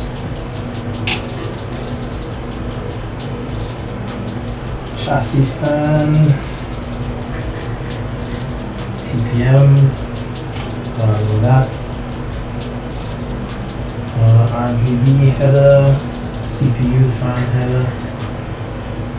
Definitely need to take out these fans. Lovely, lovely.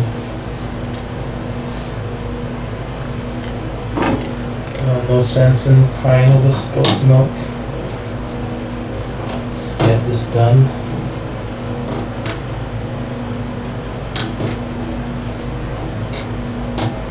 I don't know if I could probably get away with just taking off one side here.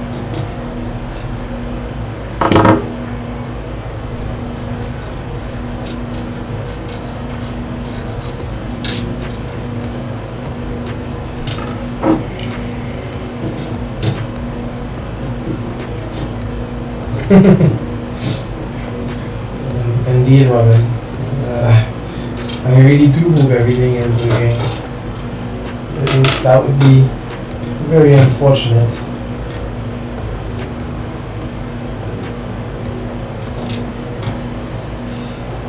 But everything is going to work. We are going to post in a single go.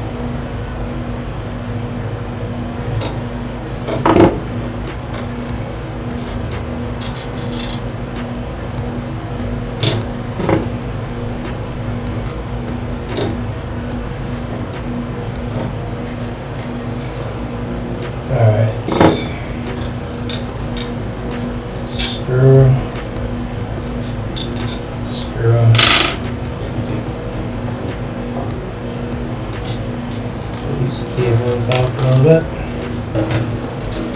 You could just charge right here. Don't fall. Okay, you probably gonna fall. This inside.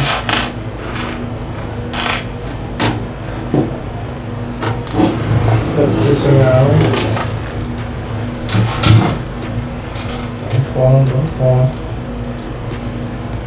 What do you see? Okay.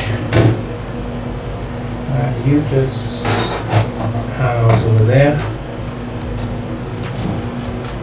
The funny thing is, I can't really post now because this chip needs a graphics card, and the only card I have is in the system that runs any live stream.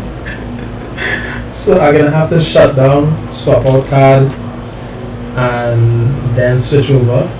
Unless I try it with another card I have there, which is like really crappy, but I don't know. I'll see what I can do for you. We shall see. These springs are a bad idea.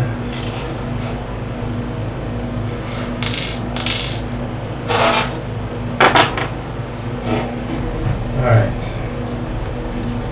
so we did all of that because we want to route these cables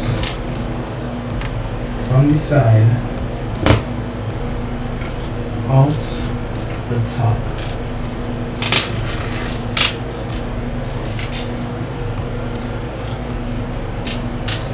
Even though they're going through the top, they will be coming back. Through this side.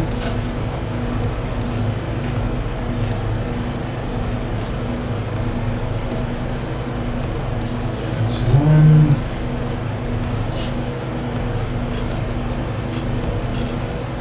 That's number 2.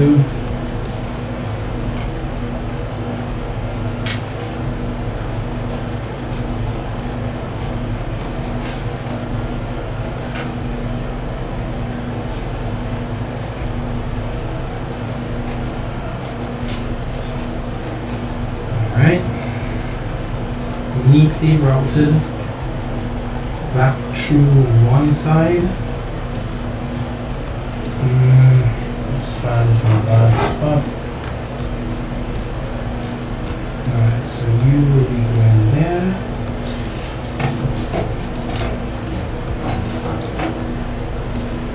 And then you will come back in and then connect to the board. What do we need to take out? Alright, so do I have enough here? I'm just gonna spread a little bit more compound.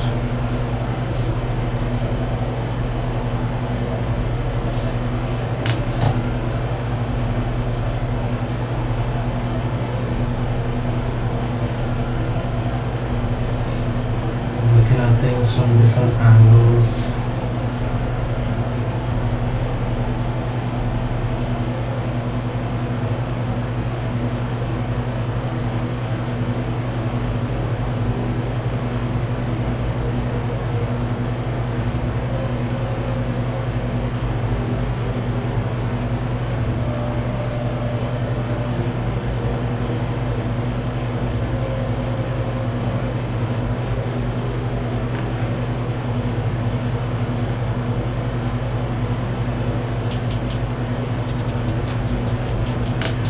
Okay.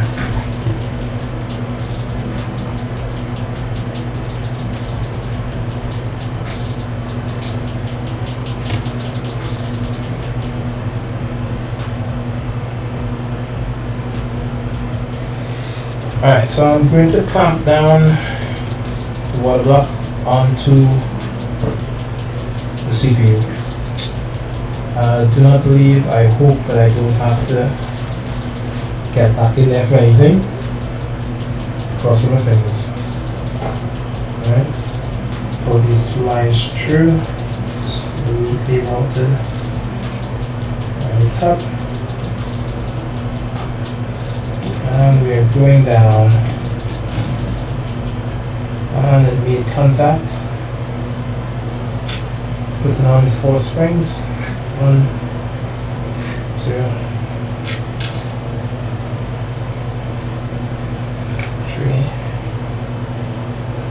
4, and then your 4 thumb screws over these springs. 1 X pattern, 2 is now in place.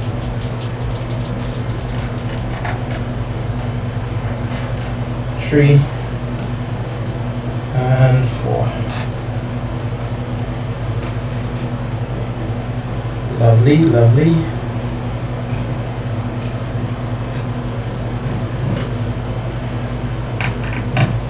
We're going to tighten gently in a cross pattern as well.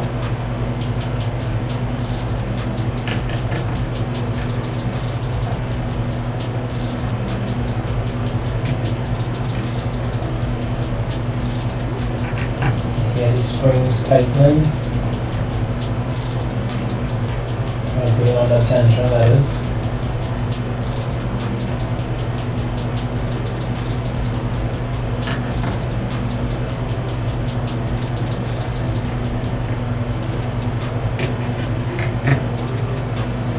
Thought this was honestly going to be, even though it took a long time, I thought it was going to be a lot harder.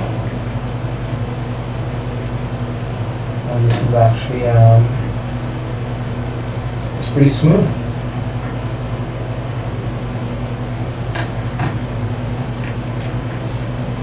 These things are really screwing down there.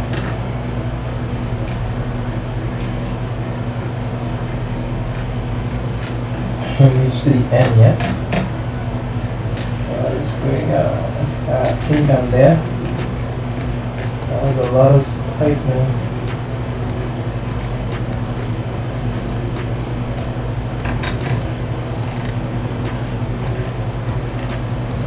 Here we go. By the end of the tension.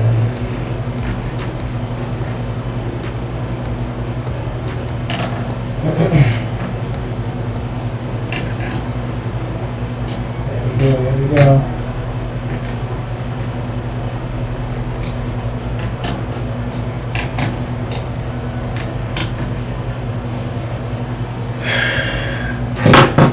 And she's on.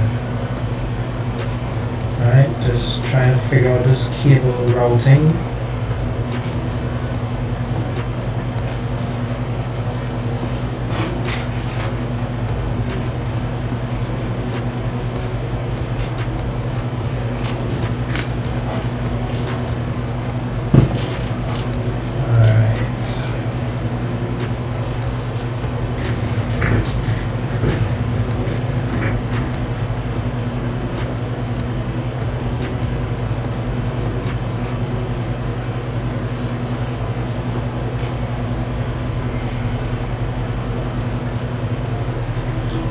Can't really hide this anymore than that. And hopefully the heatsink, so that one capacitor doesn't get too hot for the cables that are running over it.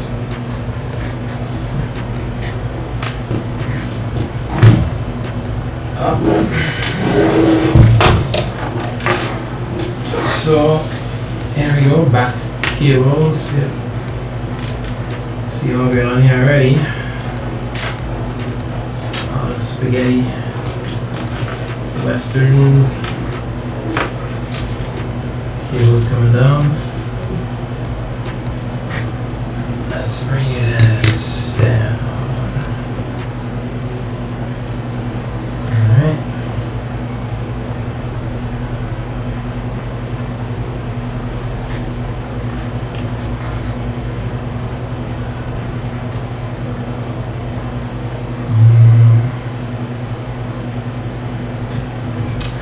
Very disappointed that my best camera is not the one primarily being used.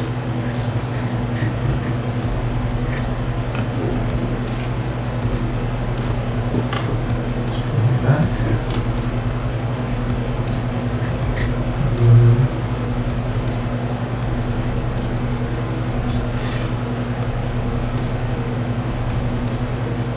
One, two.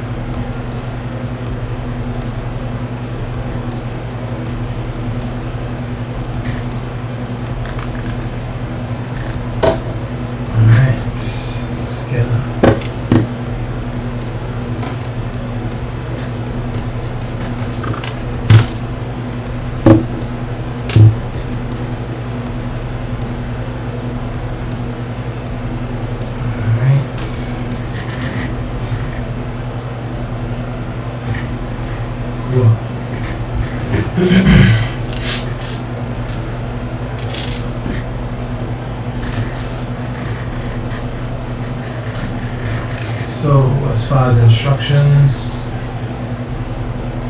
brackets are on.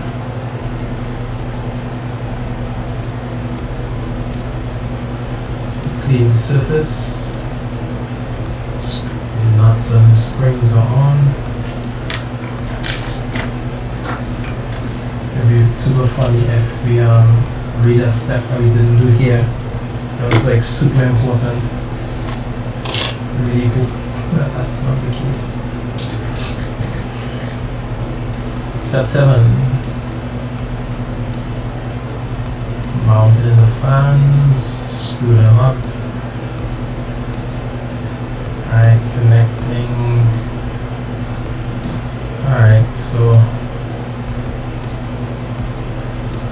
final steps of cabling. Well, let's just dot our I's here.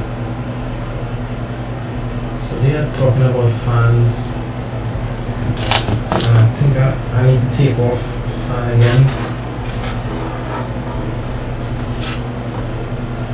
in order to get to the RGB header. Let's take a look at that.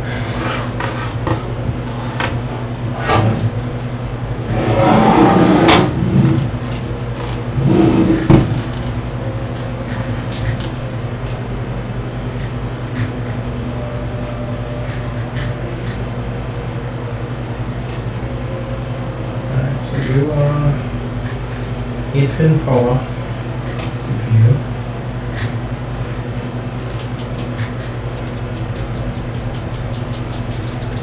Where are you? Oh, alright. Yes, there's a fan there.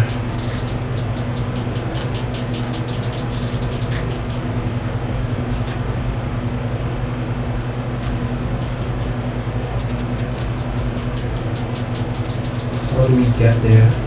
Oh my god.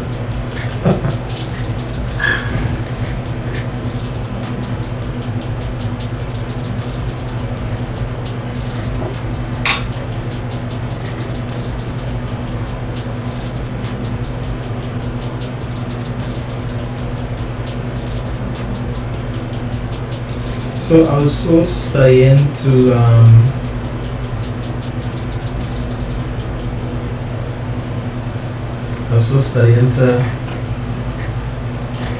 route the cable so it couldn't be seen, but then I wasn't paying attention to exactly where the fan header was on the board.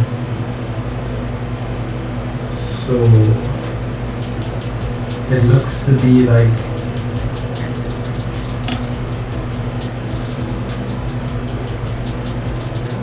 down below the battery right here. I don't know if you can see that right here, and that's going to be very difficult to get to. So I'm going to have to do some funny business and route the cable back through the part that the CPU cable is taking to try and fix this madness. Alright, so that's you.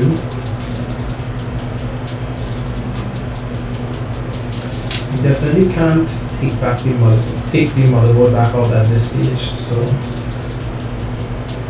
we can, but we'll be here all night, so I'm gonna push this back up through here.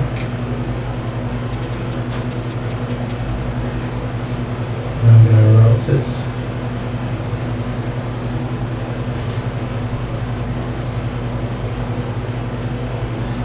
Oh wow, so you know,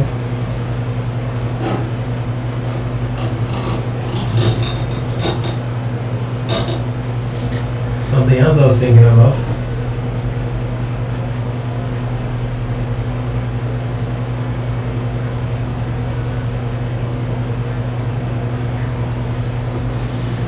Is we need a fan splitter,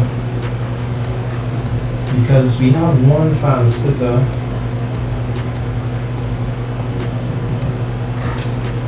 Oh boy.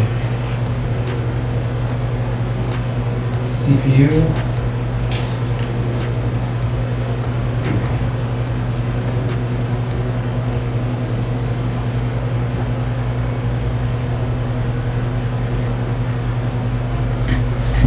Please tell me another one is hiding.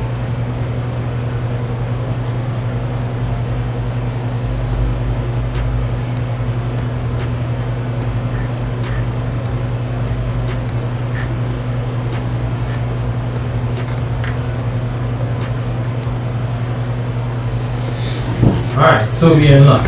There's another chassis fan to the bottom. If it didn't have that, we would have been screwed. So, we good. So, I'm gonna pull this up.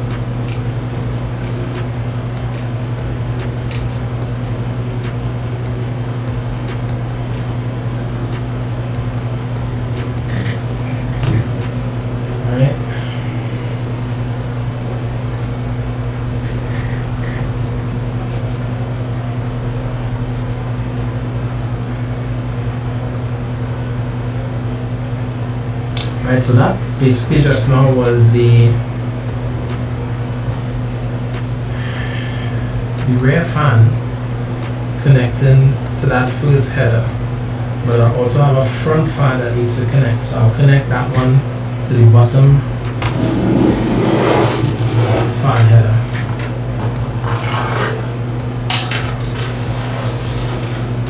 Alright.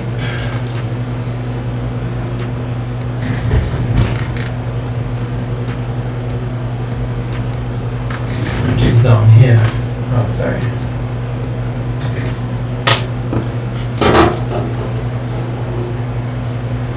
Right, so there's another one lower down. So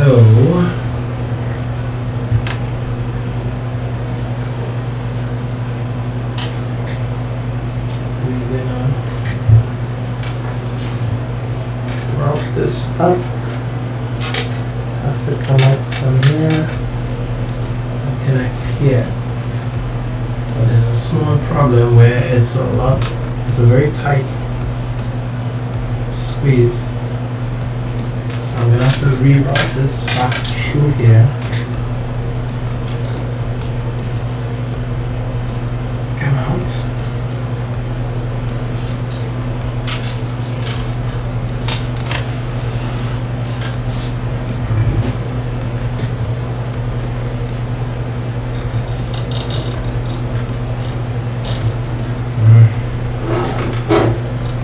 Stop fans, man. Alright. See where this is going. Now you have to route that. Oh wow. Okay, I see you, I see you. So we have some mounting options inside here for maybe some 2.5-inch hard drives. So we're gonna mount this straight down. I don't like the cable management that's going on here. So we're gonna have to move it again.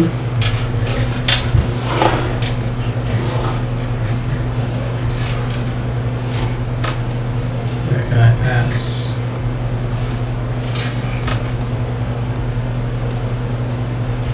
Up and over. Maybe.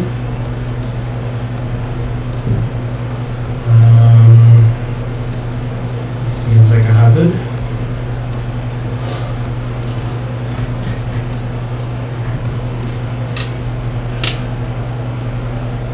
I can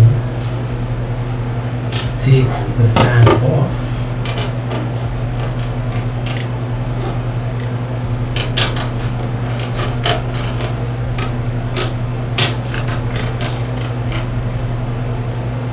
Don't need to take off the whole fan, just the right side.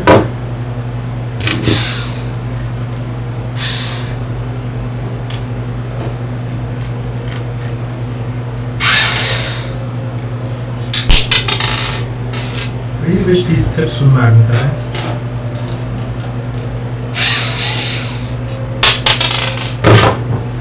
Great, now I can run this down here. Flip. Out through the front.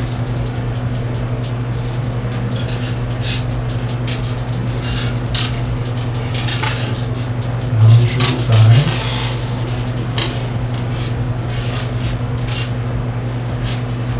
Cable management starts here, people. Starts here. Oh, look at that. Look at that. Very neat. Don't look, you never see that.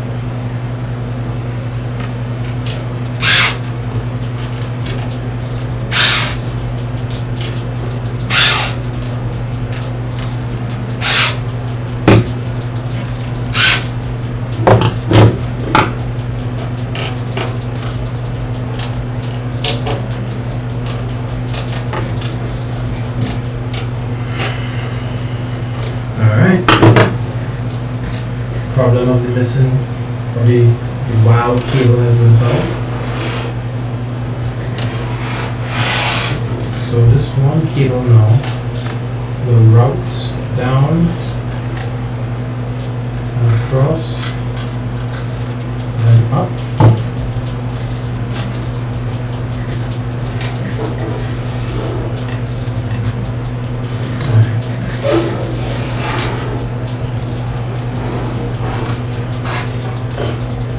Alright, so keep that up inside of there.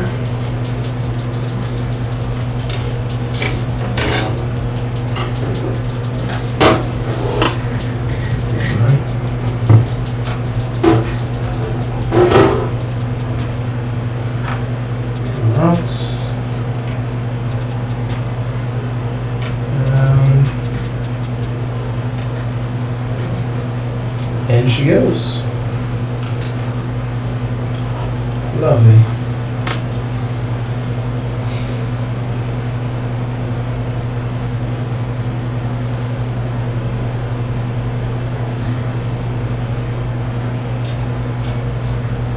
I'm good with that.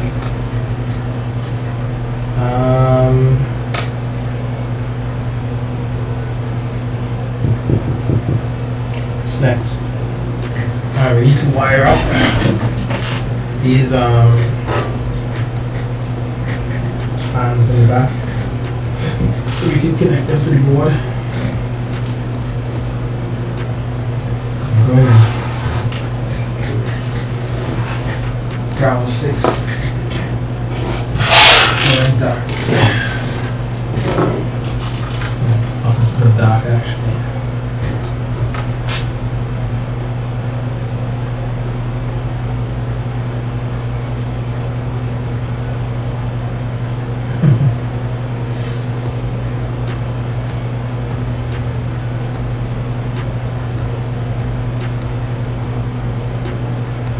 Hey, I realized I'm watching this answer.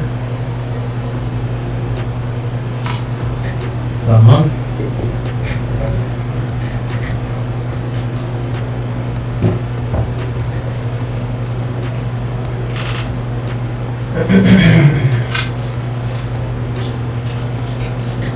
Alright.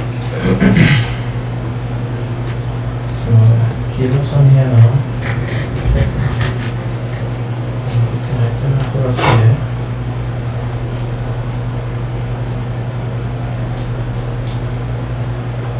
This brown straight frame.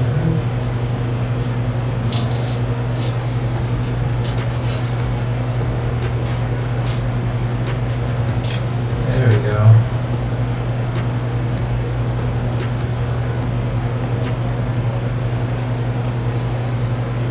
Okay, so we have this loop, and we have power to the motherboard. We need to touch that. I can as well start running some other power to the system.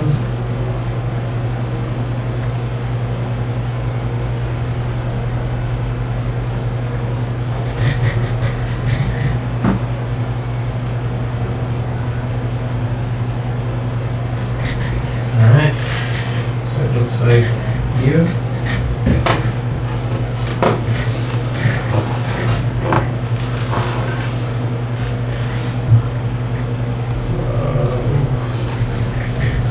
It's not exactly lining up the best. Easy, easy.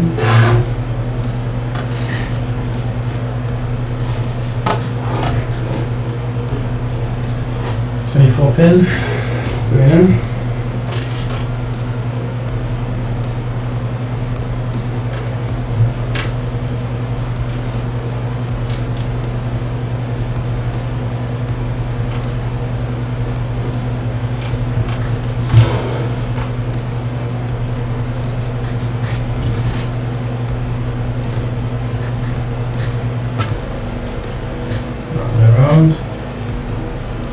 And true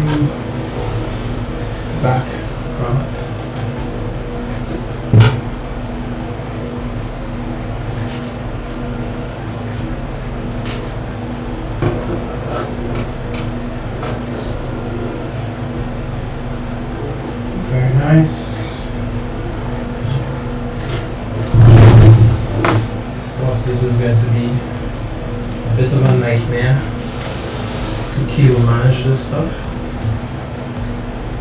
We'll work something out.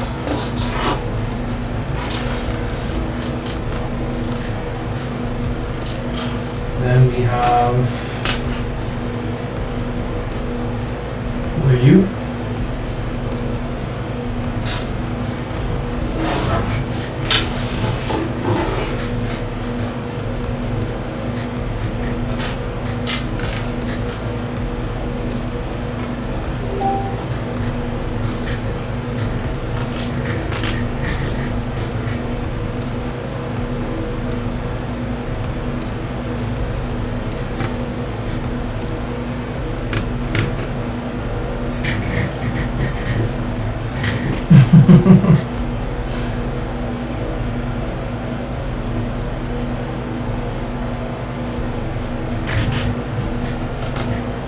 Oh gosh, Giselle. So sorry.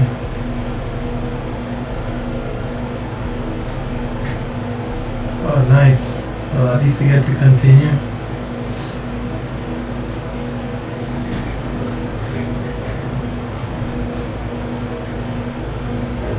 Alright.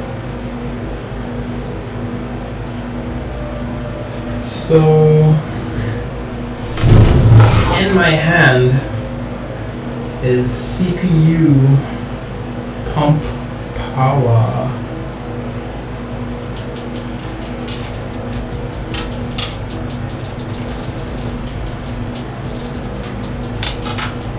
Alright, so you will route right back up. I need to take this down.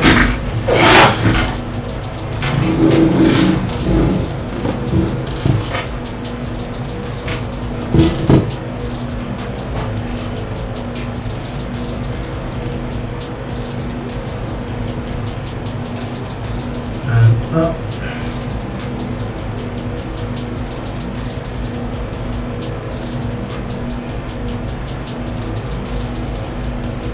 And connect to CPU fan.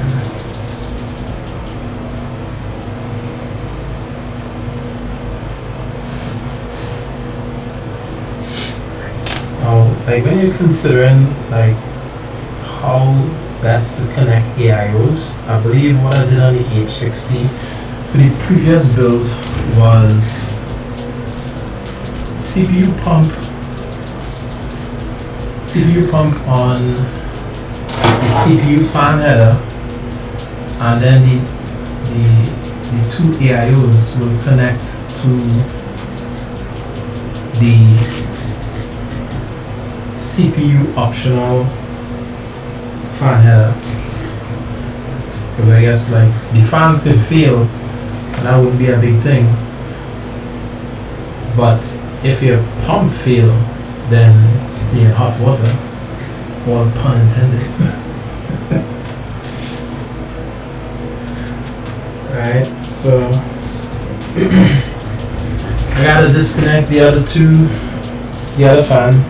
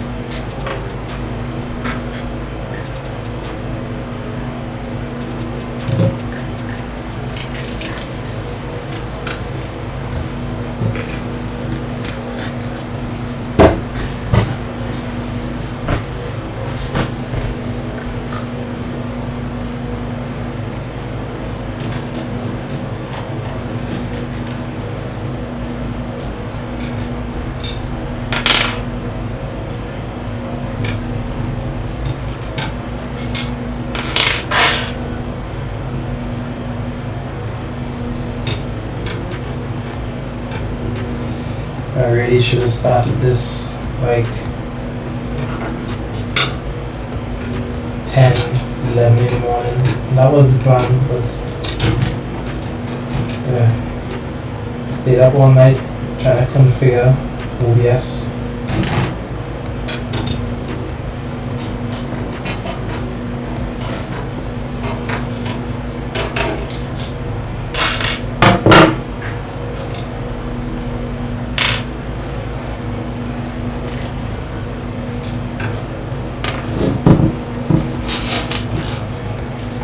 Alright, so fans down temporarily, push to the side, just so that we can get CPU fan header. Read and make sure like how the book permitted to wireless to the board. Number one, pump. So we have 4-pin connector, D-RGB, and something else. Not sure what that is. Phone up to the motherboard. PWM. Okay, let's get that. Where my PWMs be at?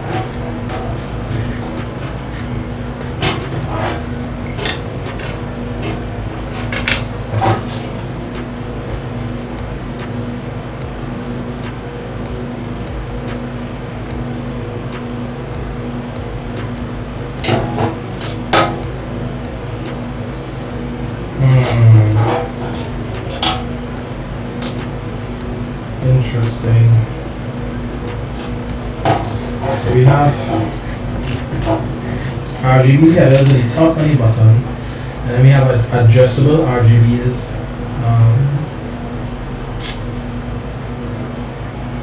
To the bottom alone. So we need to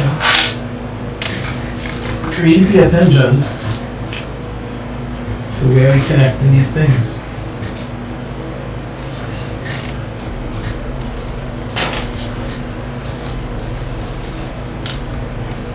Bear with me, people.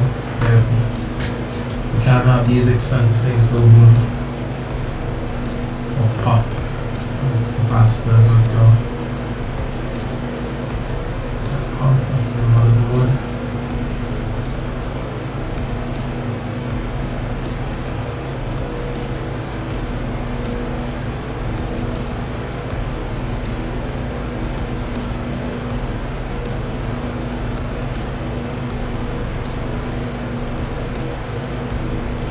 I wish it was specific as to which header to connect the pump to, but they are not.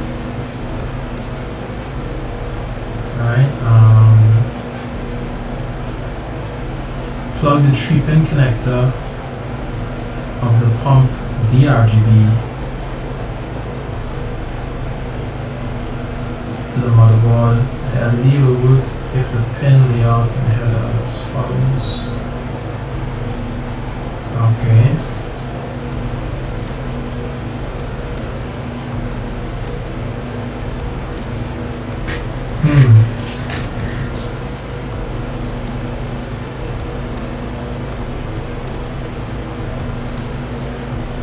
Trident connector of the pump.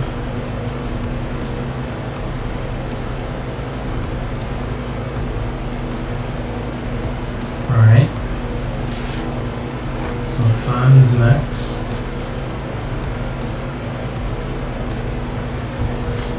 These instructions are not clear at all.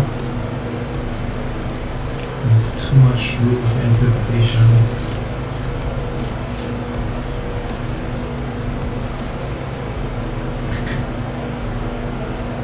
So option 1 is to use splitters of each fan.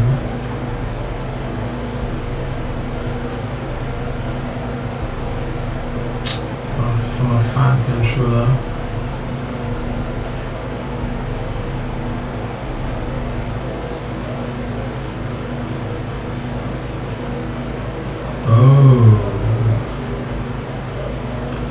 Connect 4-pin PWM connector of the fan directly to the CPU fan header. So I was wrong. We should connect the fans to the CPU fan header, and then we'll connect the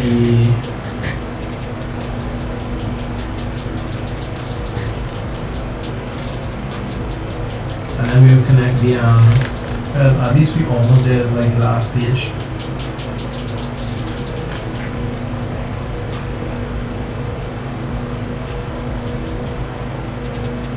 $240, 235 million disconnect headers to each one. Always use the CPU fan header if possible. So we're going to do that. We're going to connect the fans with the splitter and then the splitter to the fan header. But then D-RGB and then the fan connector. Option 1. Plug the 3-pin connector for the D-RGB light, fan or fans to the D-RGB header on the motherboard. So the D-RGB will be equivalent to the addressable RGB.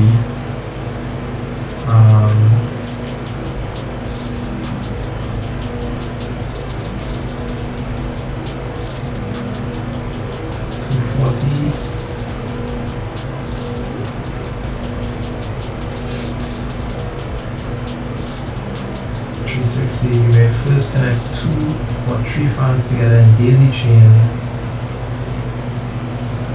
and then connect them all to the D-RGB header on the motherboard. Alright.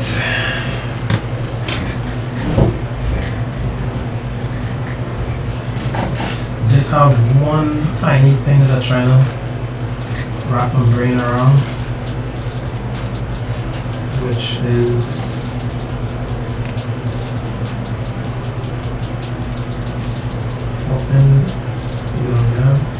alright, so let's change that first.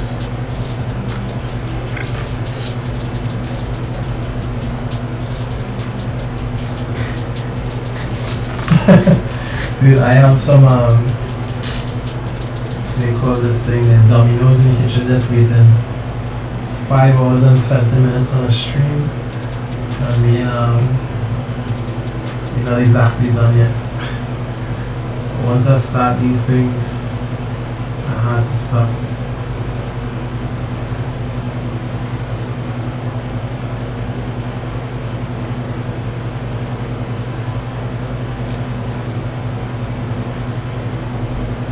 Let's get the pump.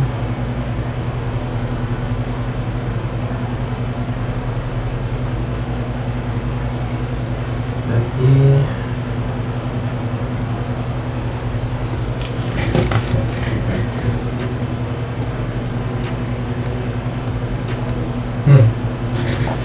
So,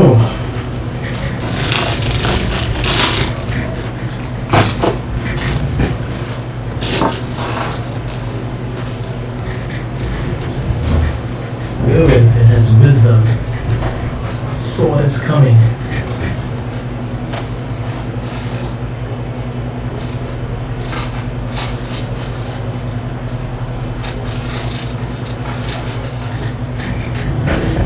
And I planned for it.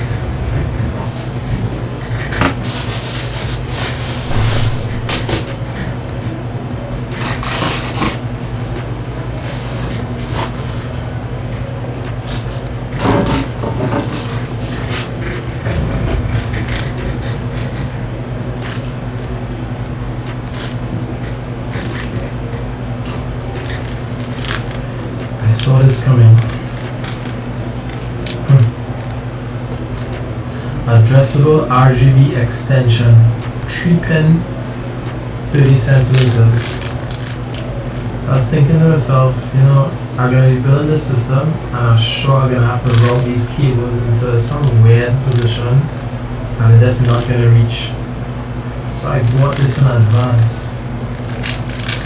Right? It's a 2-pack of 2 RGB extension cables because I know these fan headers that's not gonna reach.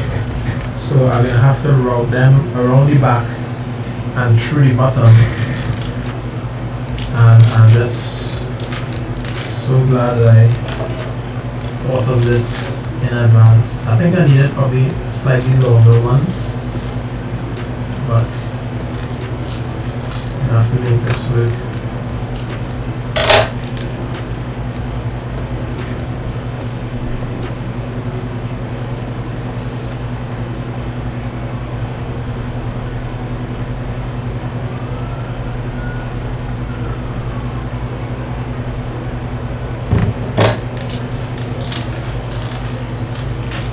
But that's why I got two also, so that even if it was too short, I could kind of daisy chain the two of them together, because they have these little pieces in them that they could connect and make them longer.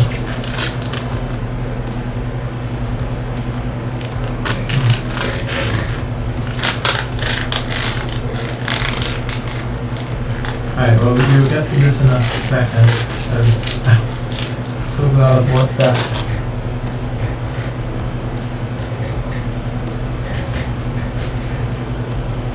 Alright, so we're changing a couple of things. The CPU fan header. Strap up. Putting this on the CPU optional instead.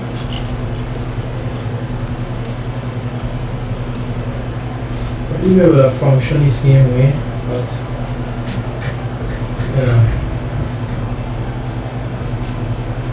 let's be accurate here.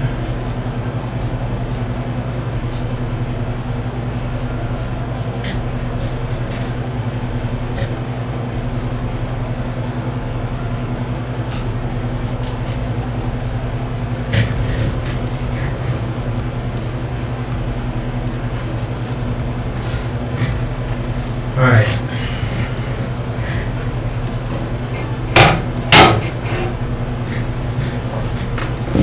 Who would have thought that RGB stuff will be so complicated? Well, not complicated, but just time consuming. Easy. Turn down everything.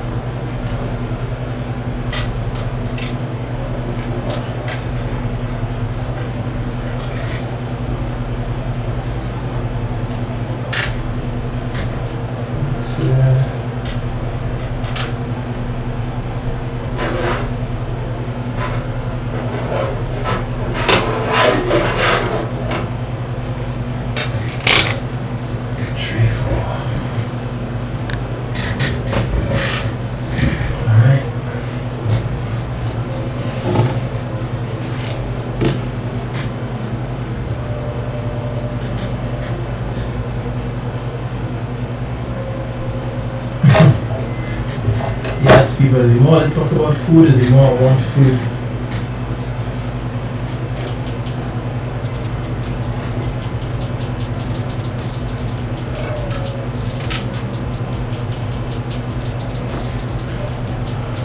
Alright, so fan looping back and U off the CPU. Am I giving over there a view at all? Right?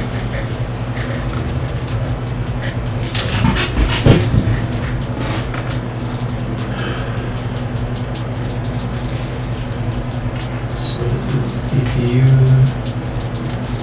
WM.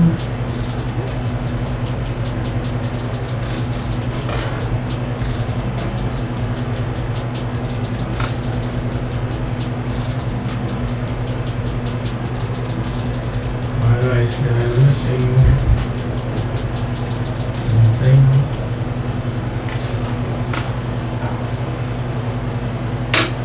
There we go.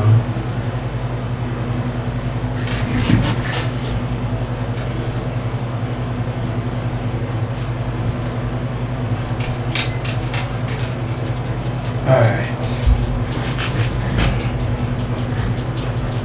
you on that side, you here. And you VDG. What is VDG?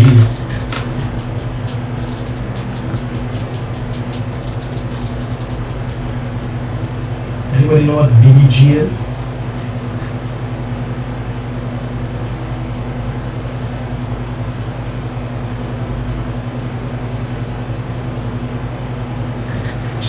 Alright.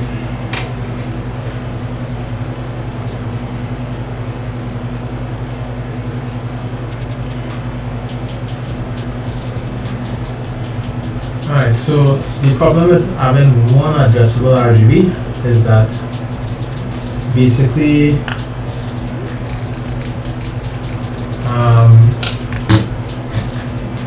we have the two lights for the fans, for the radiator, and then we have the water block.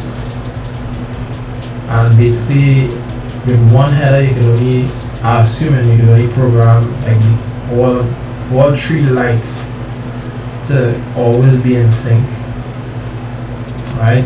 So you wouldn't be able to like have the pump, the AIO color scheme as one thing. Freddie, what are you doing? You wouldn't be able to have the pump as one color and then fans as different colors. So basically all of them will have to be connected together at the same time. So I am going to just daisy chain everything together. That's like the limitation of the board. One addressable RGB header. And we're gonna work with that.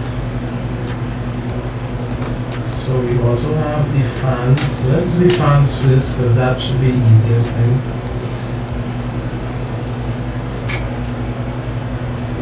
Alright, so we have the two of them here. And we have our Y splitter. 2 into 1.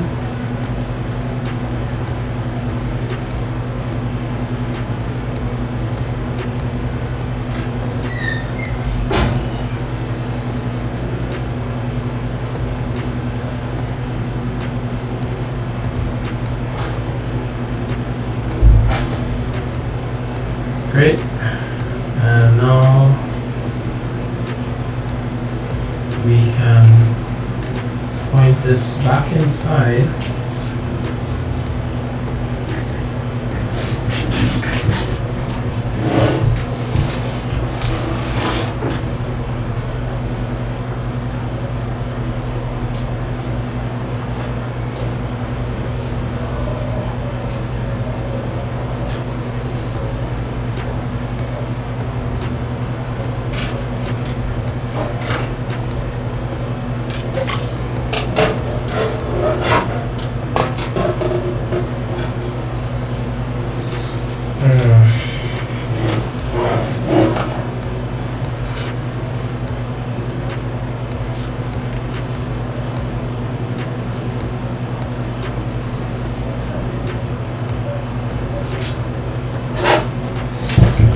Some lights.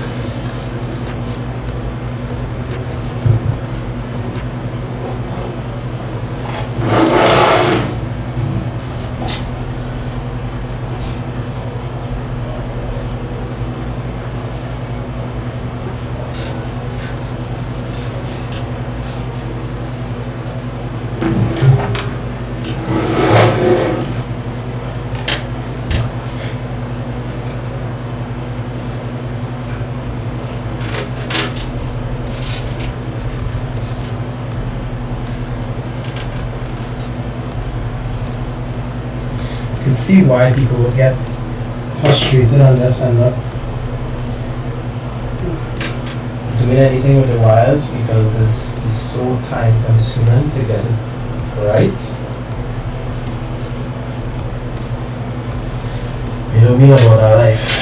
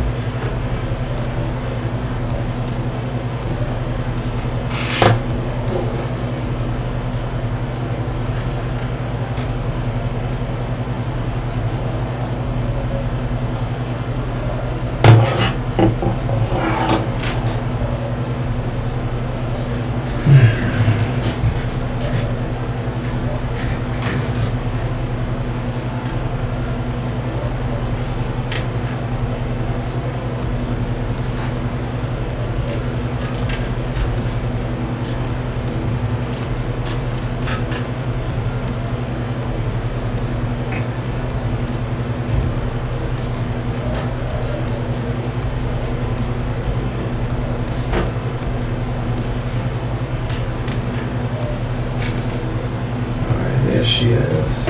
Inside.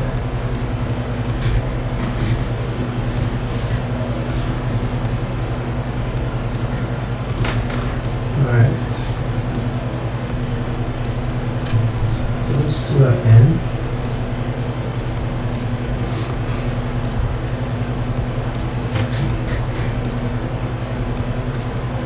And because we don't have any more addressable RGBs to the top, we pretty much gonna have to leave it there. So we can start mounting back up the fans now. Let's hope we don't ever have to take it back out again.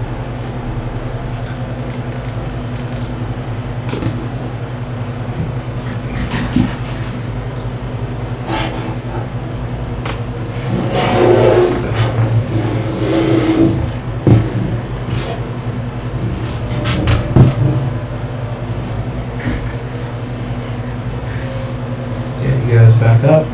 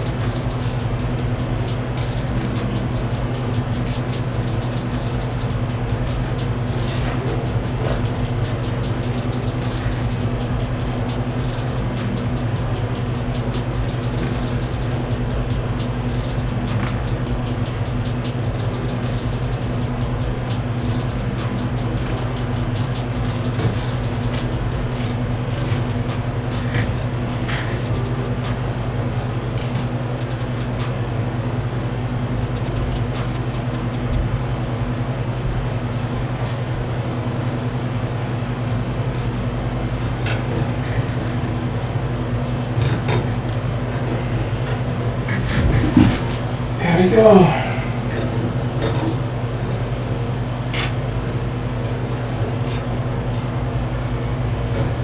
This is what the third time we screw in the fans onto the air, onto the radiator.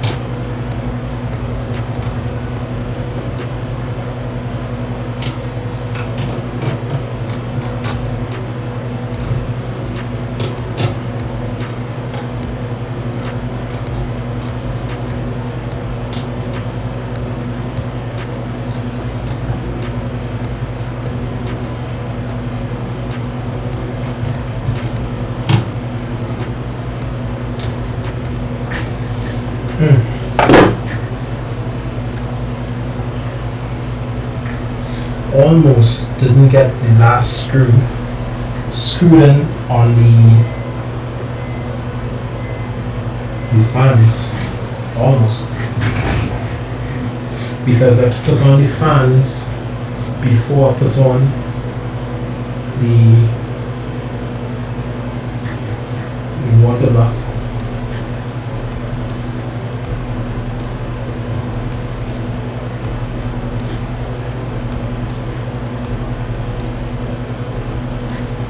Alright, let's see where we at.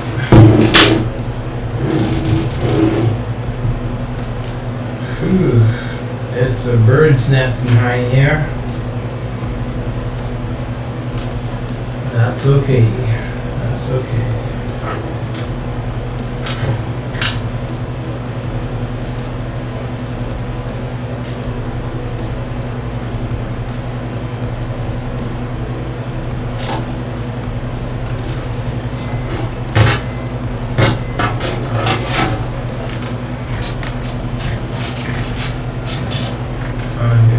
There, two of you.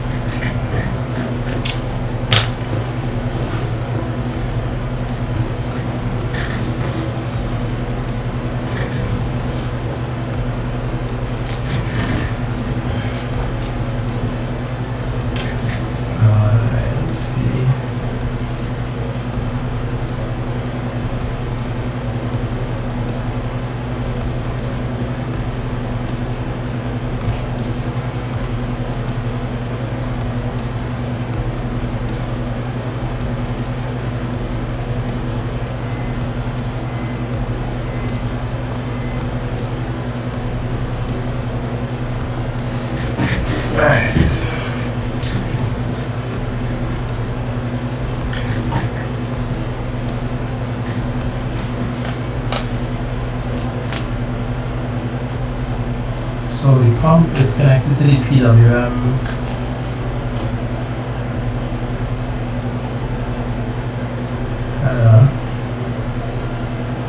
The D-RGB is the 3-pin.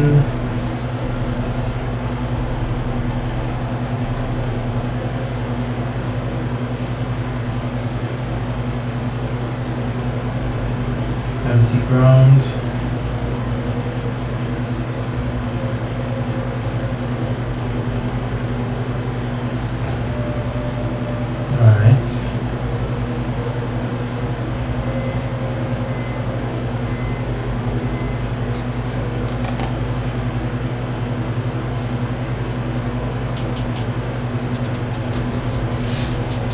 Very important never to connect or mix up the D-RGB with the RGB. Because one is 5 volts and the other one is 12 volts, and you can damage your components.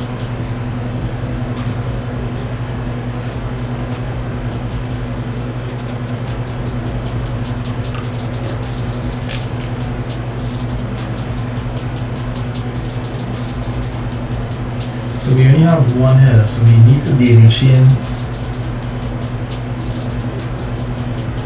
Yes, correct. I do have 2 RGB connectors on the board, but the 2 fans and the pump, the 2 fans and the pump all use the addressable RGB, right? That is 3 pins, 5 volts. So I can't use any of the 2 RGB connectors because it's not RGB fans that I have. Alright, one of them you can control the color and the scheme with it. The only exception is the power supply, and that's like manual built in to the system itself. Alright, so we toggle with the switch. So I have to daisy chain all 3 off of that one addressable RGB to the bottom of the motherboard.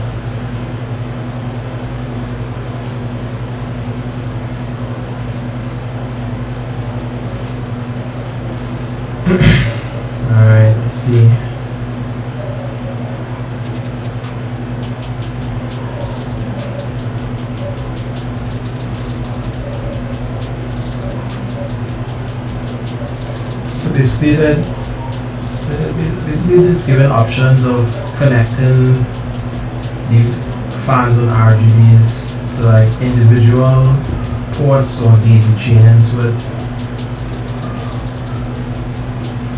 I love how they say additional step optional applying thermal compound. It's like it already have, but we send you some anyway, and I bought anyway, so we did that already. Alright, so I ain't gonna waste too much more time on this. That's pretty much the manual there. I'm just gonna daisy chain. We have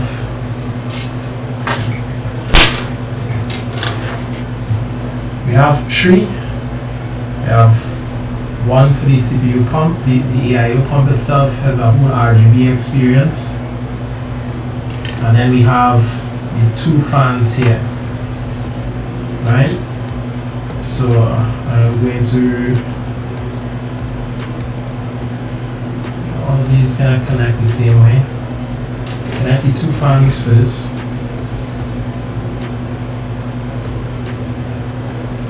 Some weird designs here. Pull out this cap to reveal the 3 pins.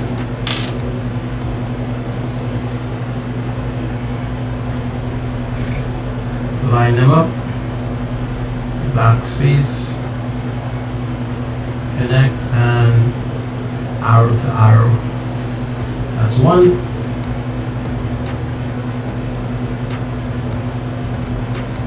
Next, remove cap here.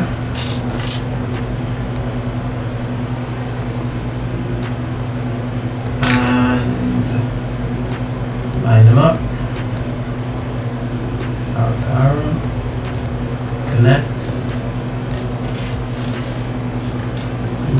This cable management is gonna be a real joy. And we have one free connector. Let's open that. I could use. Alright, now this. I don't even know how to use the extensions. It could kind of reach just real. On the slide. It just real kind of awkward.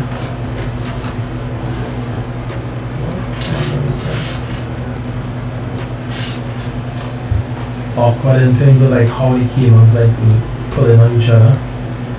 So I kind of find a switch to the camera. Alright.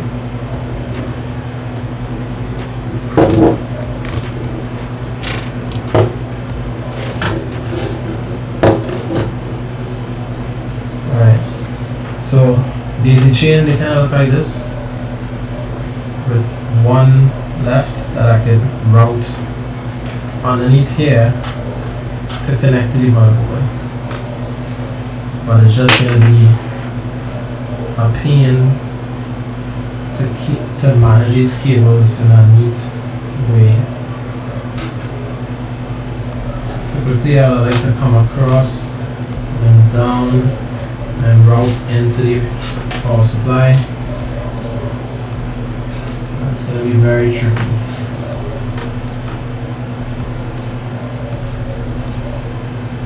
Let's see what we got here.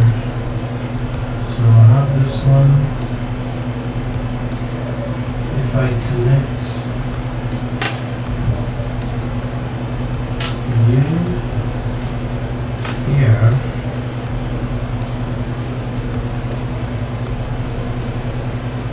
and then I connect you here.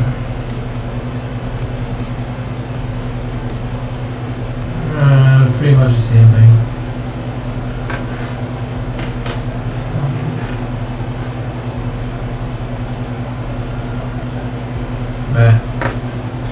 Doesn't really matter.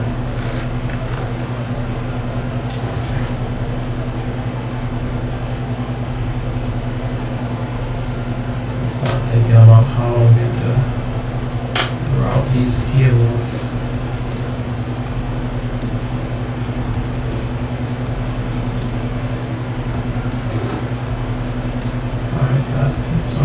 spots here.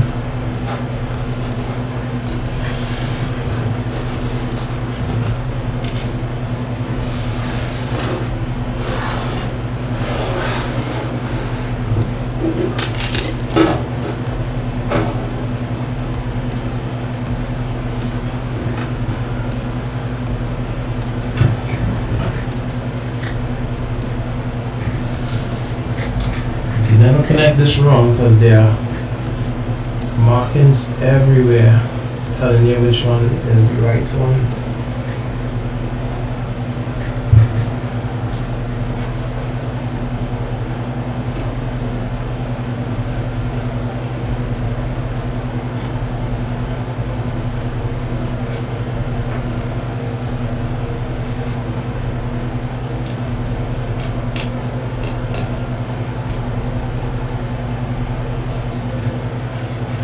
Alright,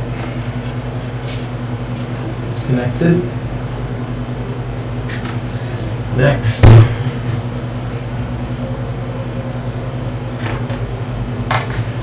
power 12 volts.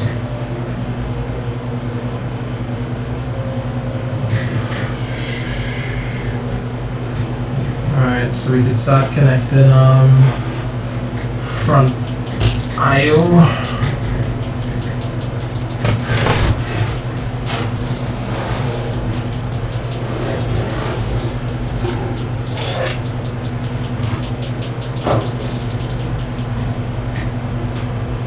Let's see where we want this going.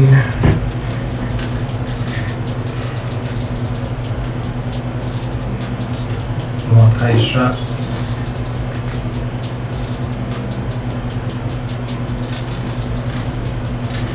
Alright, one at a time. So we have here HD audio. So HD audio so that we can use our headset and microphone to the top. This will be routing to the bottom.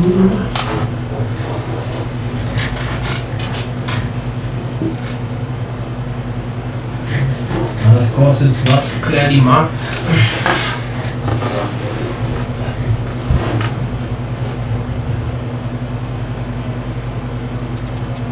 Alright, so we got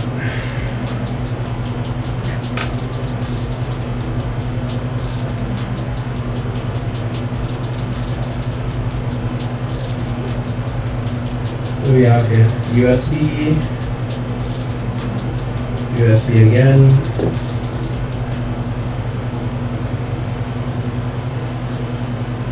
front panel I/O,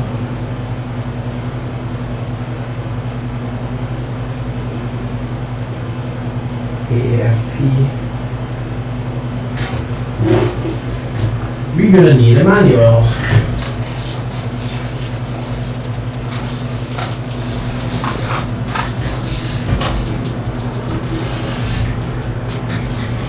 You just name the thing audio. We're not reading manual, we're just looking for the word schematic in the map.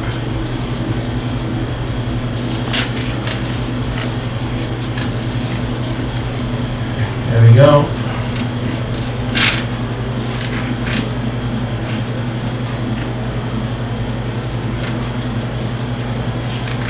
This is laid out very terrible.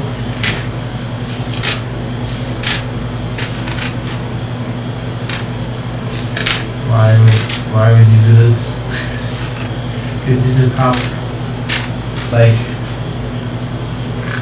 the instructions, well the image and the key on like the same 2 pages, so now I have to be flipping back and forth.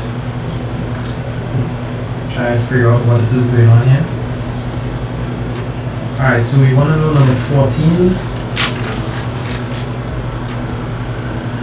Front panel I/O header. Great. That's all we needed to know.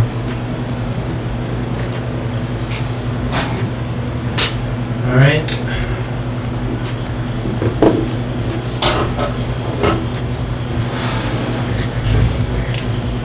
So front panel I/O. we'll be routing through the last port. Push up under. Line up the pins. Blank. Top. Flip it around.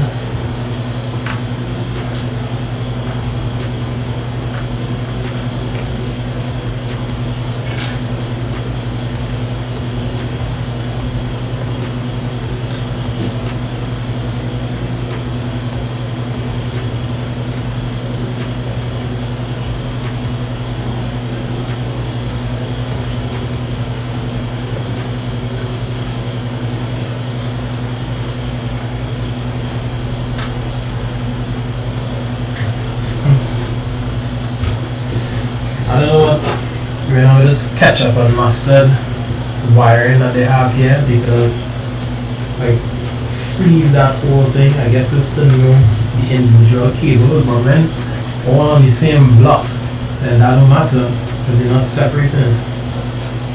And you never need to get in there for anything like that, so I really can't understand why it's designed like that. Alright, what's next?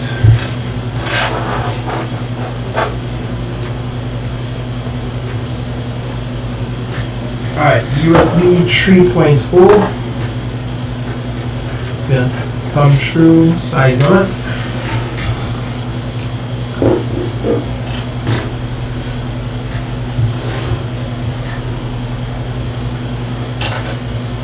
Up. Wrap around. Make sure I do the right thing here. Number 8.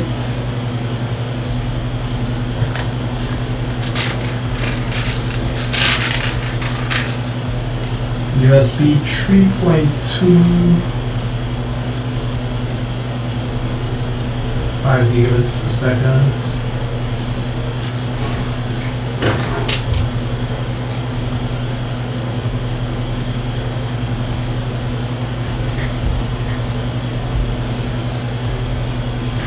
Yeah, we should be good there.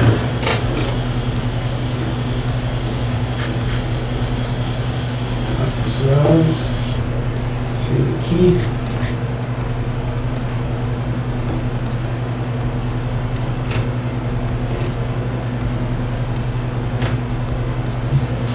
There we go.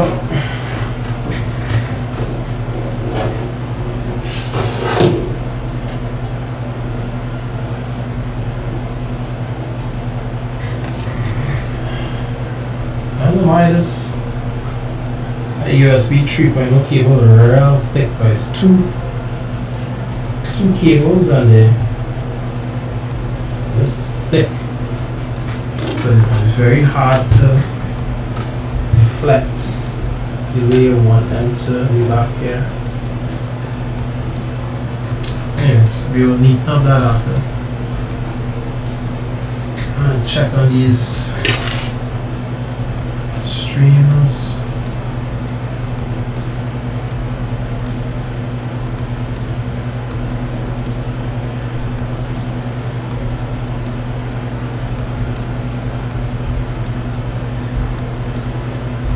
Alright, that's good.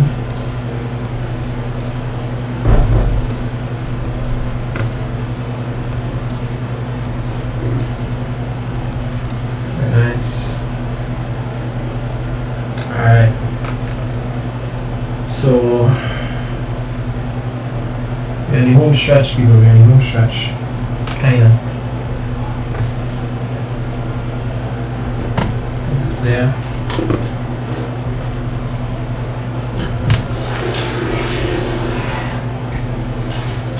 Oh yes, the most fun thing ever. For those who know, they know. Like back in the day, these things used to be like hell. Ignore this mess right here. We will fix that. So we went under and up again.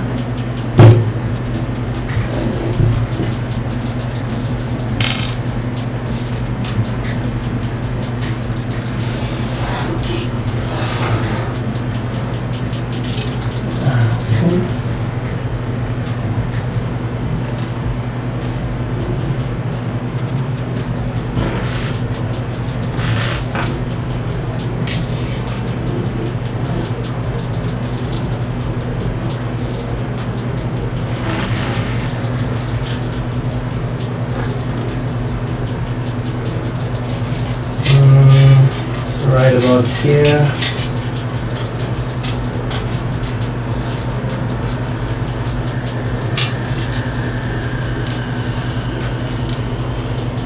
Everybody up.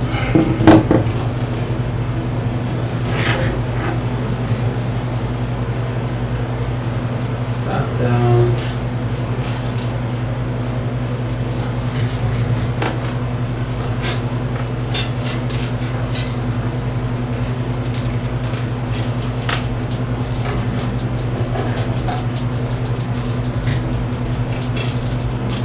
Always gotta be one troublemaker.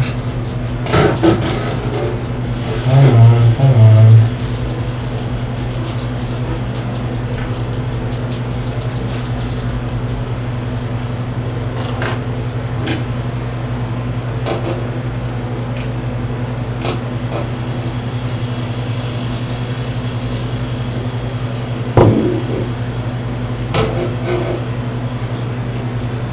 Correction, 2 troublemakers.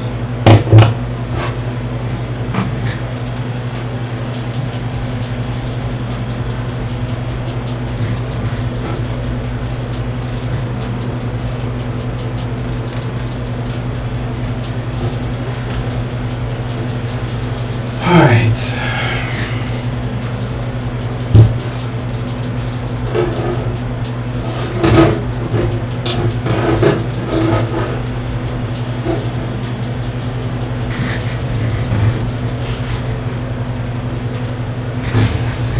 Last time for the manual.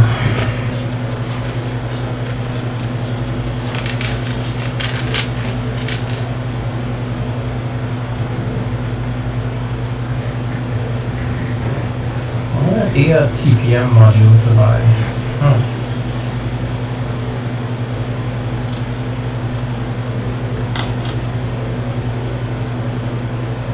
Front panel audio, system panel.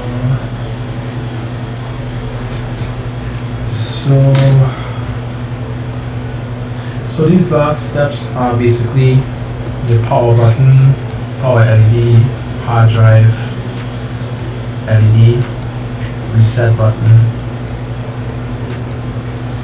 Right.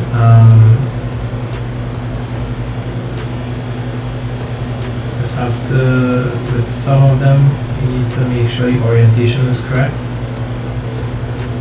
I've never seen anything bad per se happen from this step. Because what happens is just like you press power and nothing happens. But we all about that first post life. So we want to press power and system fully come on. It's unfortunate that I don't have another graphics card to test this machine right away. But I'll see if I find a whole GT640 just to get it to post. Anybody have a 3060 or 3060 Ti out there at MSRP? I don't know.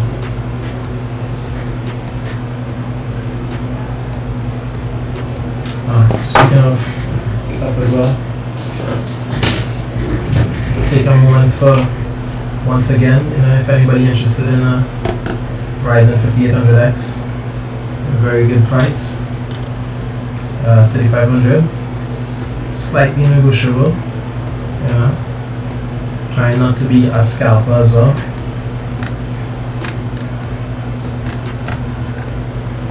Alright, so very fast chip.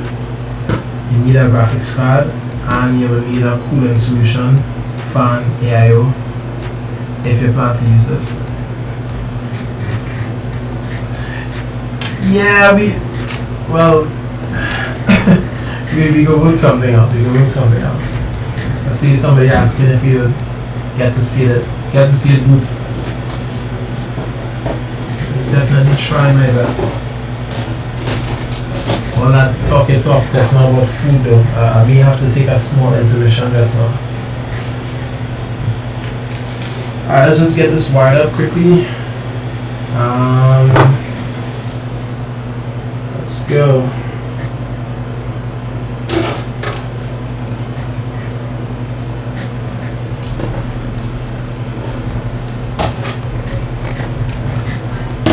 plenty light to this thing. It's so hard to see these things.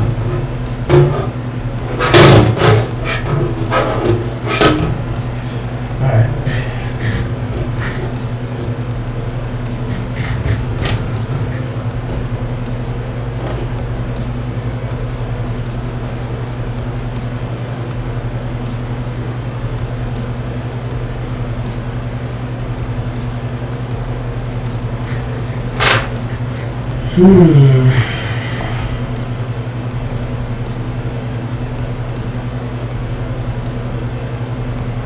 Alright, so bottom left,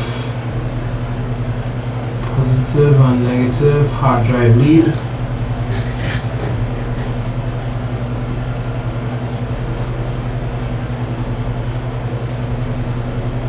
Positive and negative. I need to strip back these wires a bit. It's been about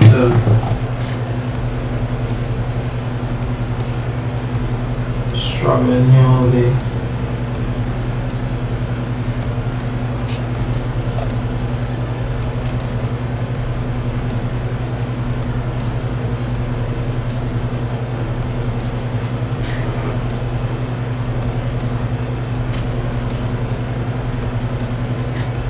Hard drive lead in.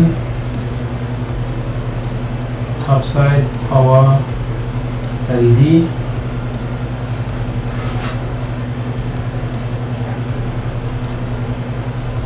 Power LED positive.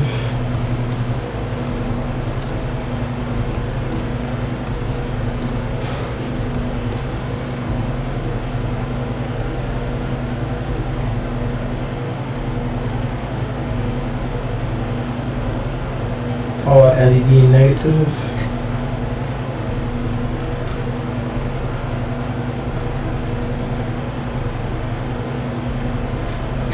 What's next?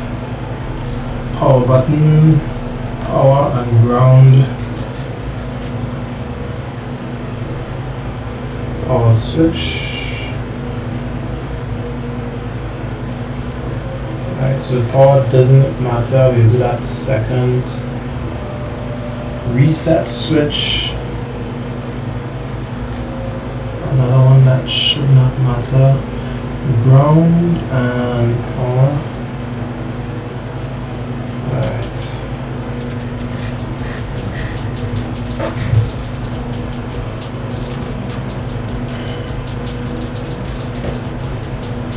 In.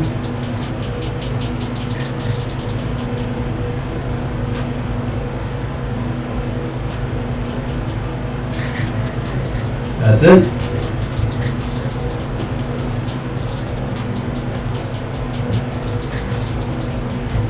So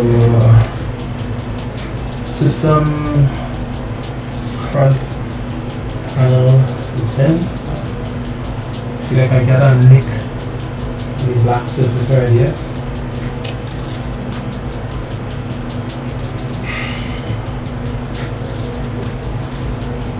Alright.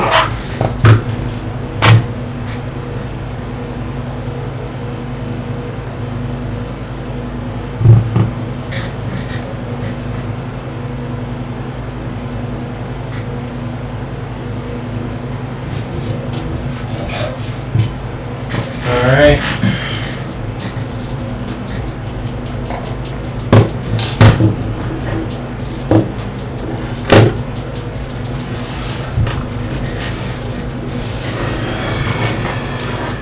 I think I will deal with this another day because this will take very long to sort out.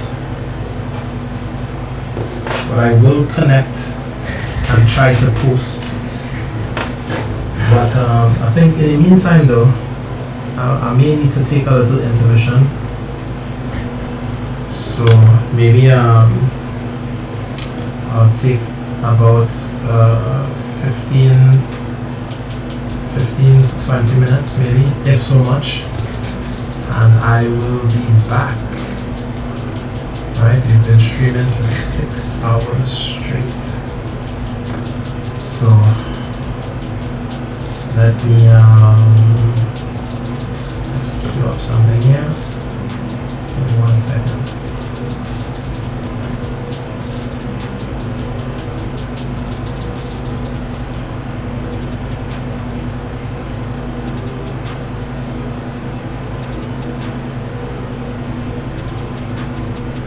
Yeah, that flat power cable is.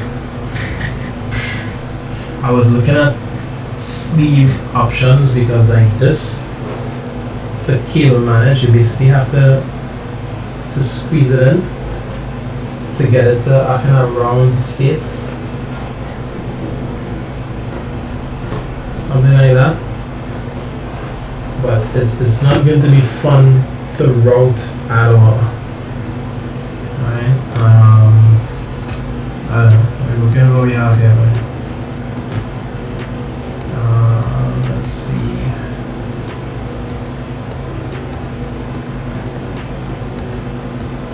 Alright, so I will be back in about 15-20 minutes to finish up this build. Thanks for staying with me this far, and hopefully we can end it when I come back.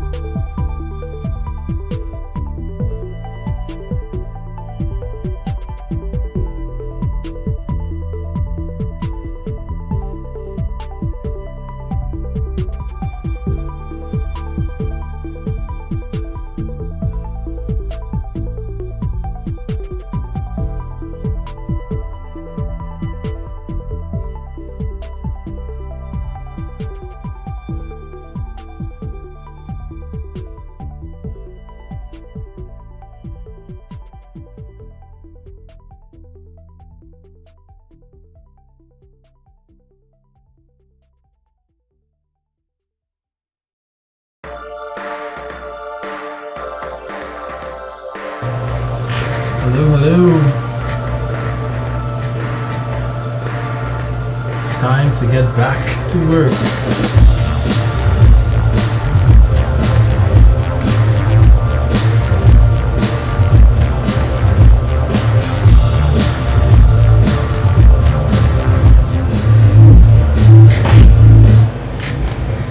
Alright people, I am back.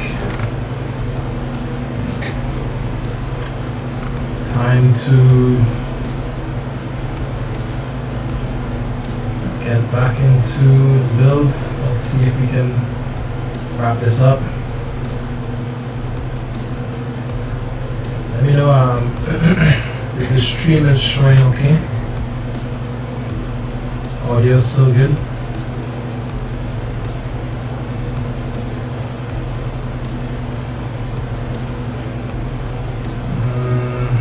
Let's see here. Alright, let's do a quick assessment of what we have left to do. So of course we have this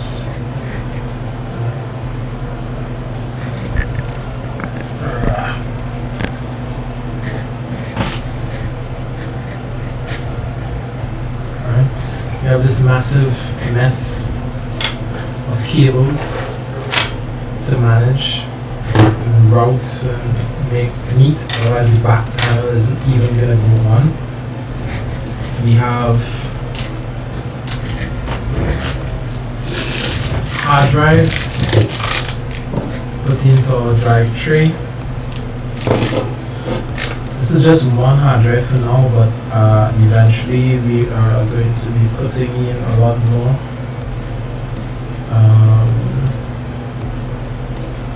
We have at least 3 more hard disk drives, and then a couple solid states.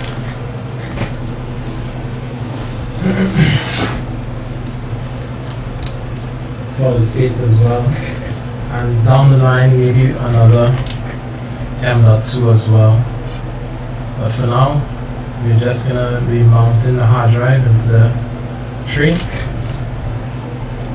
and we're going to try to find a graphics card that I can use just to see this thing post. And we're gonna, before that, we're gonna double check everything to make sure it's not going to fry anything.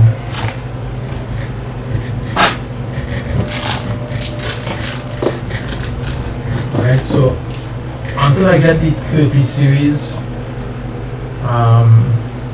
card, I will be using my most recent GeForce GTX 1650. That's in the current system right now that is streaming, so I can't shut that down just to put the card over. But eventually this is going to be until I get the 30 series card. Alright, so let's for now just start on this brand new C8 Barracuda.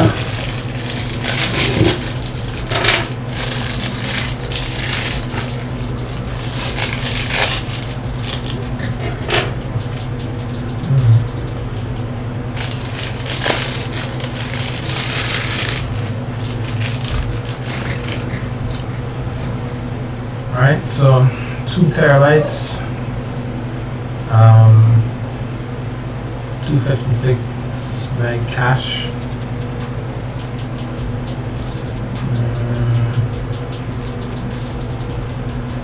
I don't really hear the specs in it right now. So let's see how we can mount this. Make sure I have enough space going on here. My camera a bit grainy. Let's switch over.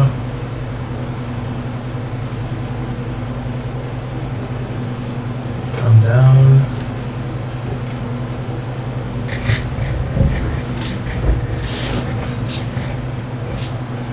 Alright.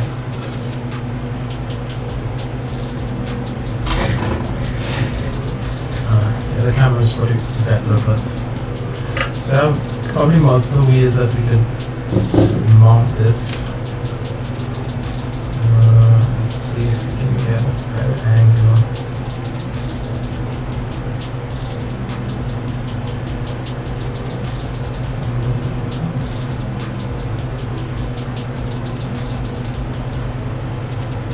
Let's see.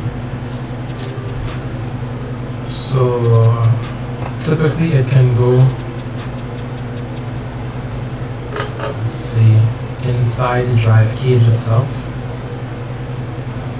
through the front.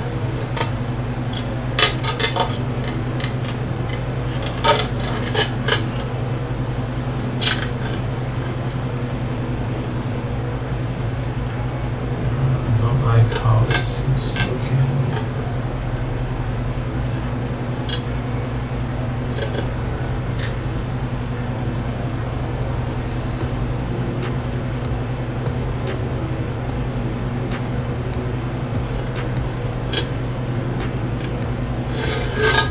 Silly me. That's the wrong way.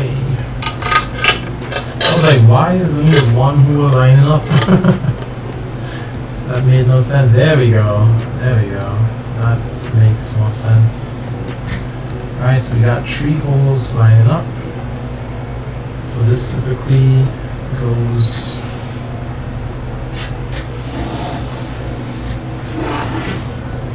same place I took it out of.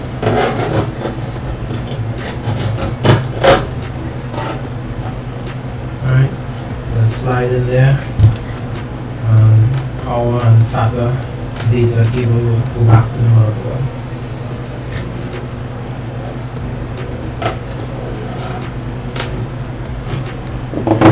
Also,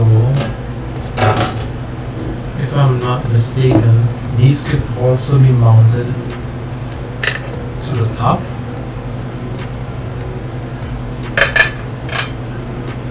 So if we look, line this up just right, we can get enough screws. It's even like marked with a little indentation right here. Probably wouldn't pick that up on camera, like right here. So it's like a space for your screwdriver to actually fit, to get to that screw underneath. So you're going to have one physical hard drive on top and another below, right? It looked like it has some like room for other configurations as well. We have here, it looks like some more slots on the side to take like maybe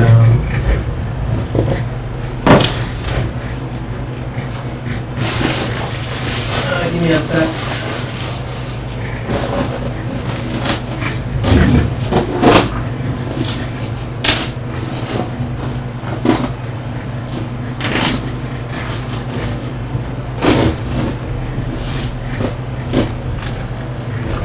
Alright.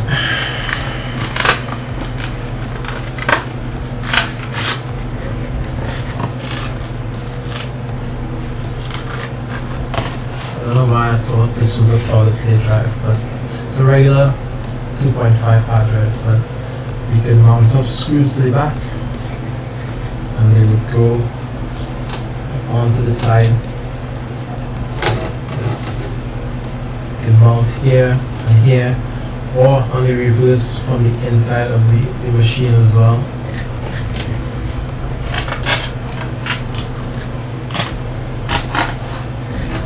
But for now, we're just gonna mount the hard drive. I'm thinking maybe on top. Let's see how that looks.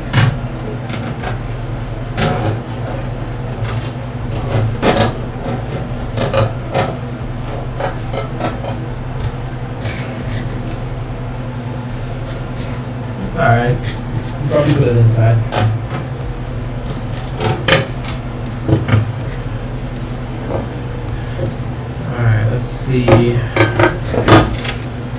Connecting screws.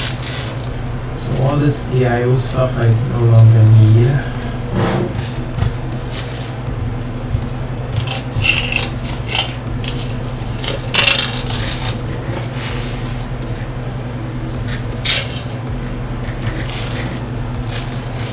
Screws. What have we here?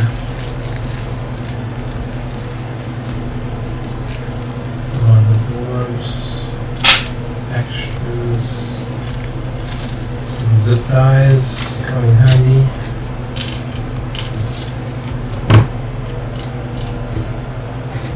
Keep ties.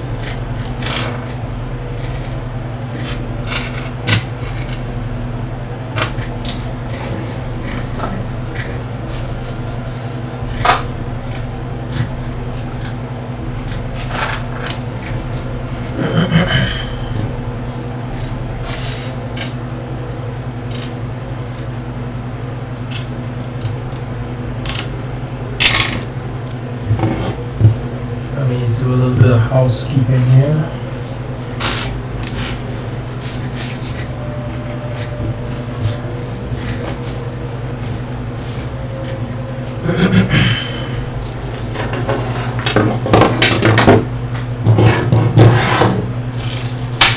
All right.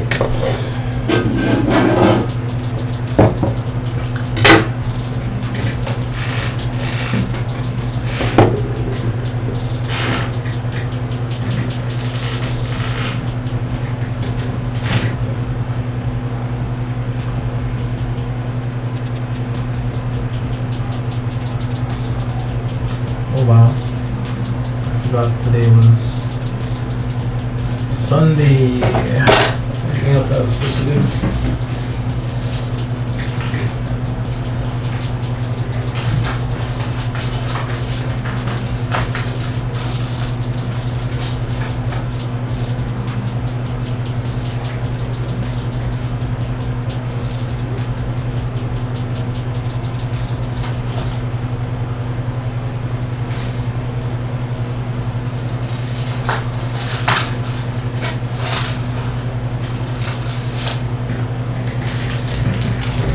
Alright, so we got more high straps.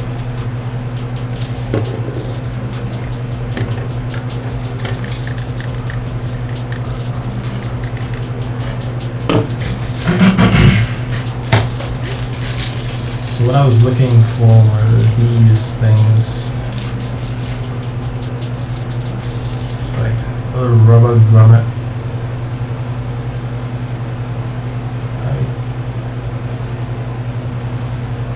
Sometimes they have just enough so that you can mount them.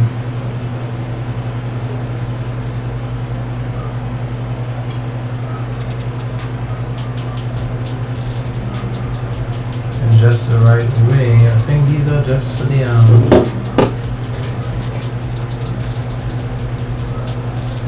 yeah, these are for the, like if you're mounting 2.5 inches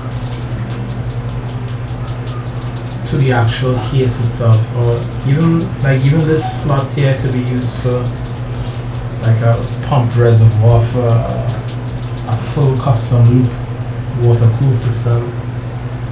But normally you have like some extra rubber standoffs that could be used for like vibration dampening and for your hard drives, but I think these are too big for that, so we're just gonna end up using regular screws to mount it into the tray.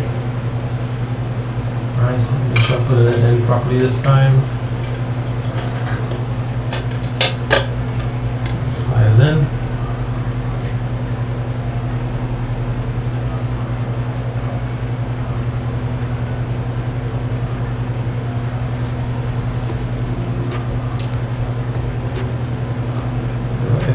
If I get another drive, because I should put it on top, because if I get another drive I'll have to take this one out anyway just to be able to screw the screws to the top. So to save time, I can put it to the top. So when I get the next drive, I'll just slot it straight in and then be done with that.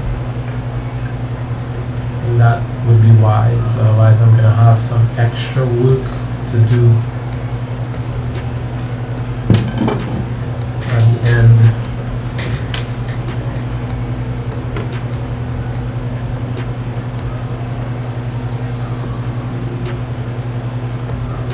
Alright. 1 second.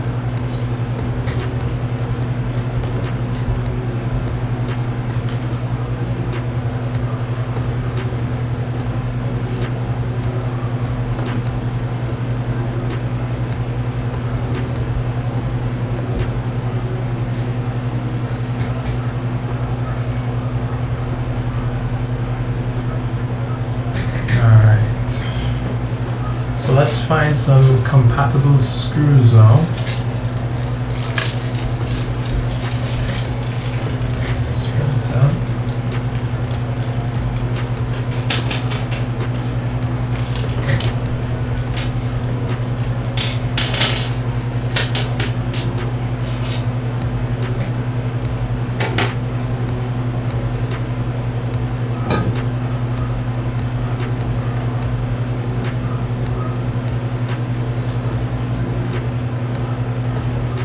That's it. First try, smooth as butter. So we need, how many do we need? 2, we just need 4 of them.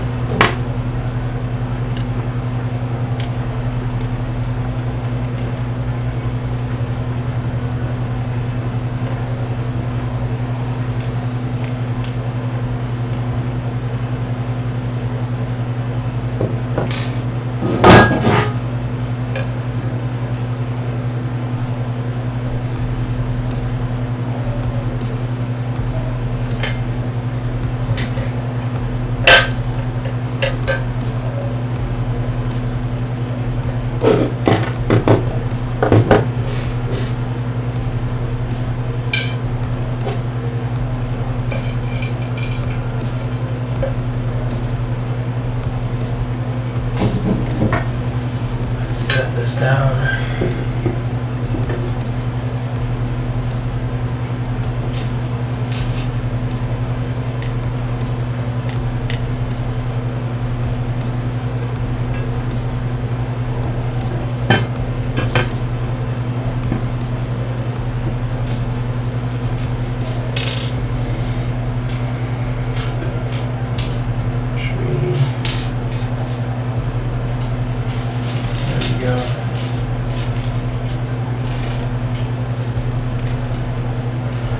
You guys still hearing that that music playing? I think next time I'll have a much better playlist in store. Let me know if it's too loud or if I need to load up something else. I know that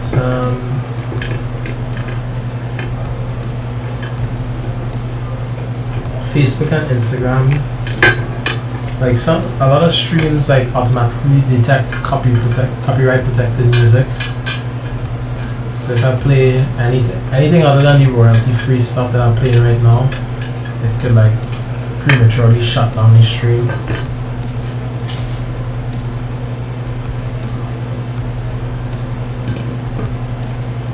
But this stuff here is Google or YouTube's royalty free music straight from the library.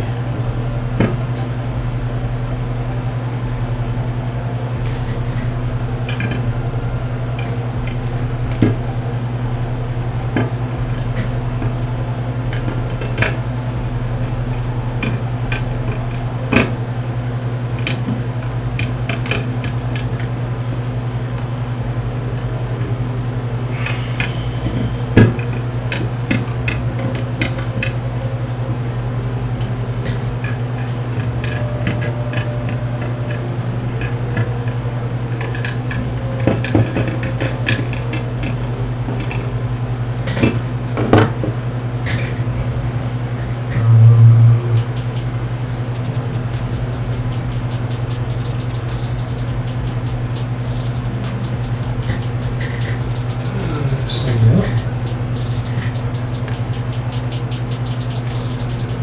Down actually. There you go.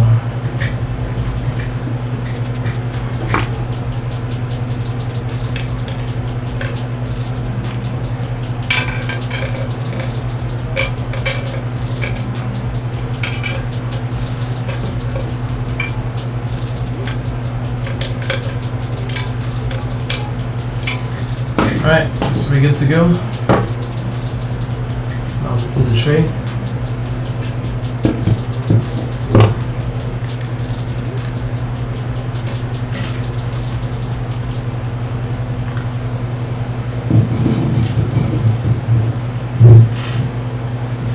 I should connect this last, only because I still have to route power cables. I will come back to neatening up all of this cabling at another time, probably off stream. So for now, I'm just gonna connect everything to be a functional state.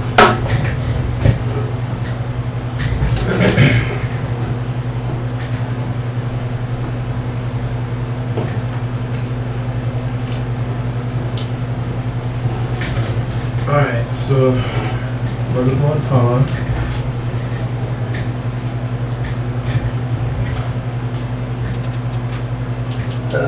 4-pin CPU. 8-pin, I don't know why I keep saying 4.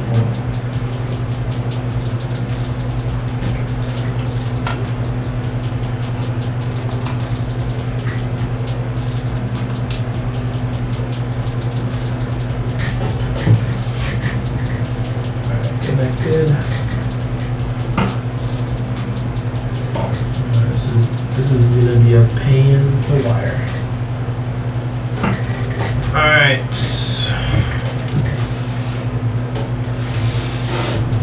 Let's do a quick, well, not a quick, but let's do a thorough inspection. So from the top, we got motherboard in, attached to the case. We have RAM installed correctly in our dual channel mode. CPU is installed, thermal paste is installed. There's a little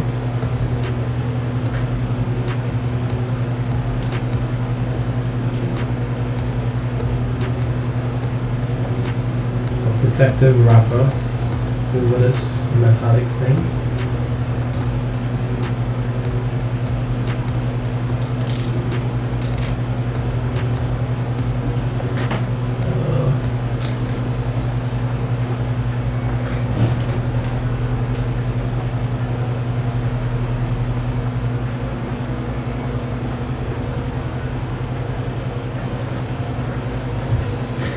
Alright, thermal paste is on.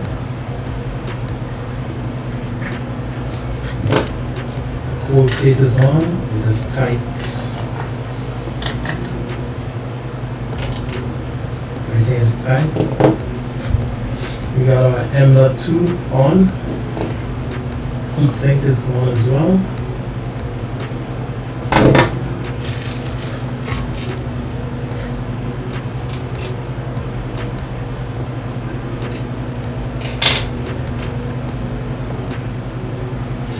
We got our fans connected to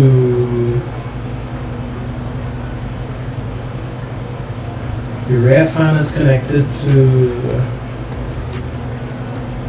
the chassis fan header.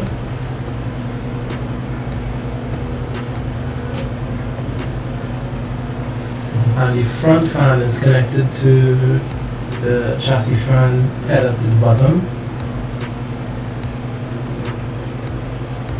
We got front I/O connected, power is connected, power LED is connected, reset is connected. and the hard drive indicator is connected. We have the AIOs, fans, and the water block are all daisy chained to the addressable RGB header to the bottom of the board. Give another decent angle here, man. Let's bring this down.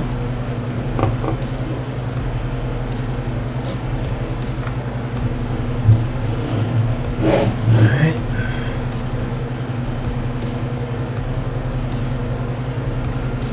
I don't know if you're seeing any mistakes. Alright, so all three fans will be controlled by the same header, so our sync inside of Windows will be, you can control all three at the same time. You can't individually change it. The RAM, it will be individually controlled because that will directly to the motherboard. The RGB zone on the board as well will be controlled separately. I guess in time I will get like maybe 3 additional fans, 2 for the front, 1 for the back. That could also be RGB, complete the full effect. The power supply itself has RGB. We control it through the switch. The HD audio for the headset and mic is connected. We have no M.2 millisecond slot.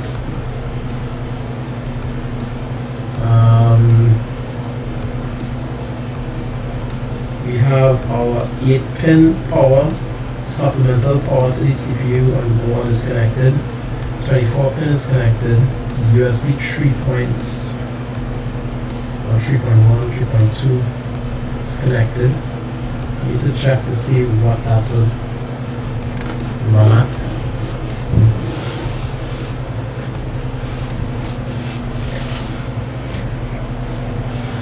Alright, from the back, it's quite a mess. Let me kill this camera.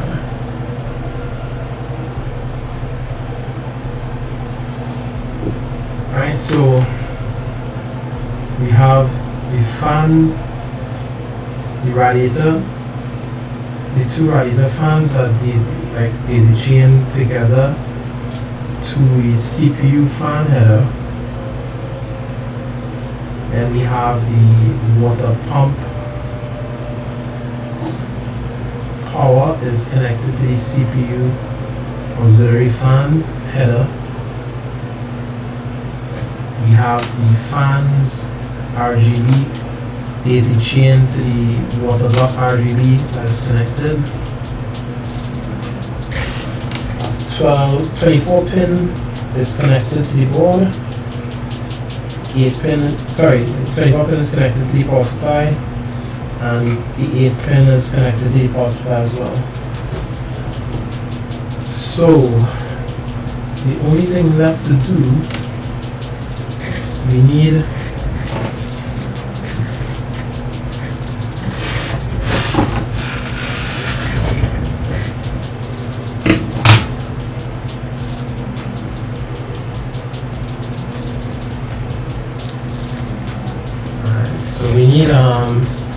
SATA power for our single hard drive for now.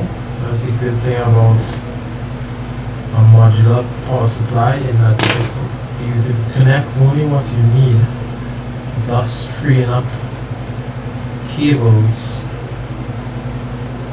for other stuff. So this is PCI Express for the graphics card, which we don't have now. This is some mATX connectors, which we don't need now. These are some SATA, which we do need. We have 3 SATA headers here. Oops, aside. How many do we have here? 1 to the PSU, and then 3 more again. And we have mATX molex again. Why is there so much molex? And a floppy header. You don't see this anymore. Alright, so basically just need one of these. We're gonna unwrap this. Alright.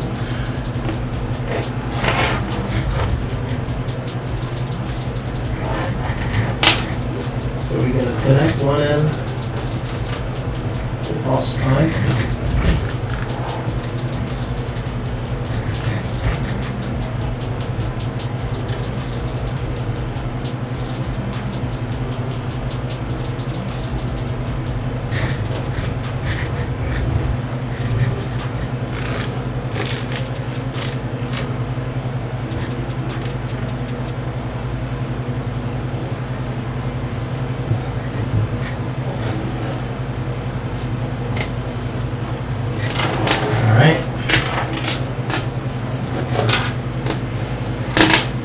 Now we can put in our drive tray.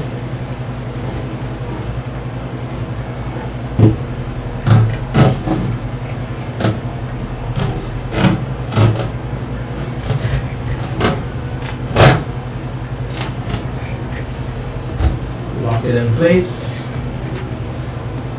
And I also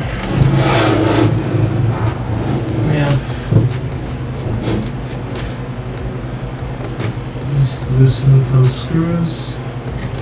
So we're just gonna tighten these up a little.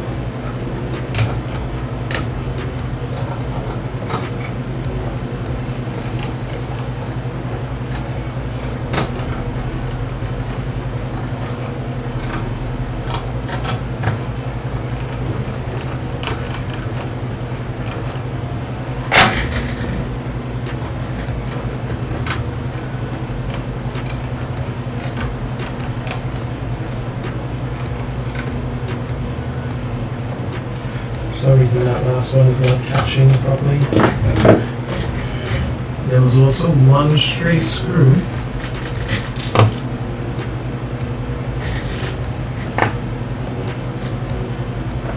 In this position here that prevented it from sliding.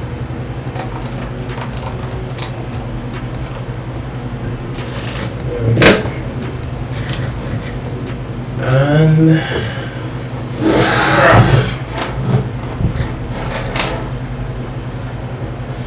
And so the motherboard came with its own SATA cables. Most likely this would be good to use. I recently acquired, where is it?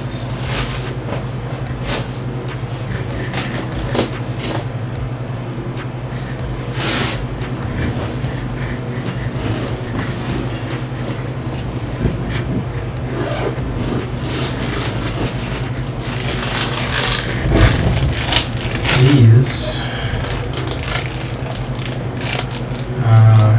let's just back in this.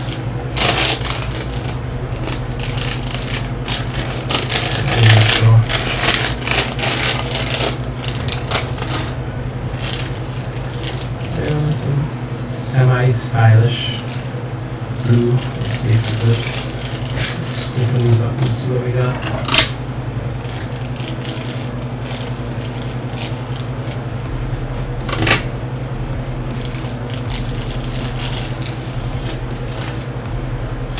SATA cables.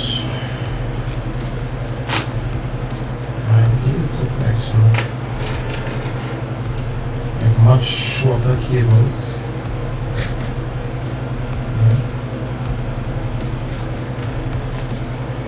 So we have all that, cable management life. So you would use the ones that came with the motherboard because they are shorter.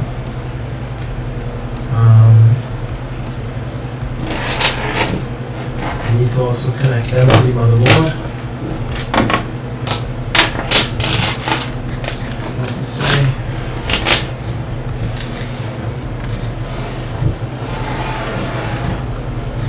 Let's see where this is connecting to.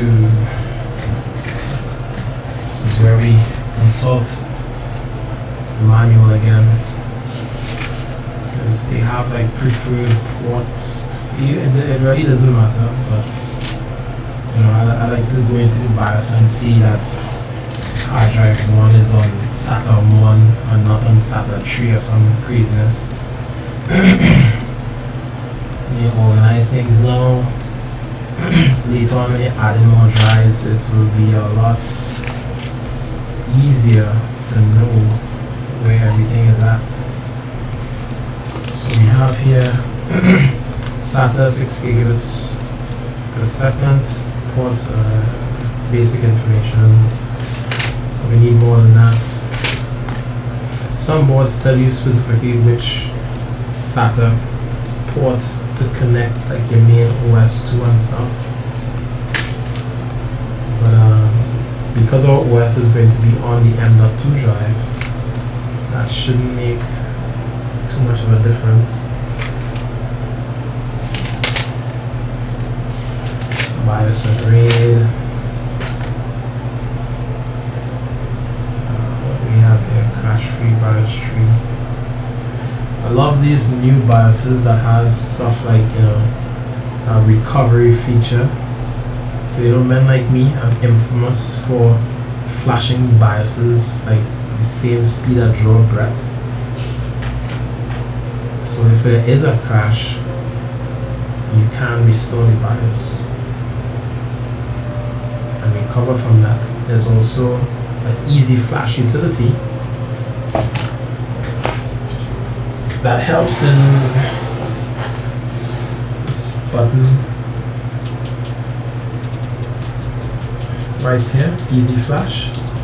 When you press this, you basically just have to have the motherboard powered. It doesn't even have to have memory or a CPU in it. So this issue where the Ryzen 5000 chips came out and like some of the chips were not compatible with the motherboards unless they got a BIOS update. But in older systems, you need to get into the BIOS to flash the BIOS. But with this, you don't need to do that. You can just like load. There's a USB slot here that's specifically earmarked for the BIOS files. You load the BIOS file in the USB and stick it in there. You make sure the system is powered. The power supply is connected and on, and you press this and you can immediately just flash to whatever BIOS is on your flash drive, which is super awesome. Technology has come a long, long way. Older systems, they would just let you flash anything and it was up to you to make sure that your BIOS was accurate. Now BIOSes will check itself.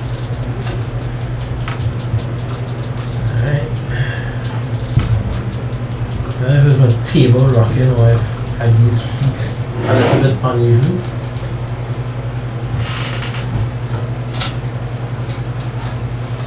Probably the feet. Table, sorry. Yeah, because it's stable there. Alright, so we're just gonna figure out where we're gonna connect our SATA cables. And because on the inside we have lovely ports right here, we are going to use the L side, the L shape, in order to connect to the board. And I totally forgot, I got lost in what I was doing. We were looking for SATA recommendations in the manual. Layout.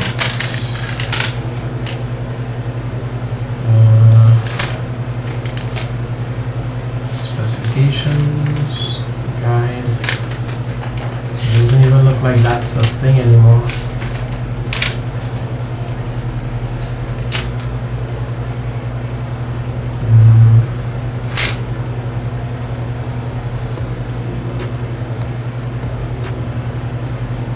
UEFI and MATX. Not seeing anything as it relates to that. But I do see SATA 1 port is on the extreme right. So we're just gonna go with that.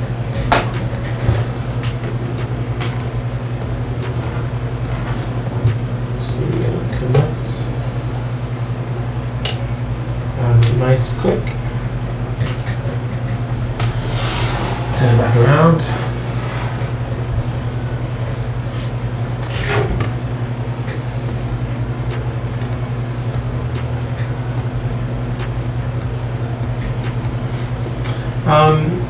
So this, again, a question here about like the length of time this particular build is taking, like primarily because I was streaming and it was my own personal rig and some other things, some other factors. But if I were to build this particular machine for a client, like typically it may not have been this complex for a lot of other reasons. Like typically we just go with like a standard ATX case.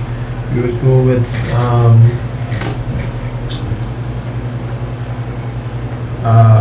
we probably wouldn't take like an AIO. That the AIO, as you can see, it took so much time to mount it, unmount, you know, like take the motherboard out, put it back, try different things. If I'm building a system for somebody else, if they want it, of course they'll do it. But typically they don't. People wouldn't spend the extra money just to get an AIO. So they'll take like a air cooler instead. So I could build like a regular machine in like a very short amount of time, and probably get it done like under an hour. But if I'm building it with like these specific parts, this same build kind of thing, the same kind of, you know, care, I don't know, I guess my going rate for like building custom systems is like maybe like 500 and up. Like from some simple systems, you know, they don't really take much effort to put together. But the more complex the systems get, the more parts that go into the system, the more configuration that is needed. That could easily just like scale up the price. So I guess if the customers like have to, if they bring their parts, so if I have to source the parts, a lot of different factors could probably go into that.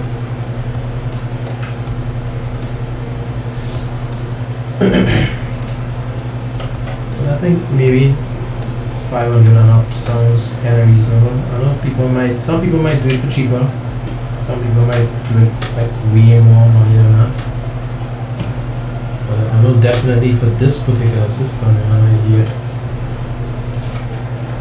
that price seems pretty fair.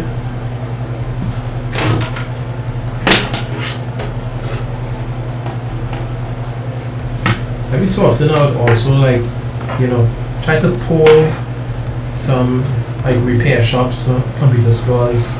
I would just like randomly call them and say, you know, hey, I want to build a machine, like how much you would charge to build this. Call around and get a general sense of like how much they would charge to do that. And then I would set my price like accordingly based on like what I do.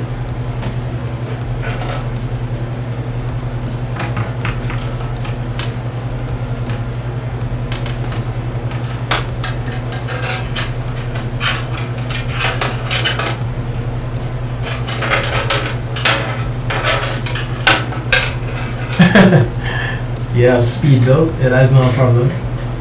It's not a problem at all. I'm up for that challenge.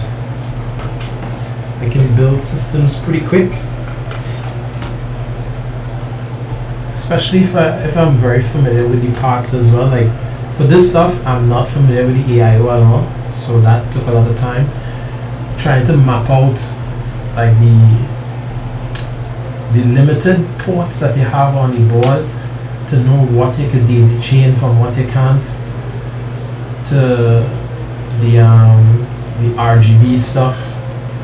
You know, it's first time really working with RGB, but it's pretty straightforward for that. But you still have to, you know, be safe to not mix up the RGB with the addressable RGB, because that could definitely blow up parts.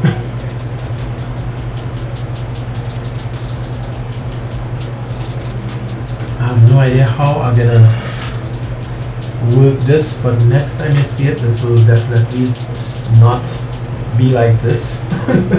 But for now, I think I'm complete. The hard drive is connected, data and power, and everything else we just did a checklist before. So we are pretty much done.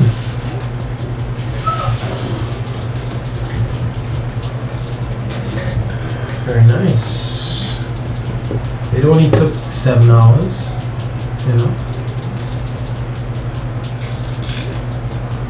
7 hours.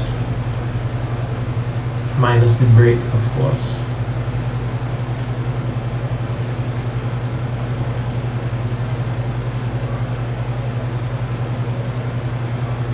And I feel like for this OBS stream stuff, I need like a whole like camera crew. I need like a OBS operator. It's like trying to work this stuff on the fly is like very difficult. So this is pretty much almost, this is it, pretty much done. The only thing left to do is to put in a graphics card, because this is a what's the term for this?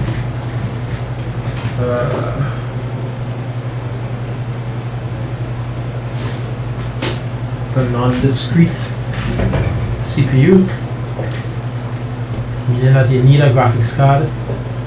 Like other CPUs, they basically call them APUs, which would have graphics built into them, and you can boot the system and that's tight on that port there, man.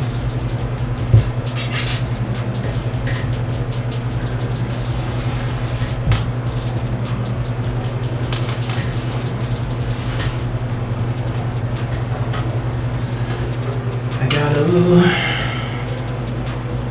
too much force being applied to this SATA cable.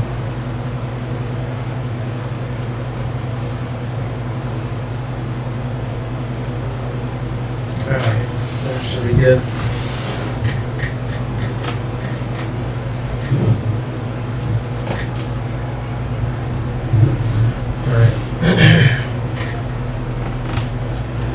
Alright, so many difficulties in the cable management. Just, I'm gonna have to definitely do this another day, because this will take too long. Alright, I'm gonna try to find the other graphics card I have.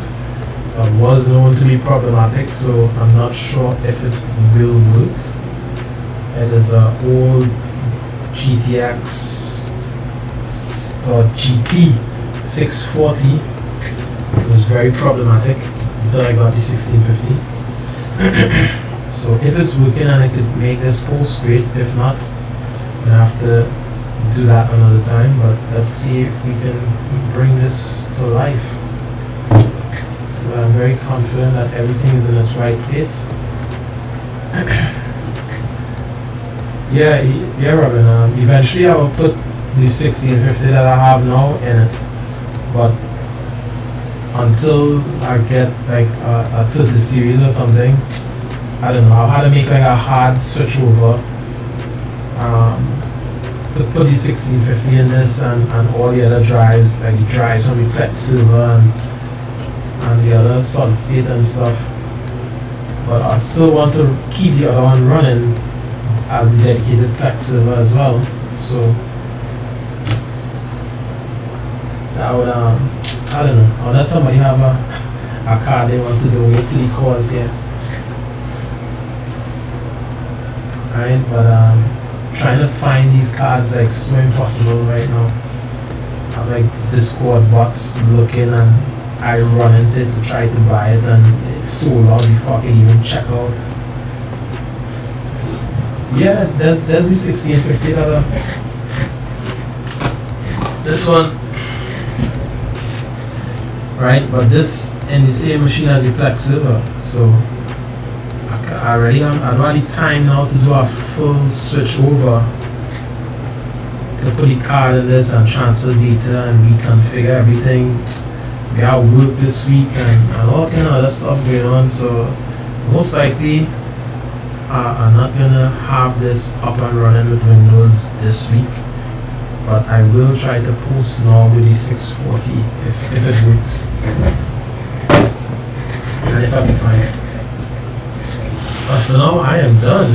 This build is ready to go.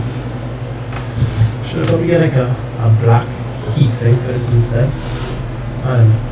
Alright, so let me look for the 640 and we shall see. Okay, just stare at my new baby for now. Alright, give me a sec. Let me try to find this thing.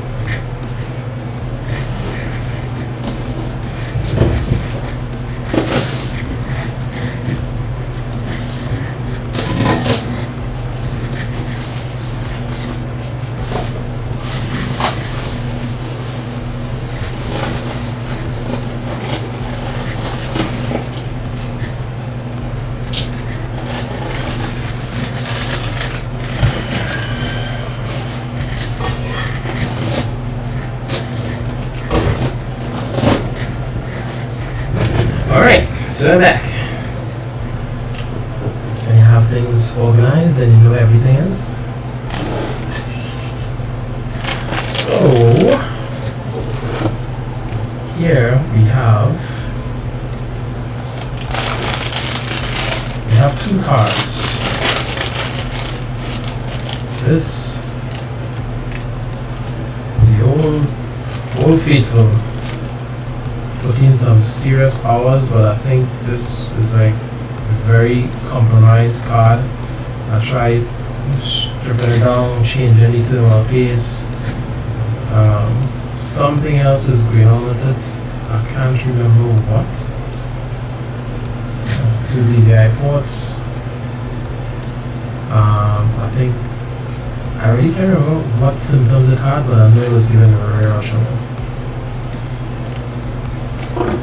That's one. So that's a possibility there.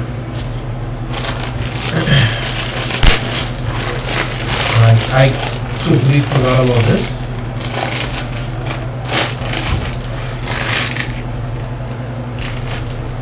This here is Gigabyte GTX 1050. That is also not working at its best. Last time I had it in a machine, it would have random display issues. Same thing, I took it apart, cleaned out the terminal place, changed it, and it was still giving those issues. So I will try the 1050 now, and if this doesn't work, then I would switch the 640.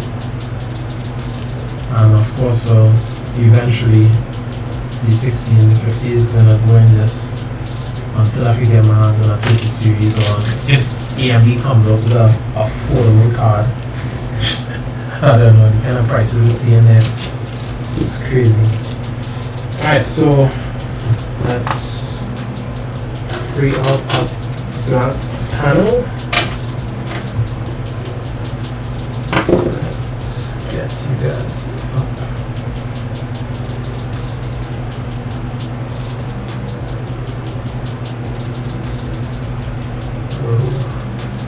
My kingdom for a camera operator right now. Alright.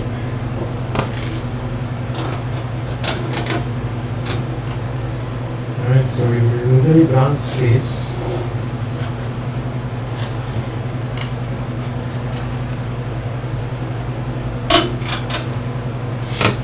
some like quality blanks. I love to see the quality blanks instead of just like the breakaway twist and turn ones. This one is cool, but because it has like 4 of these vents, you kind of wonder like, you know, air coming in from the front, exiting the back. It has a filter to the front, it has a filter underneath, and a filter to the top, but you can still kind of maybe get dust accumulating to the back here. I don't know. Hopefully that is not like a major thing. Let's get this thing in. And I pulled out the wrong back.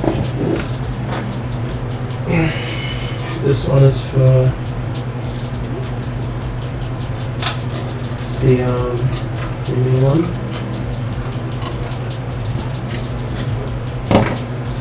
Yeah, let's get this show on the road, man. These mosquitoes. Get out of my case. We are about to be here all day.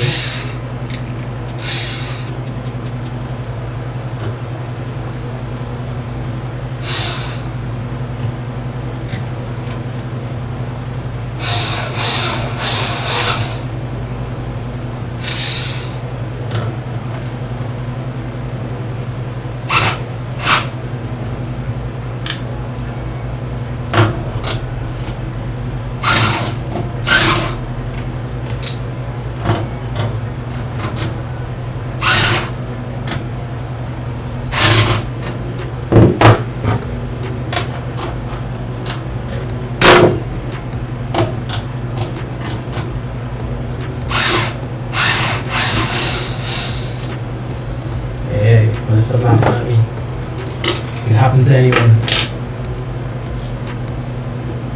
Alright, here we go.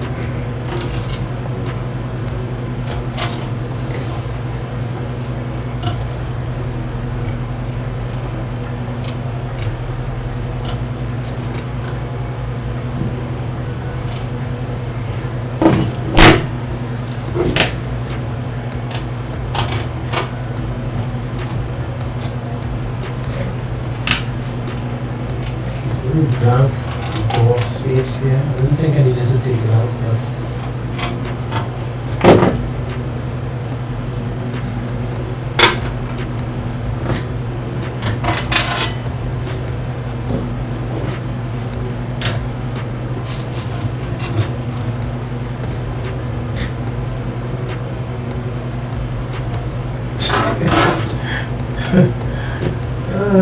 so I need to take out 2 blank spaces. That's hilarious.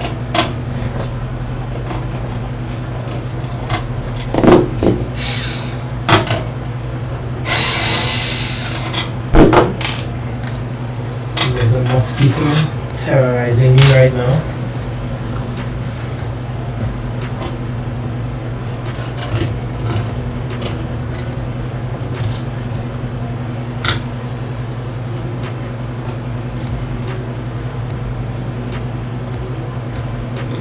Is inserted.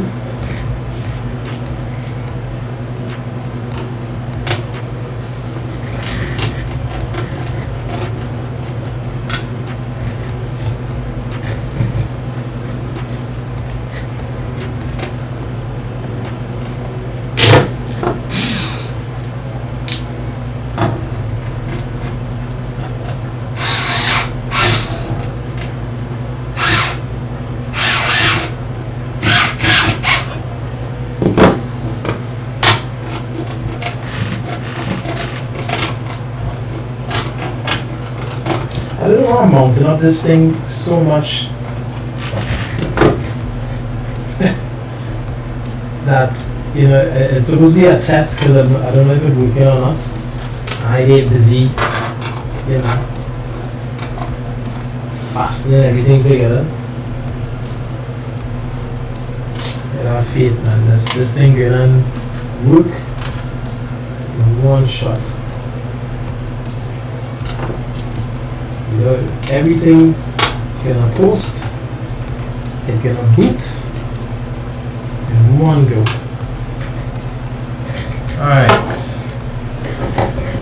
Alright folks, oh my god, I'm trying to blind myself. So this is the moment of truth. It's been 7.5 hours to get to this point. So let me get some more stuff in order here.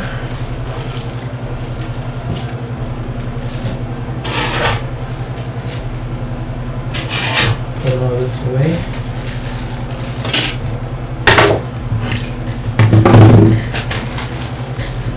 To the side.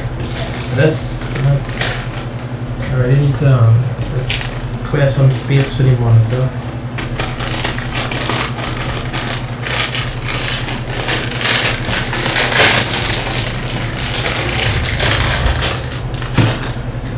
Alright, how am I gonna position this?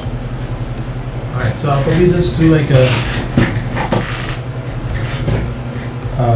two different shots here. System is gonna be on this side.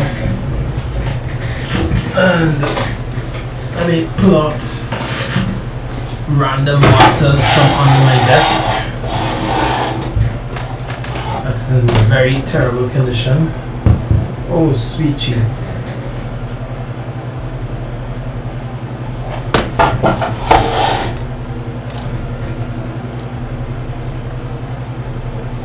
This monitor only has VGA.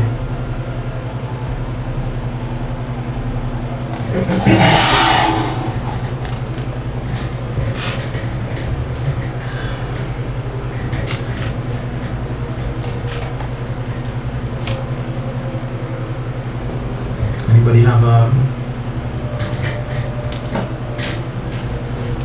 VGA to DVI adapter? Oh my gosh, alright. MacGyver time. Let's see.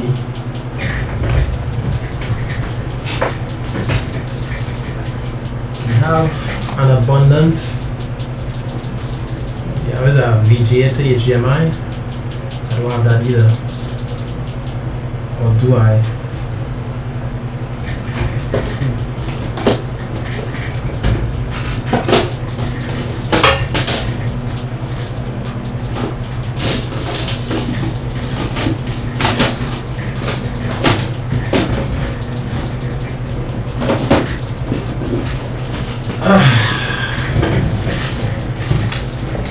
Have no fear. One way or the other we will get this to post.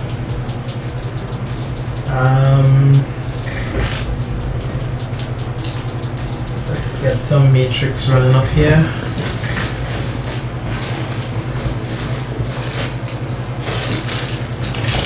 What is this? More VGA cables. This is my bag of many tricks.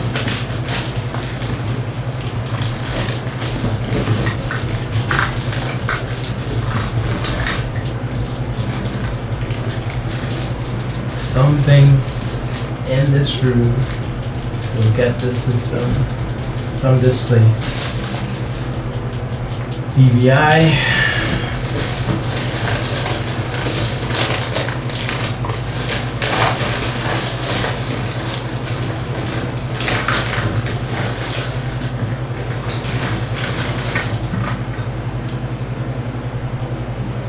Oh, yeah, my mom now suggesting some stuff there, but the other monitor that I had, it wasn't working, and I just gave that one to Giselle. So I forgot that this one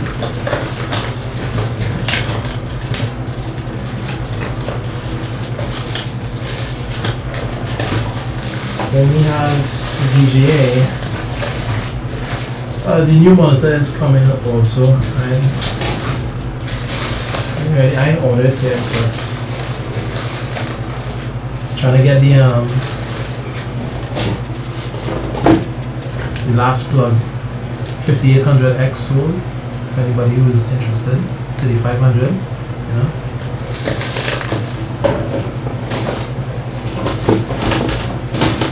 Yeah, Robert, that is the last resort right there. Look at that.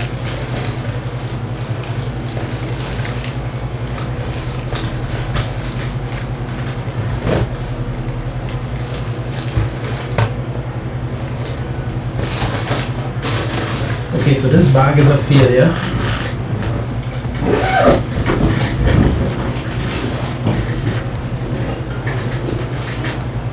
But I have another bag.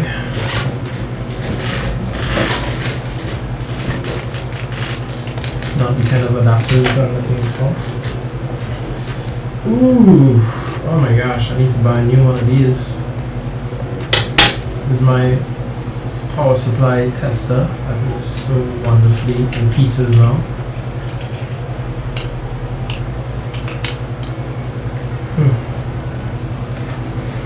Where's the cover for this thing? I don't even know. There it is. Oh wow, it actually broke out from its socket. Jeez. I hear Gorilla Glues work real good, so we might use some of that on this.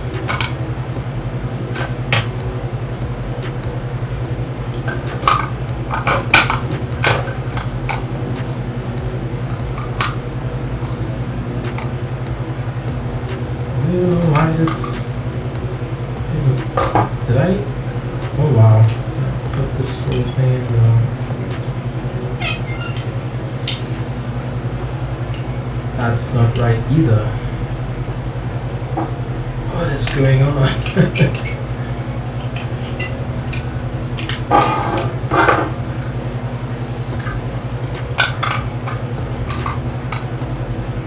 Wow. Sorry. Getting sidetracked there, sure.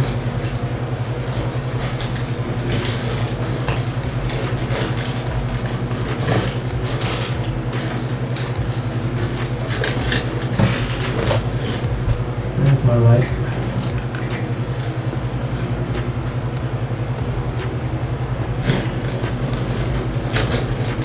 Come on, adapters. I know you are in here somewhere.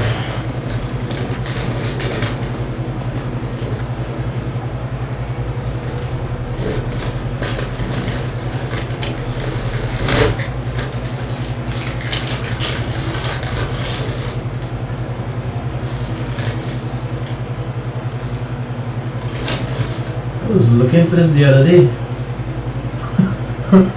Wow.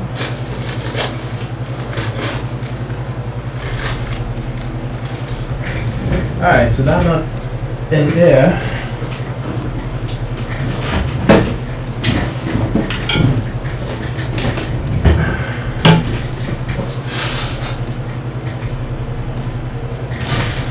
Come in, Robin.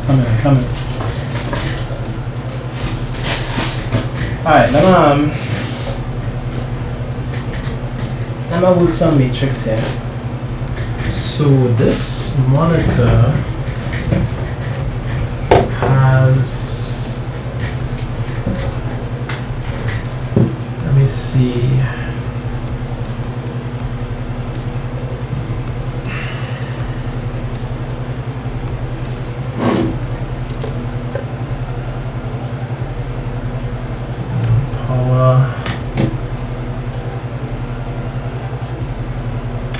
DVI port and HDMI.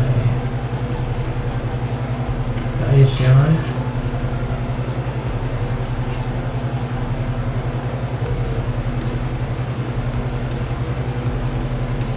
Yes.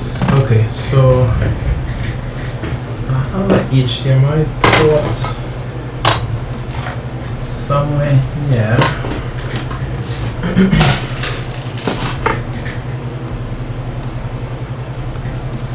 I can remember where it is.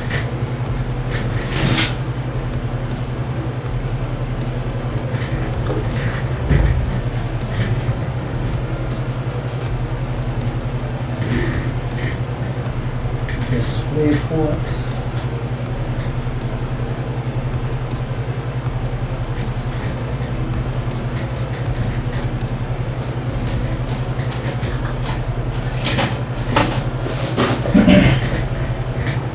looking for the cable here.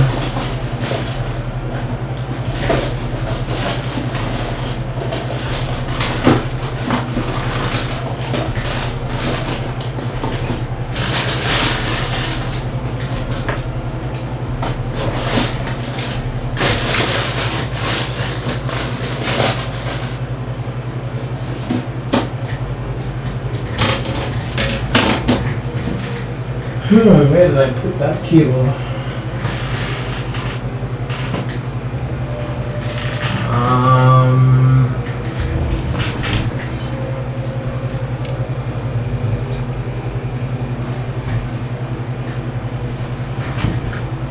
Alright, I think I'll get away with a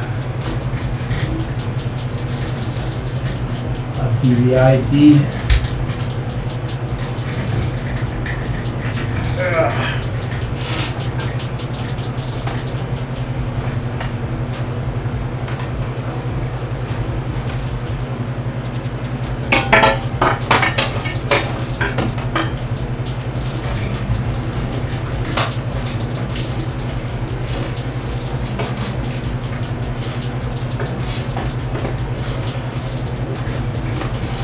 Alright, I got this.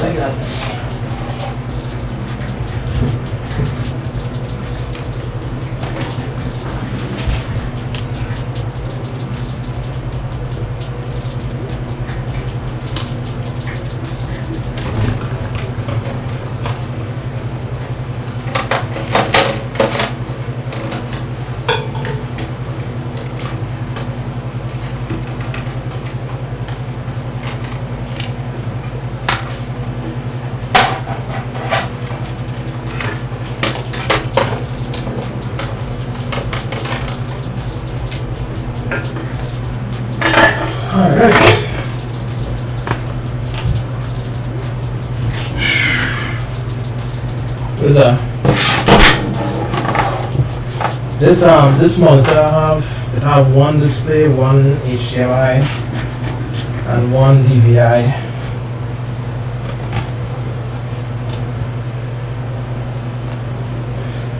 I'll come back.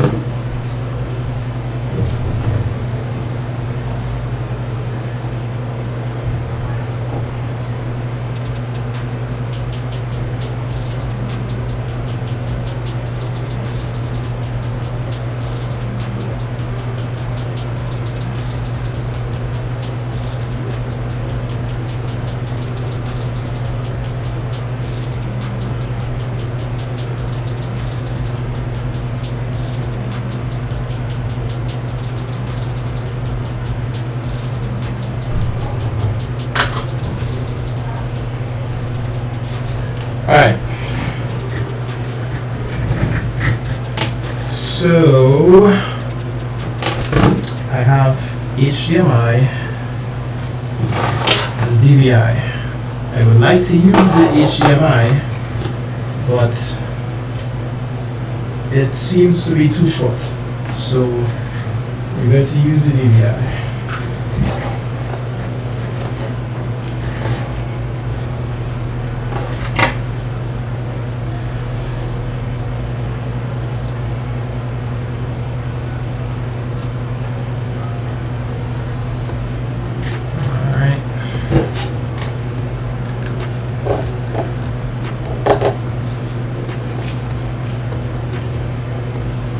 No, this 1050 don't need power. The 1650 does, but not this. So let me dash. Put this monitor back into the void.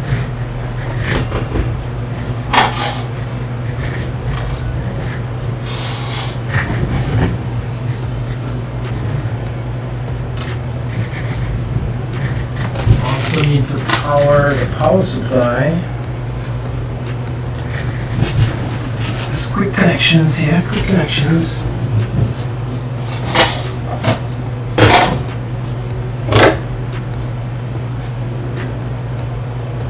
You're almost there, you're almost there.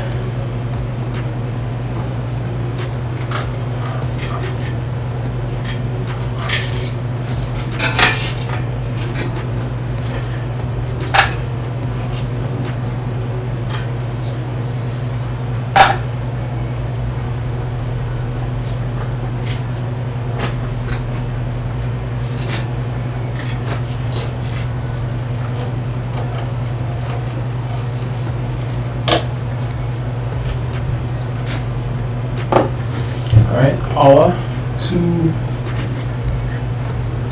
the system, and we just need to connect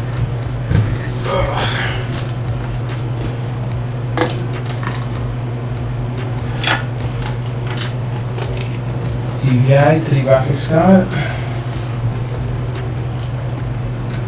And I really hope it's working.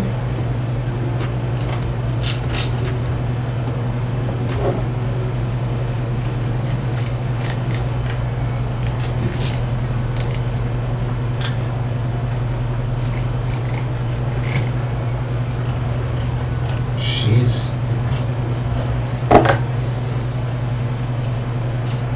What is up with this thing?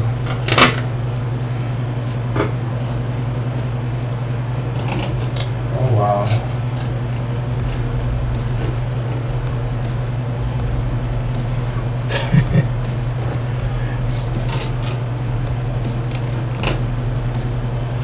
Why?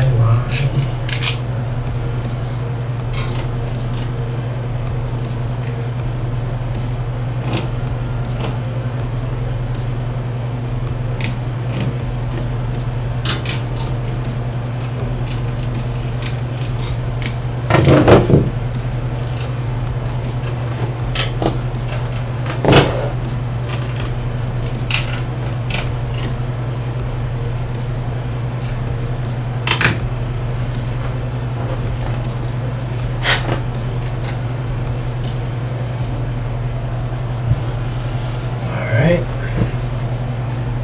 Take you down low. Gotta see that RGB goodness. Alright. Almost there, we're almost there. Just have to figure out this monitor cable here.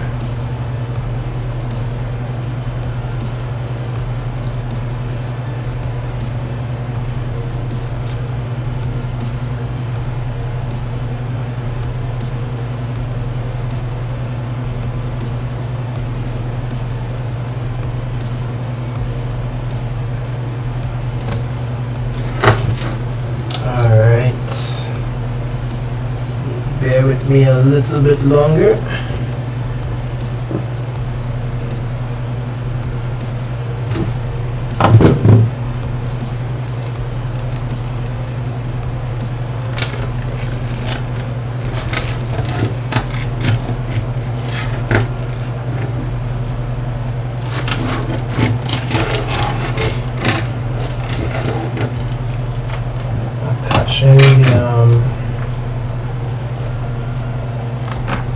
Attaching the monitor cable now to the primary monitor on the stream.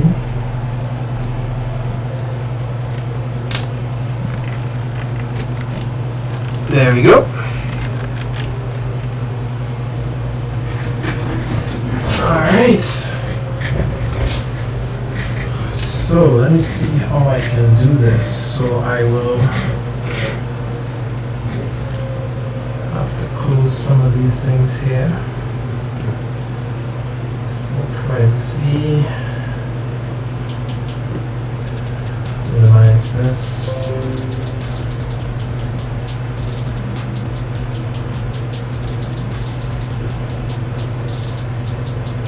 Actually,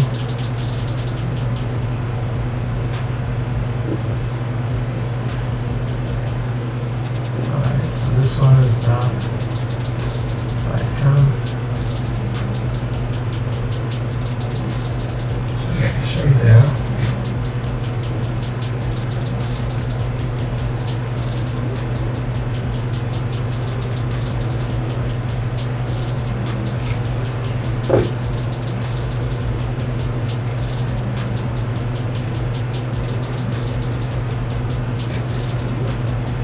Let's get in the next shot set up.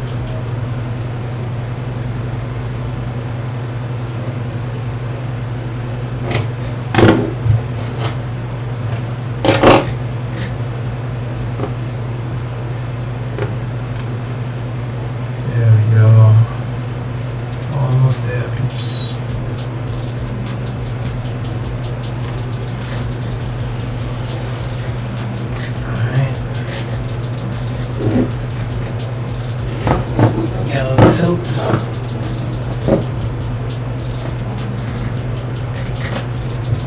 Pick a tilt.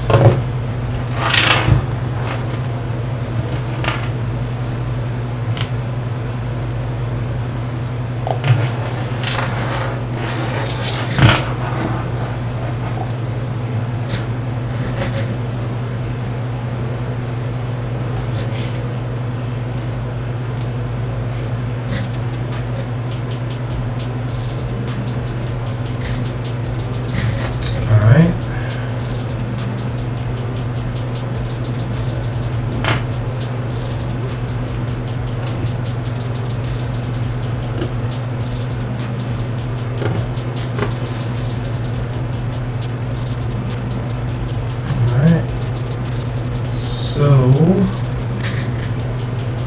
moment of truth, people.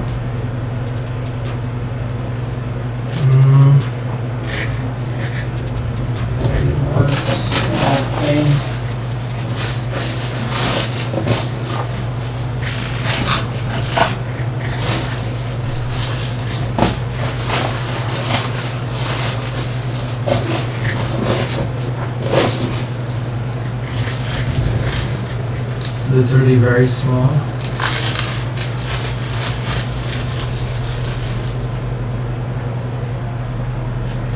Keyboard download.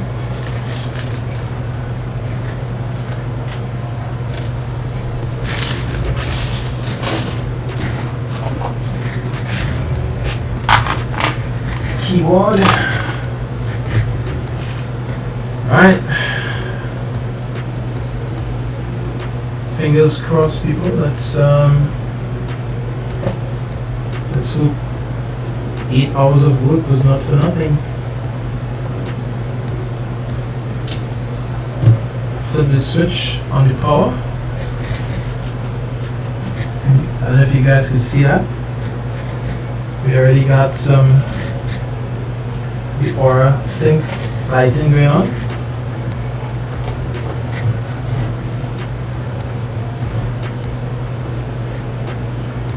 And now, fingers crossed. Ooh. Let's switch source over to each DVID. Come on, pick it up, pick it up.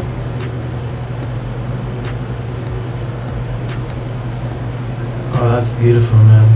That is beautiful. Alright, so we're not getting a signal from the card yet. Try source again.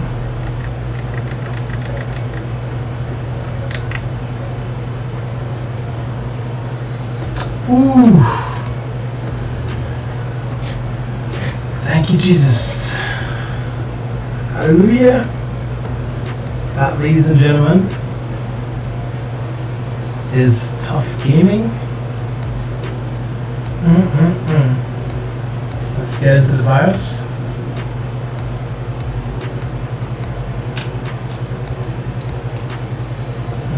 Try to get into the BIOS. Sometimes with these USB keyboards, they are so finicky. We got another keyboard.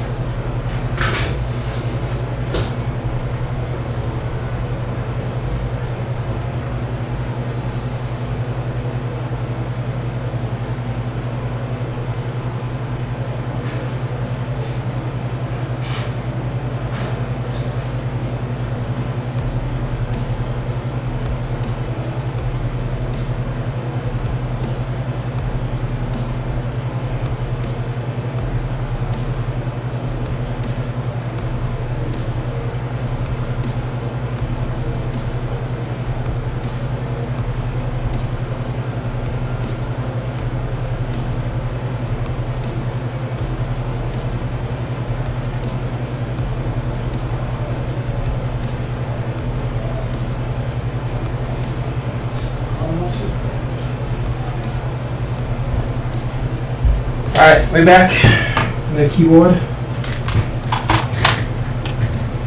can't see the chat right now. Hopefully you're all saying nice things.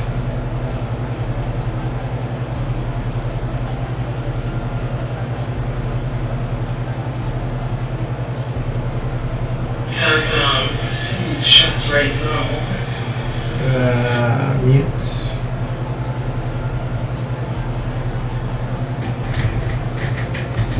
Oh, that is just beautiful right there.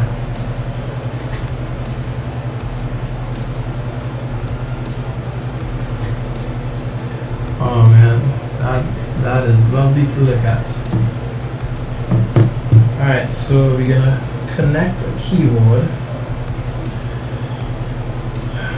Disconnect this thing.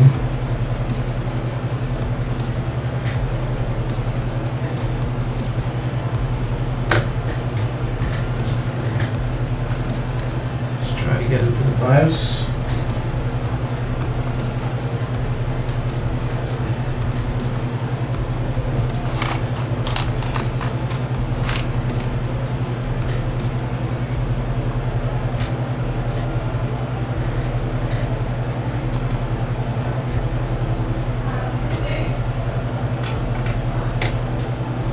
Okay, let's try this.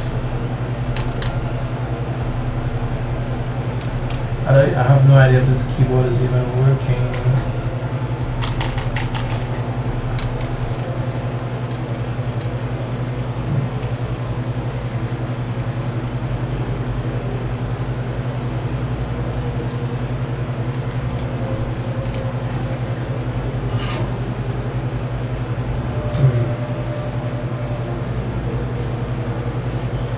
And if you see any rest.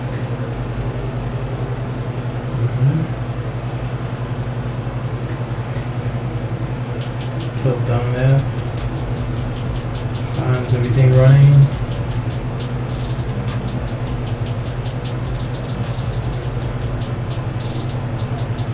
Just RGB bliss.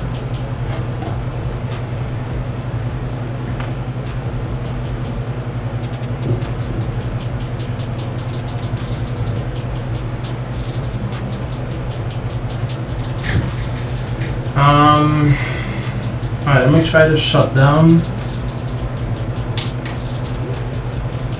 Alright, then I'm gonna power back up again with the other keyboard connected. Switch source.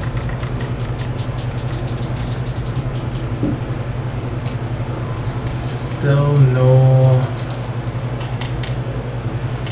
UEFI. Is it really that two keyboards just not working? Somehow I think like if it's like absolute worst case scenario,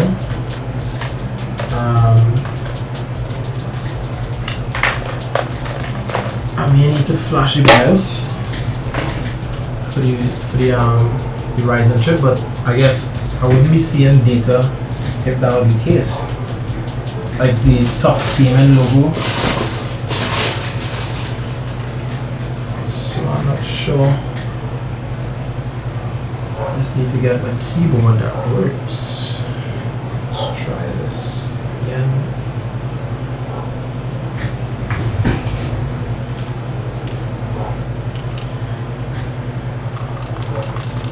No joy, no joy.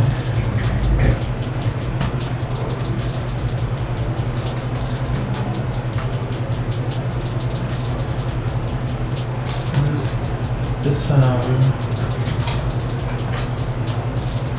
keyboard is supposed to be working.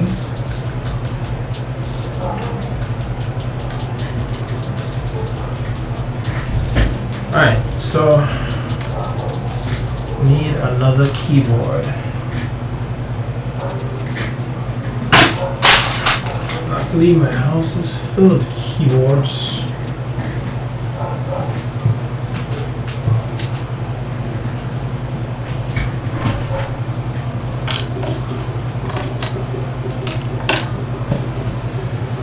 I'll be back on the hunt for another keyboard.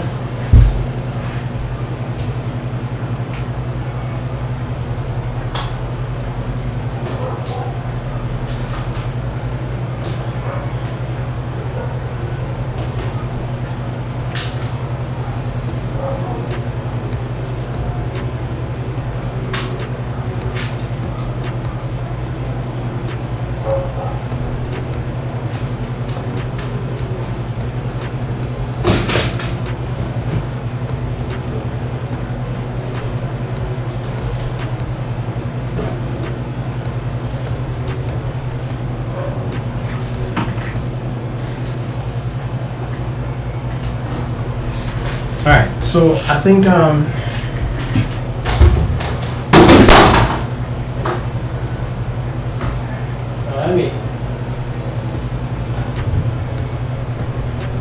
am going to disconnect my main keyboard from the main system and try that because that one is a wired keyboard.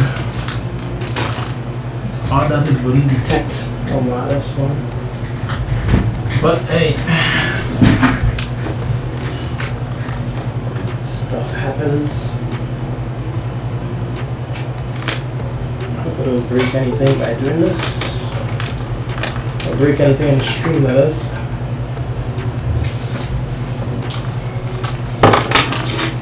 Alright, here we go, here we go. So this has got to work.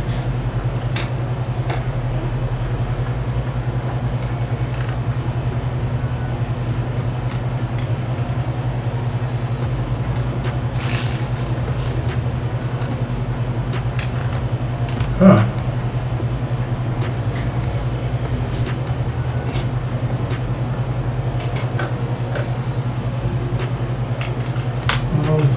It's almost like getting no power on the USB ports. I don't know.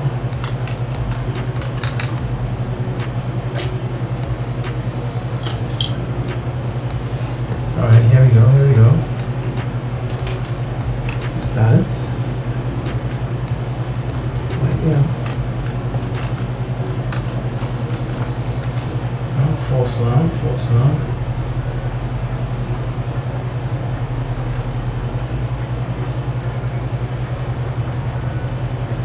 Let's try USB ports to the top.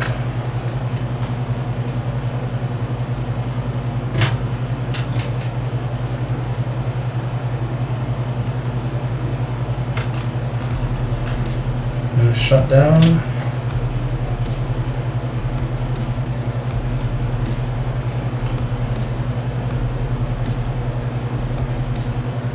Alright, so we're gonna start up. Change source.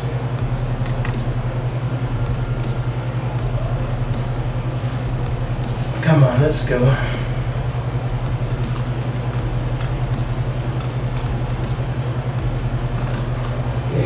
Somehow I feel that I might have to flash, even though these boards that shipped later,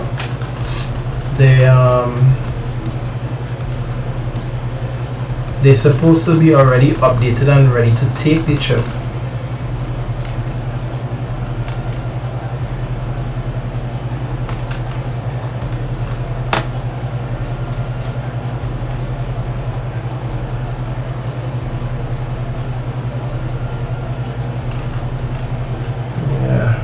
I ain't getting anything there.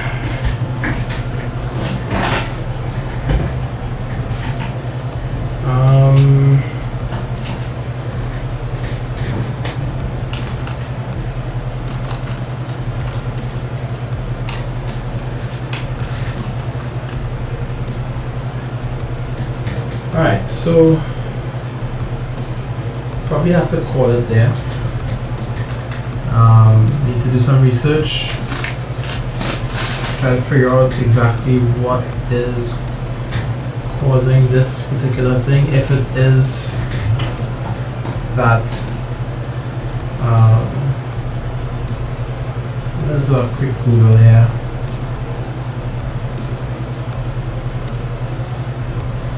Tough gearing.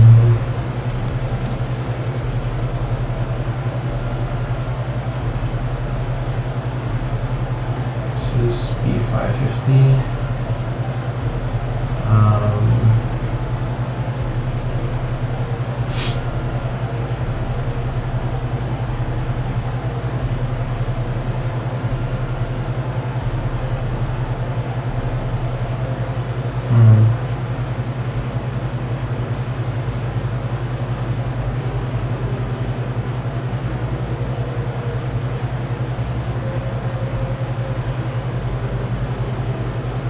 Somehow I feel I may have to flash it,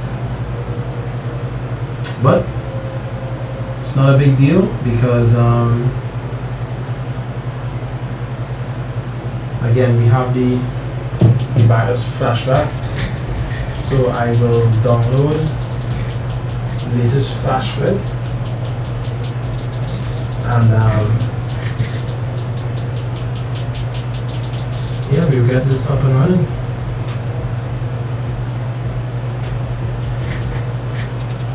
Alright, so let me switch back here.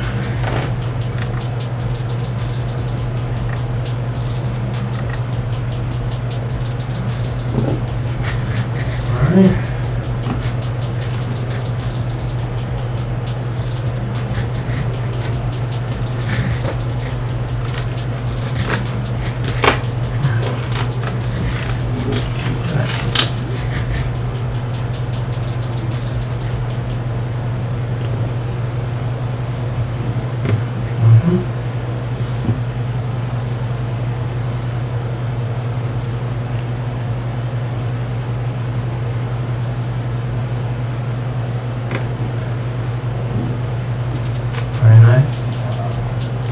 So again, the only thing left to do on this build is, oh my god, camera, can you work with me, camera? So the only thing left to do on this build is cable management at the back. It's in quite a state. We have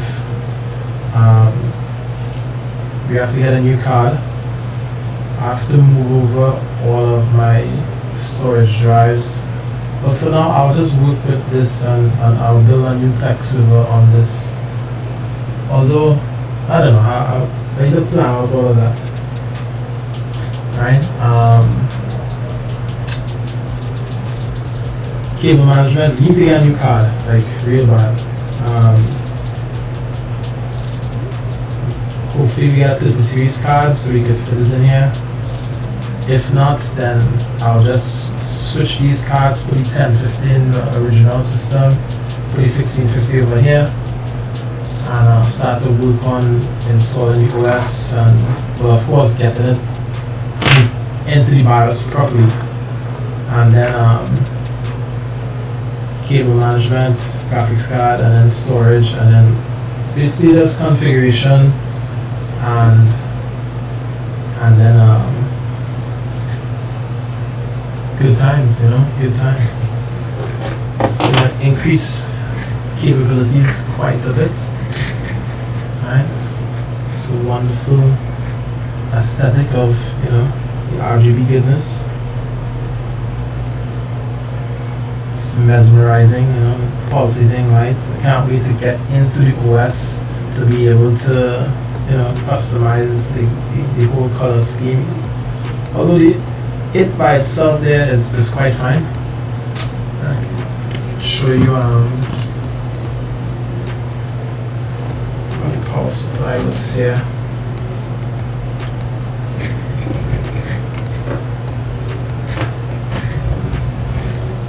Alright, so it's not that bright, and you can see it just a little. Let me get the light.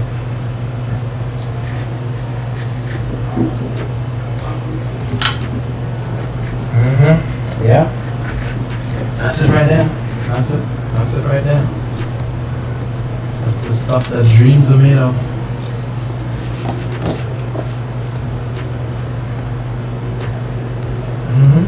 Yeah. RAM, AIO, ether fans, you know, and then the power supply to the back. Doing its thing. We have the button to control it. On the red, on the green, blue. I wonder if you could hold and like reset. Okay, so holding it to turn it off, and then power on. It has memory, so. Nice rainbow effect.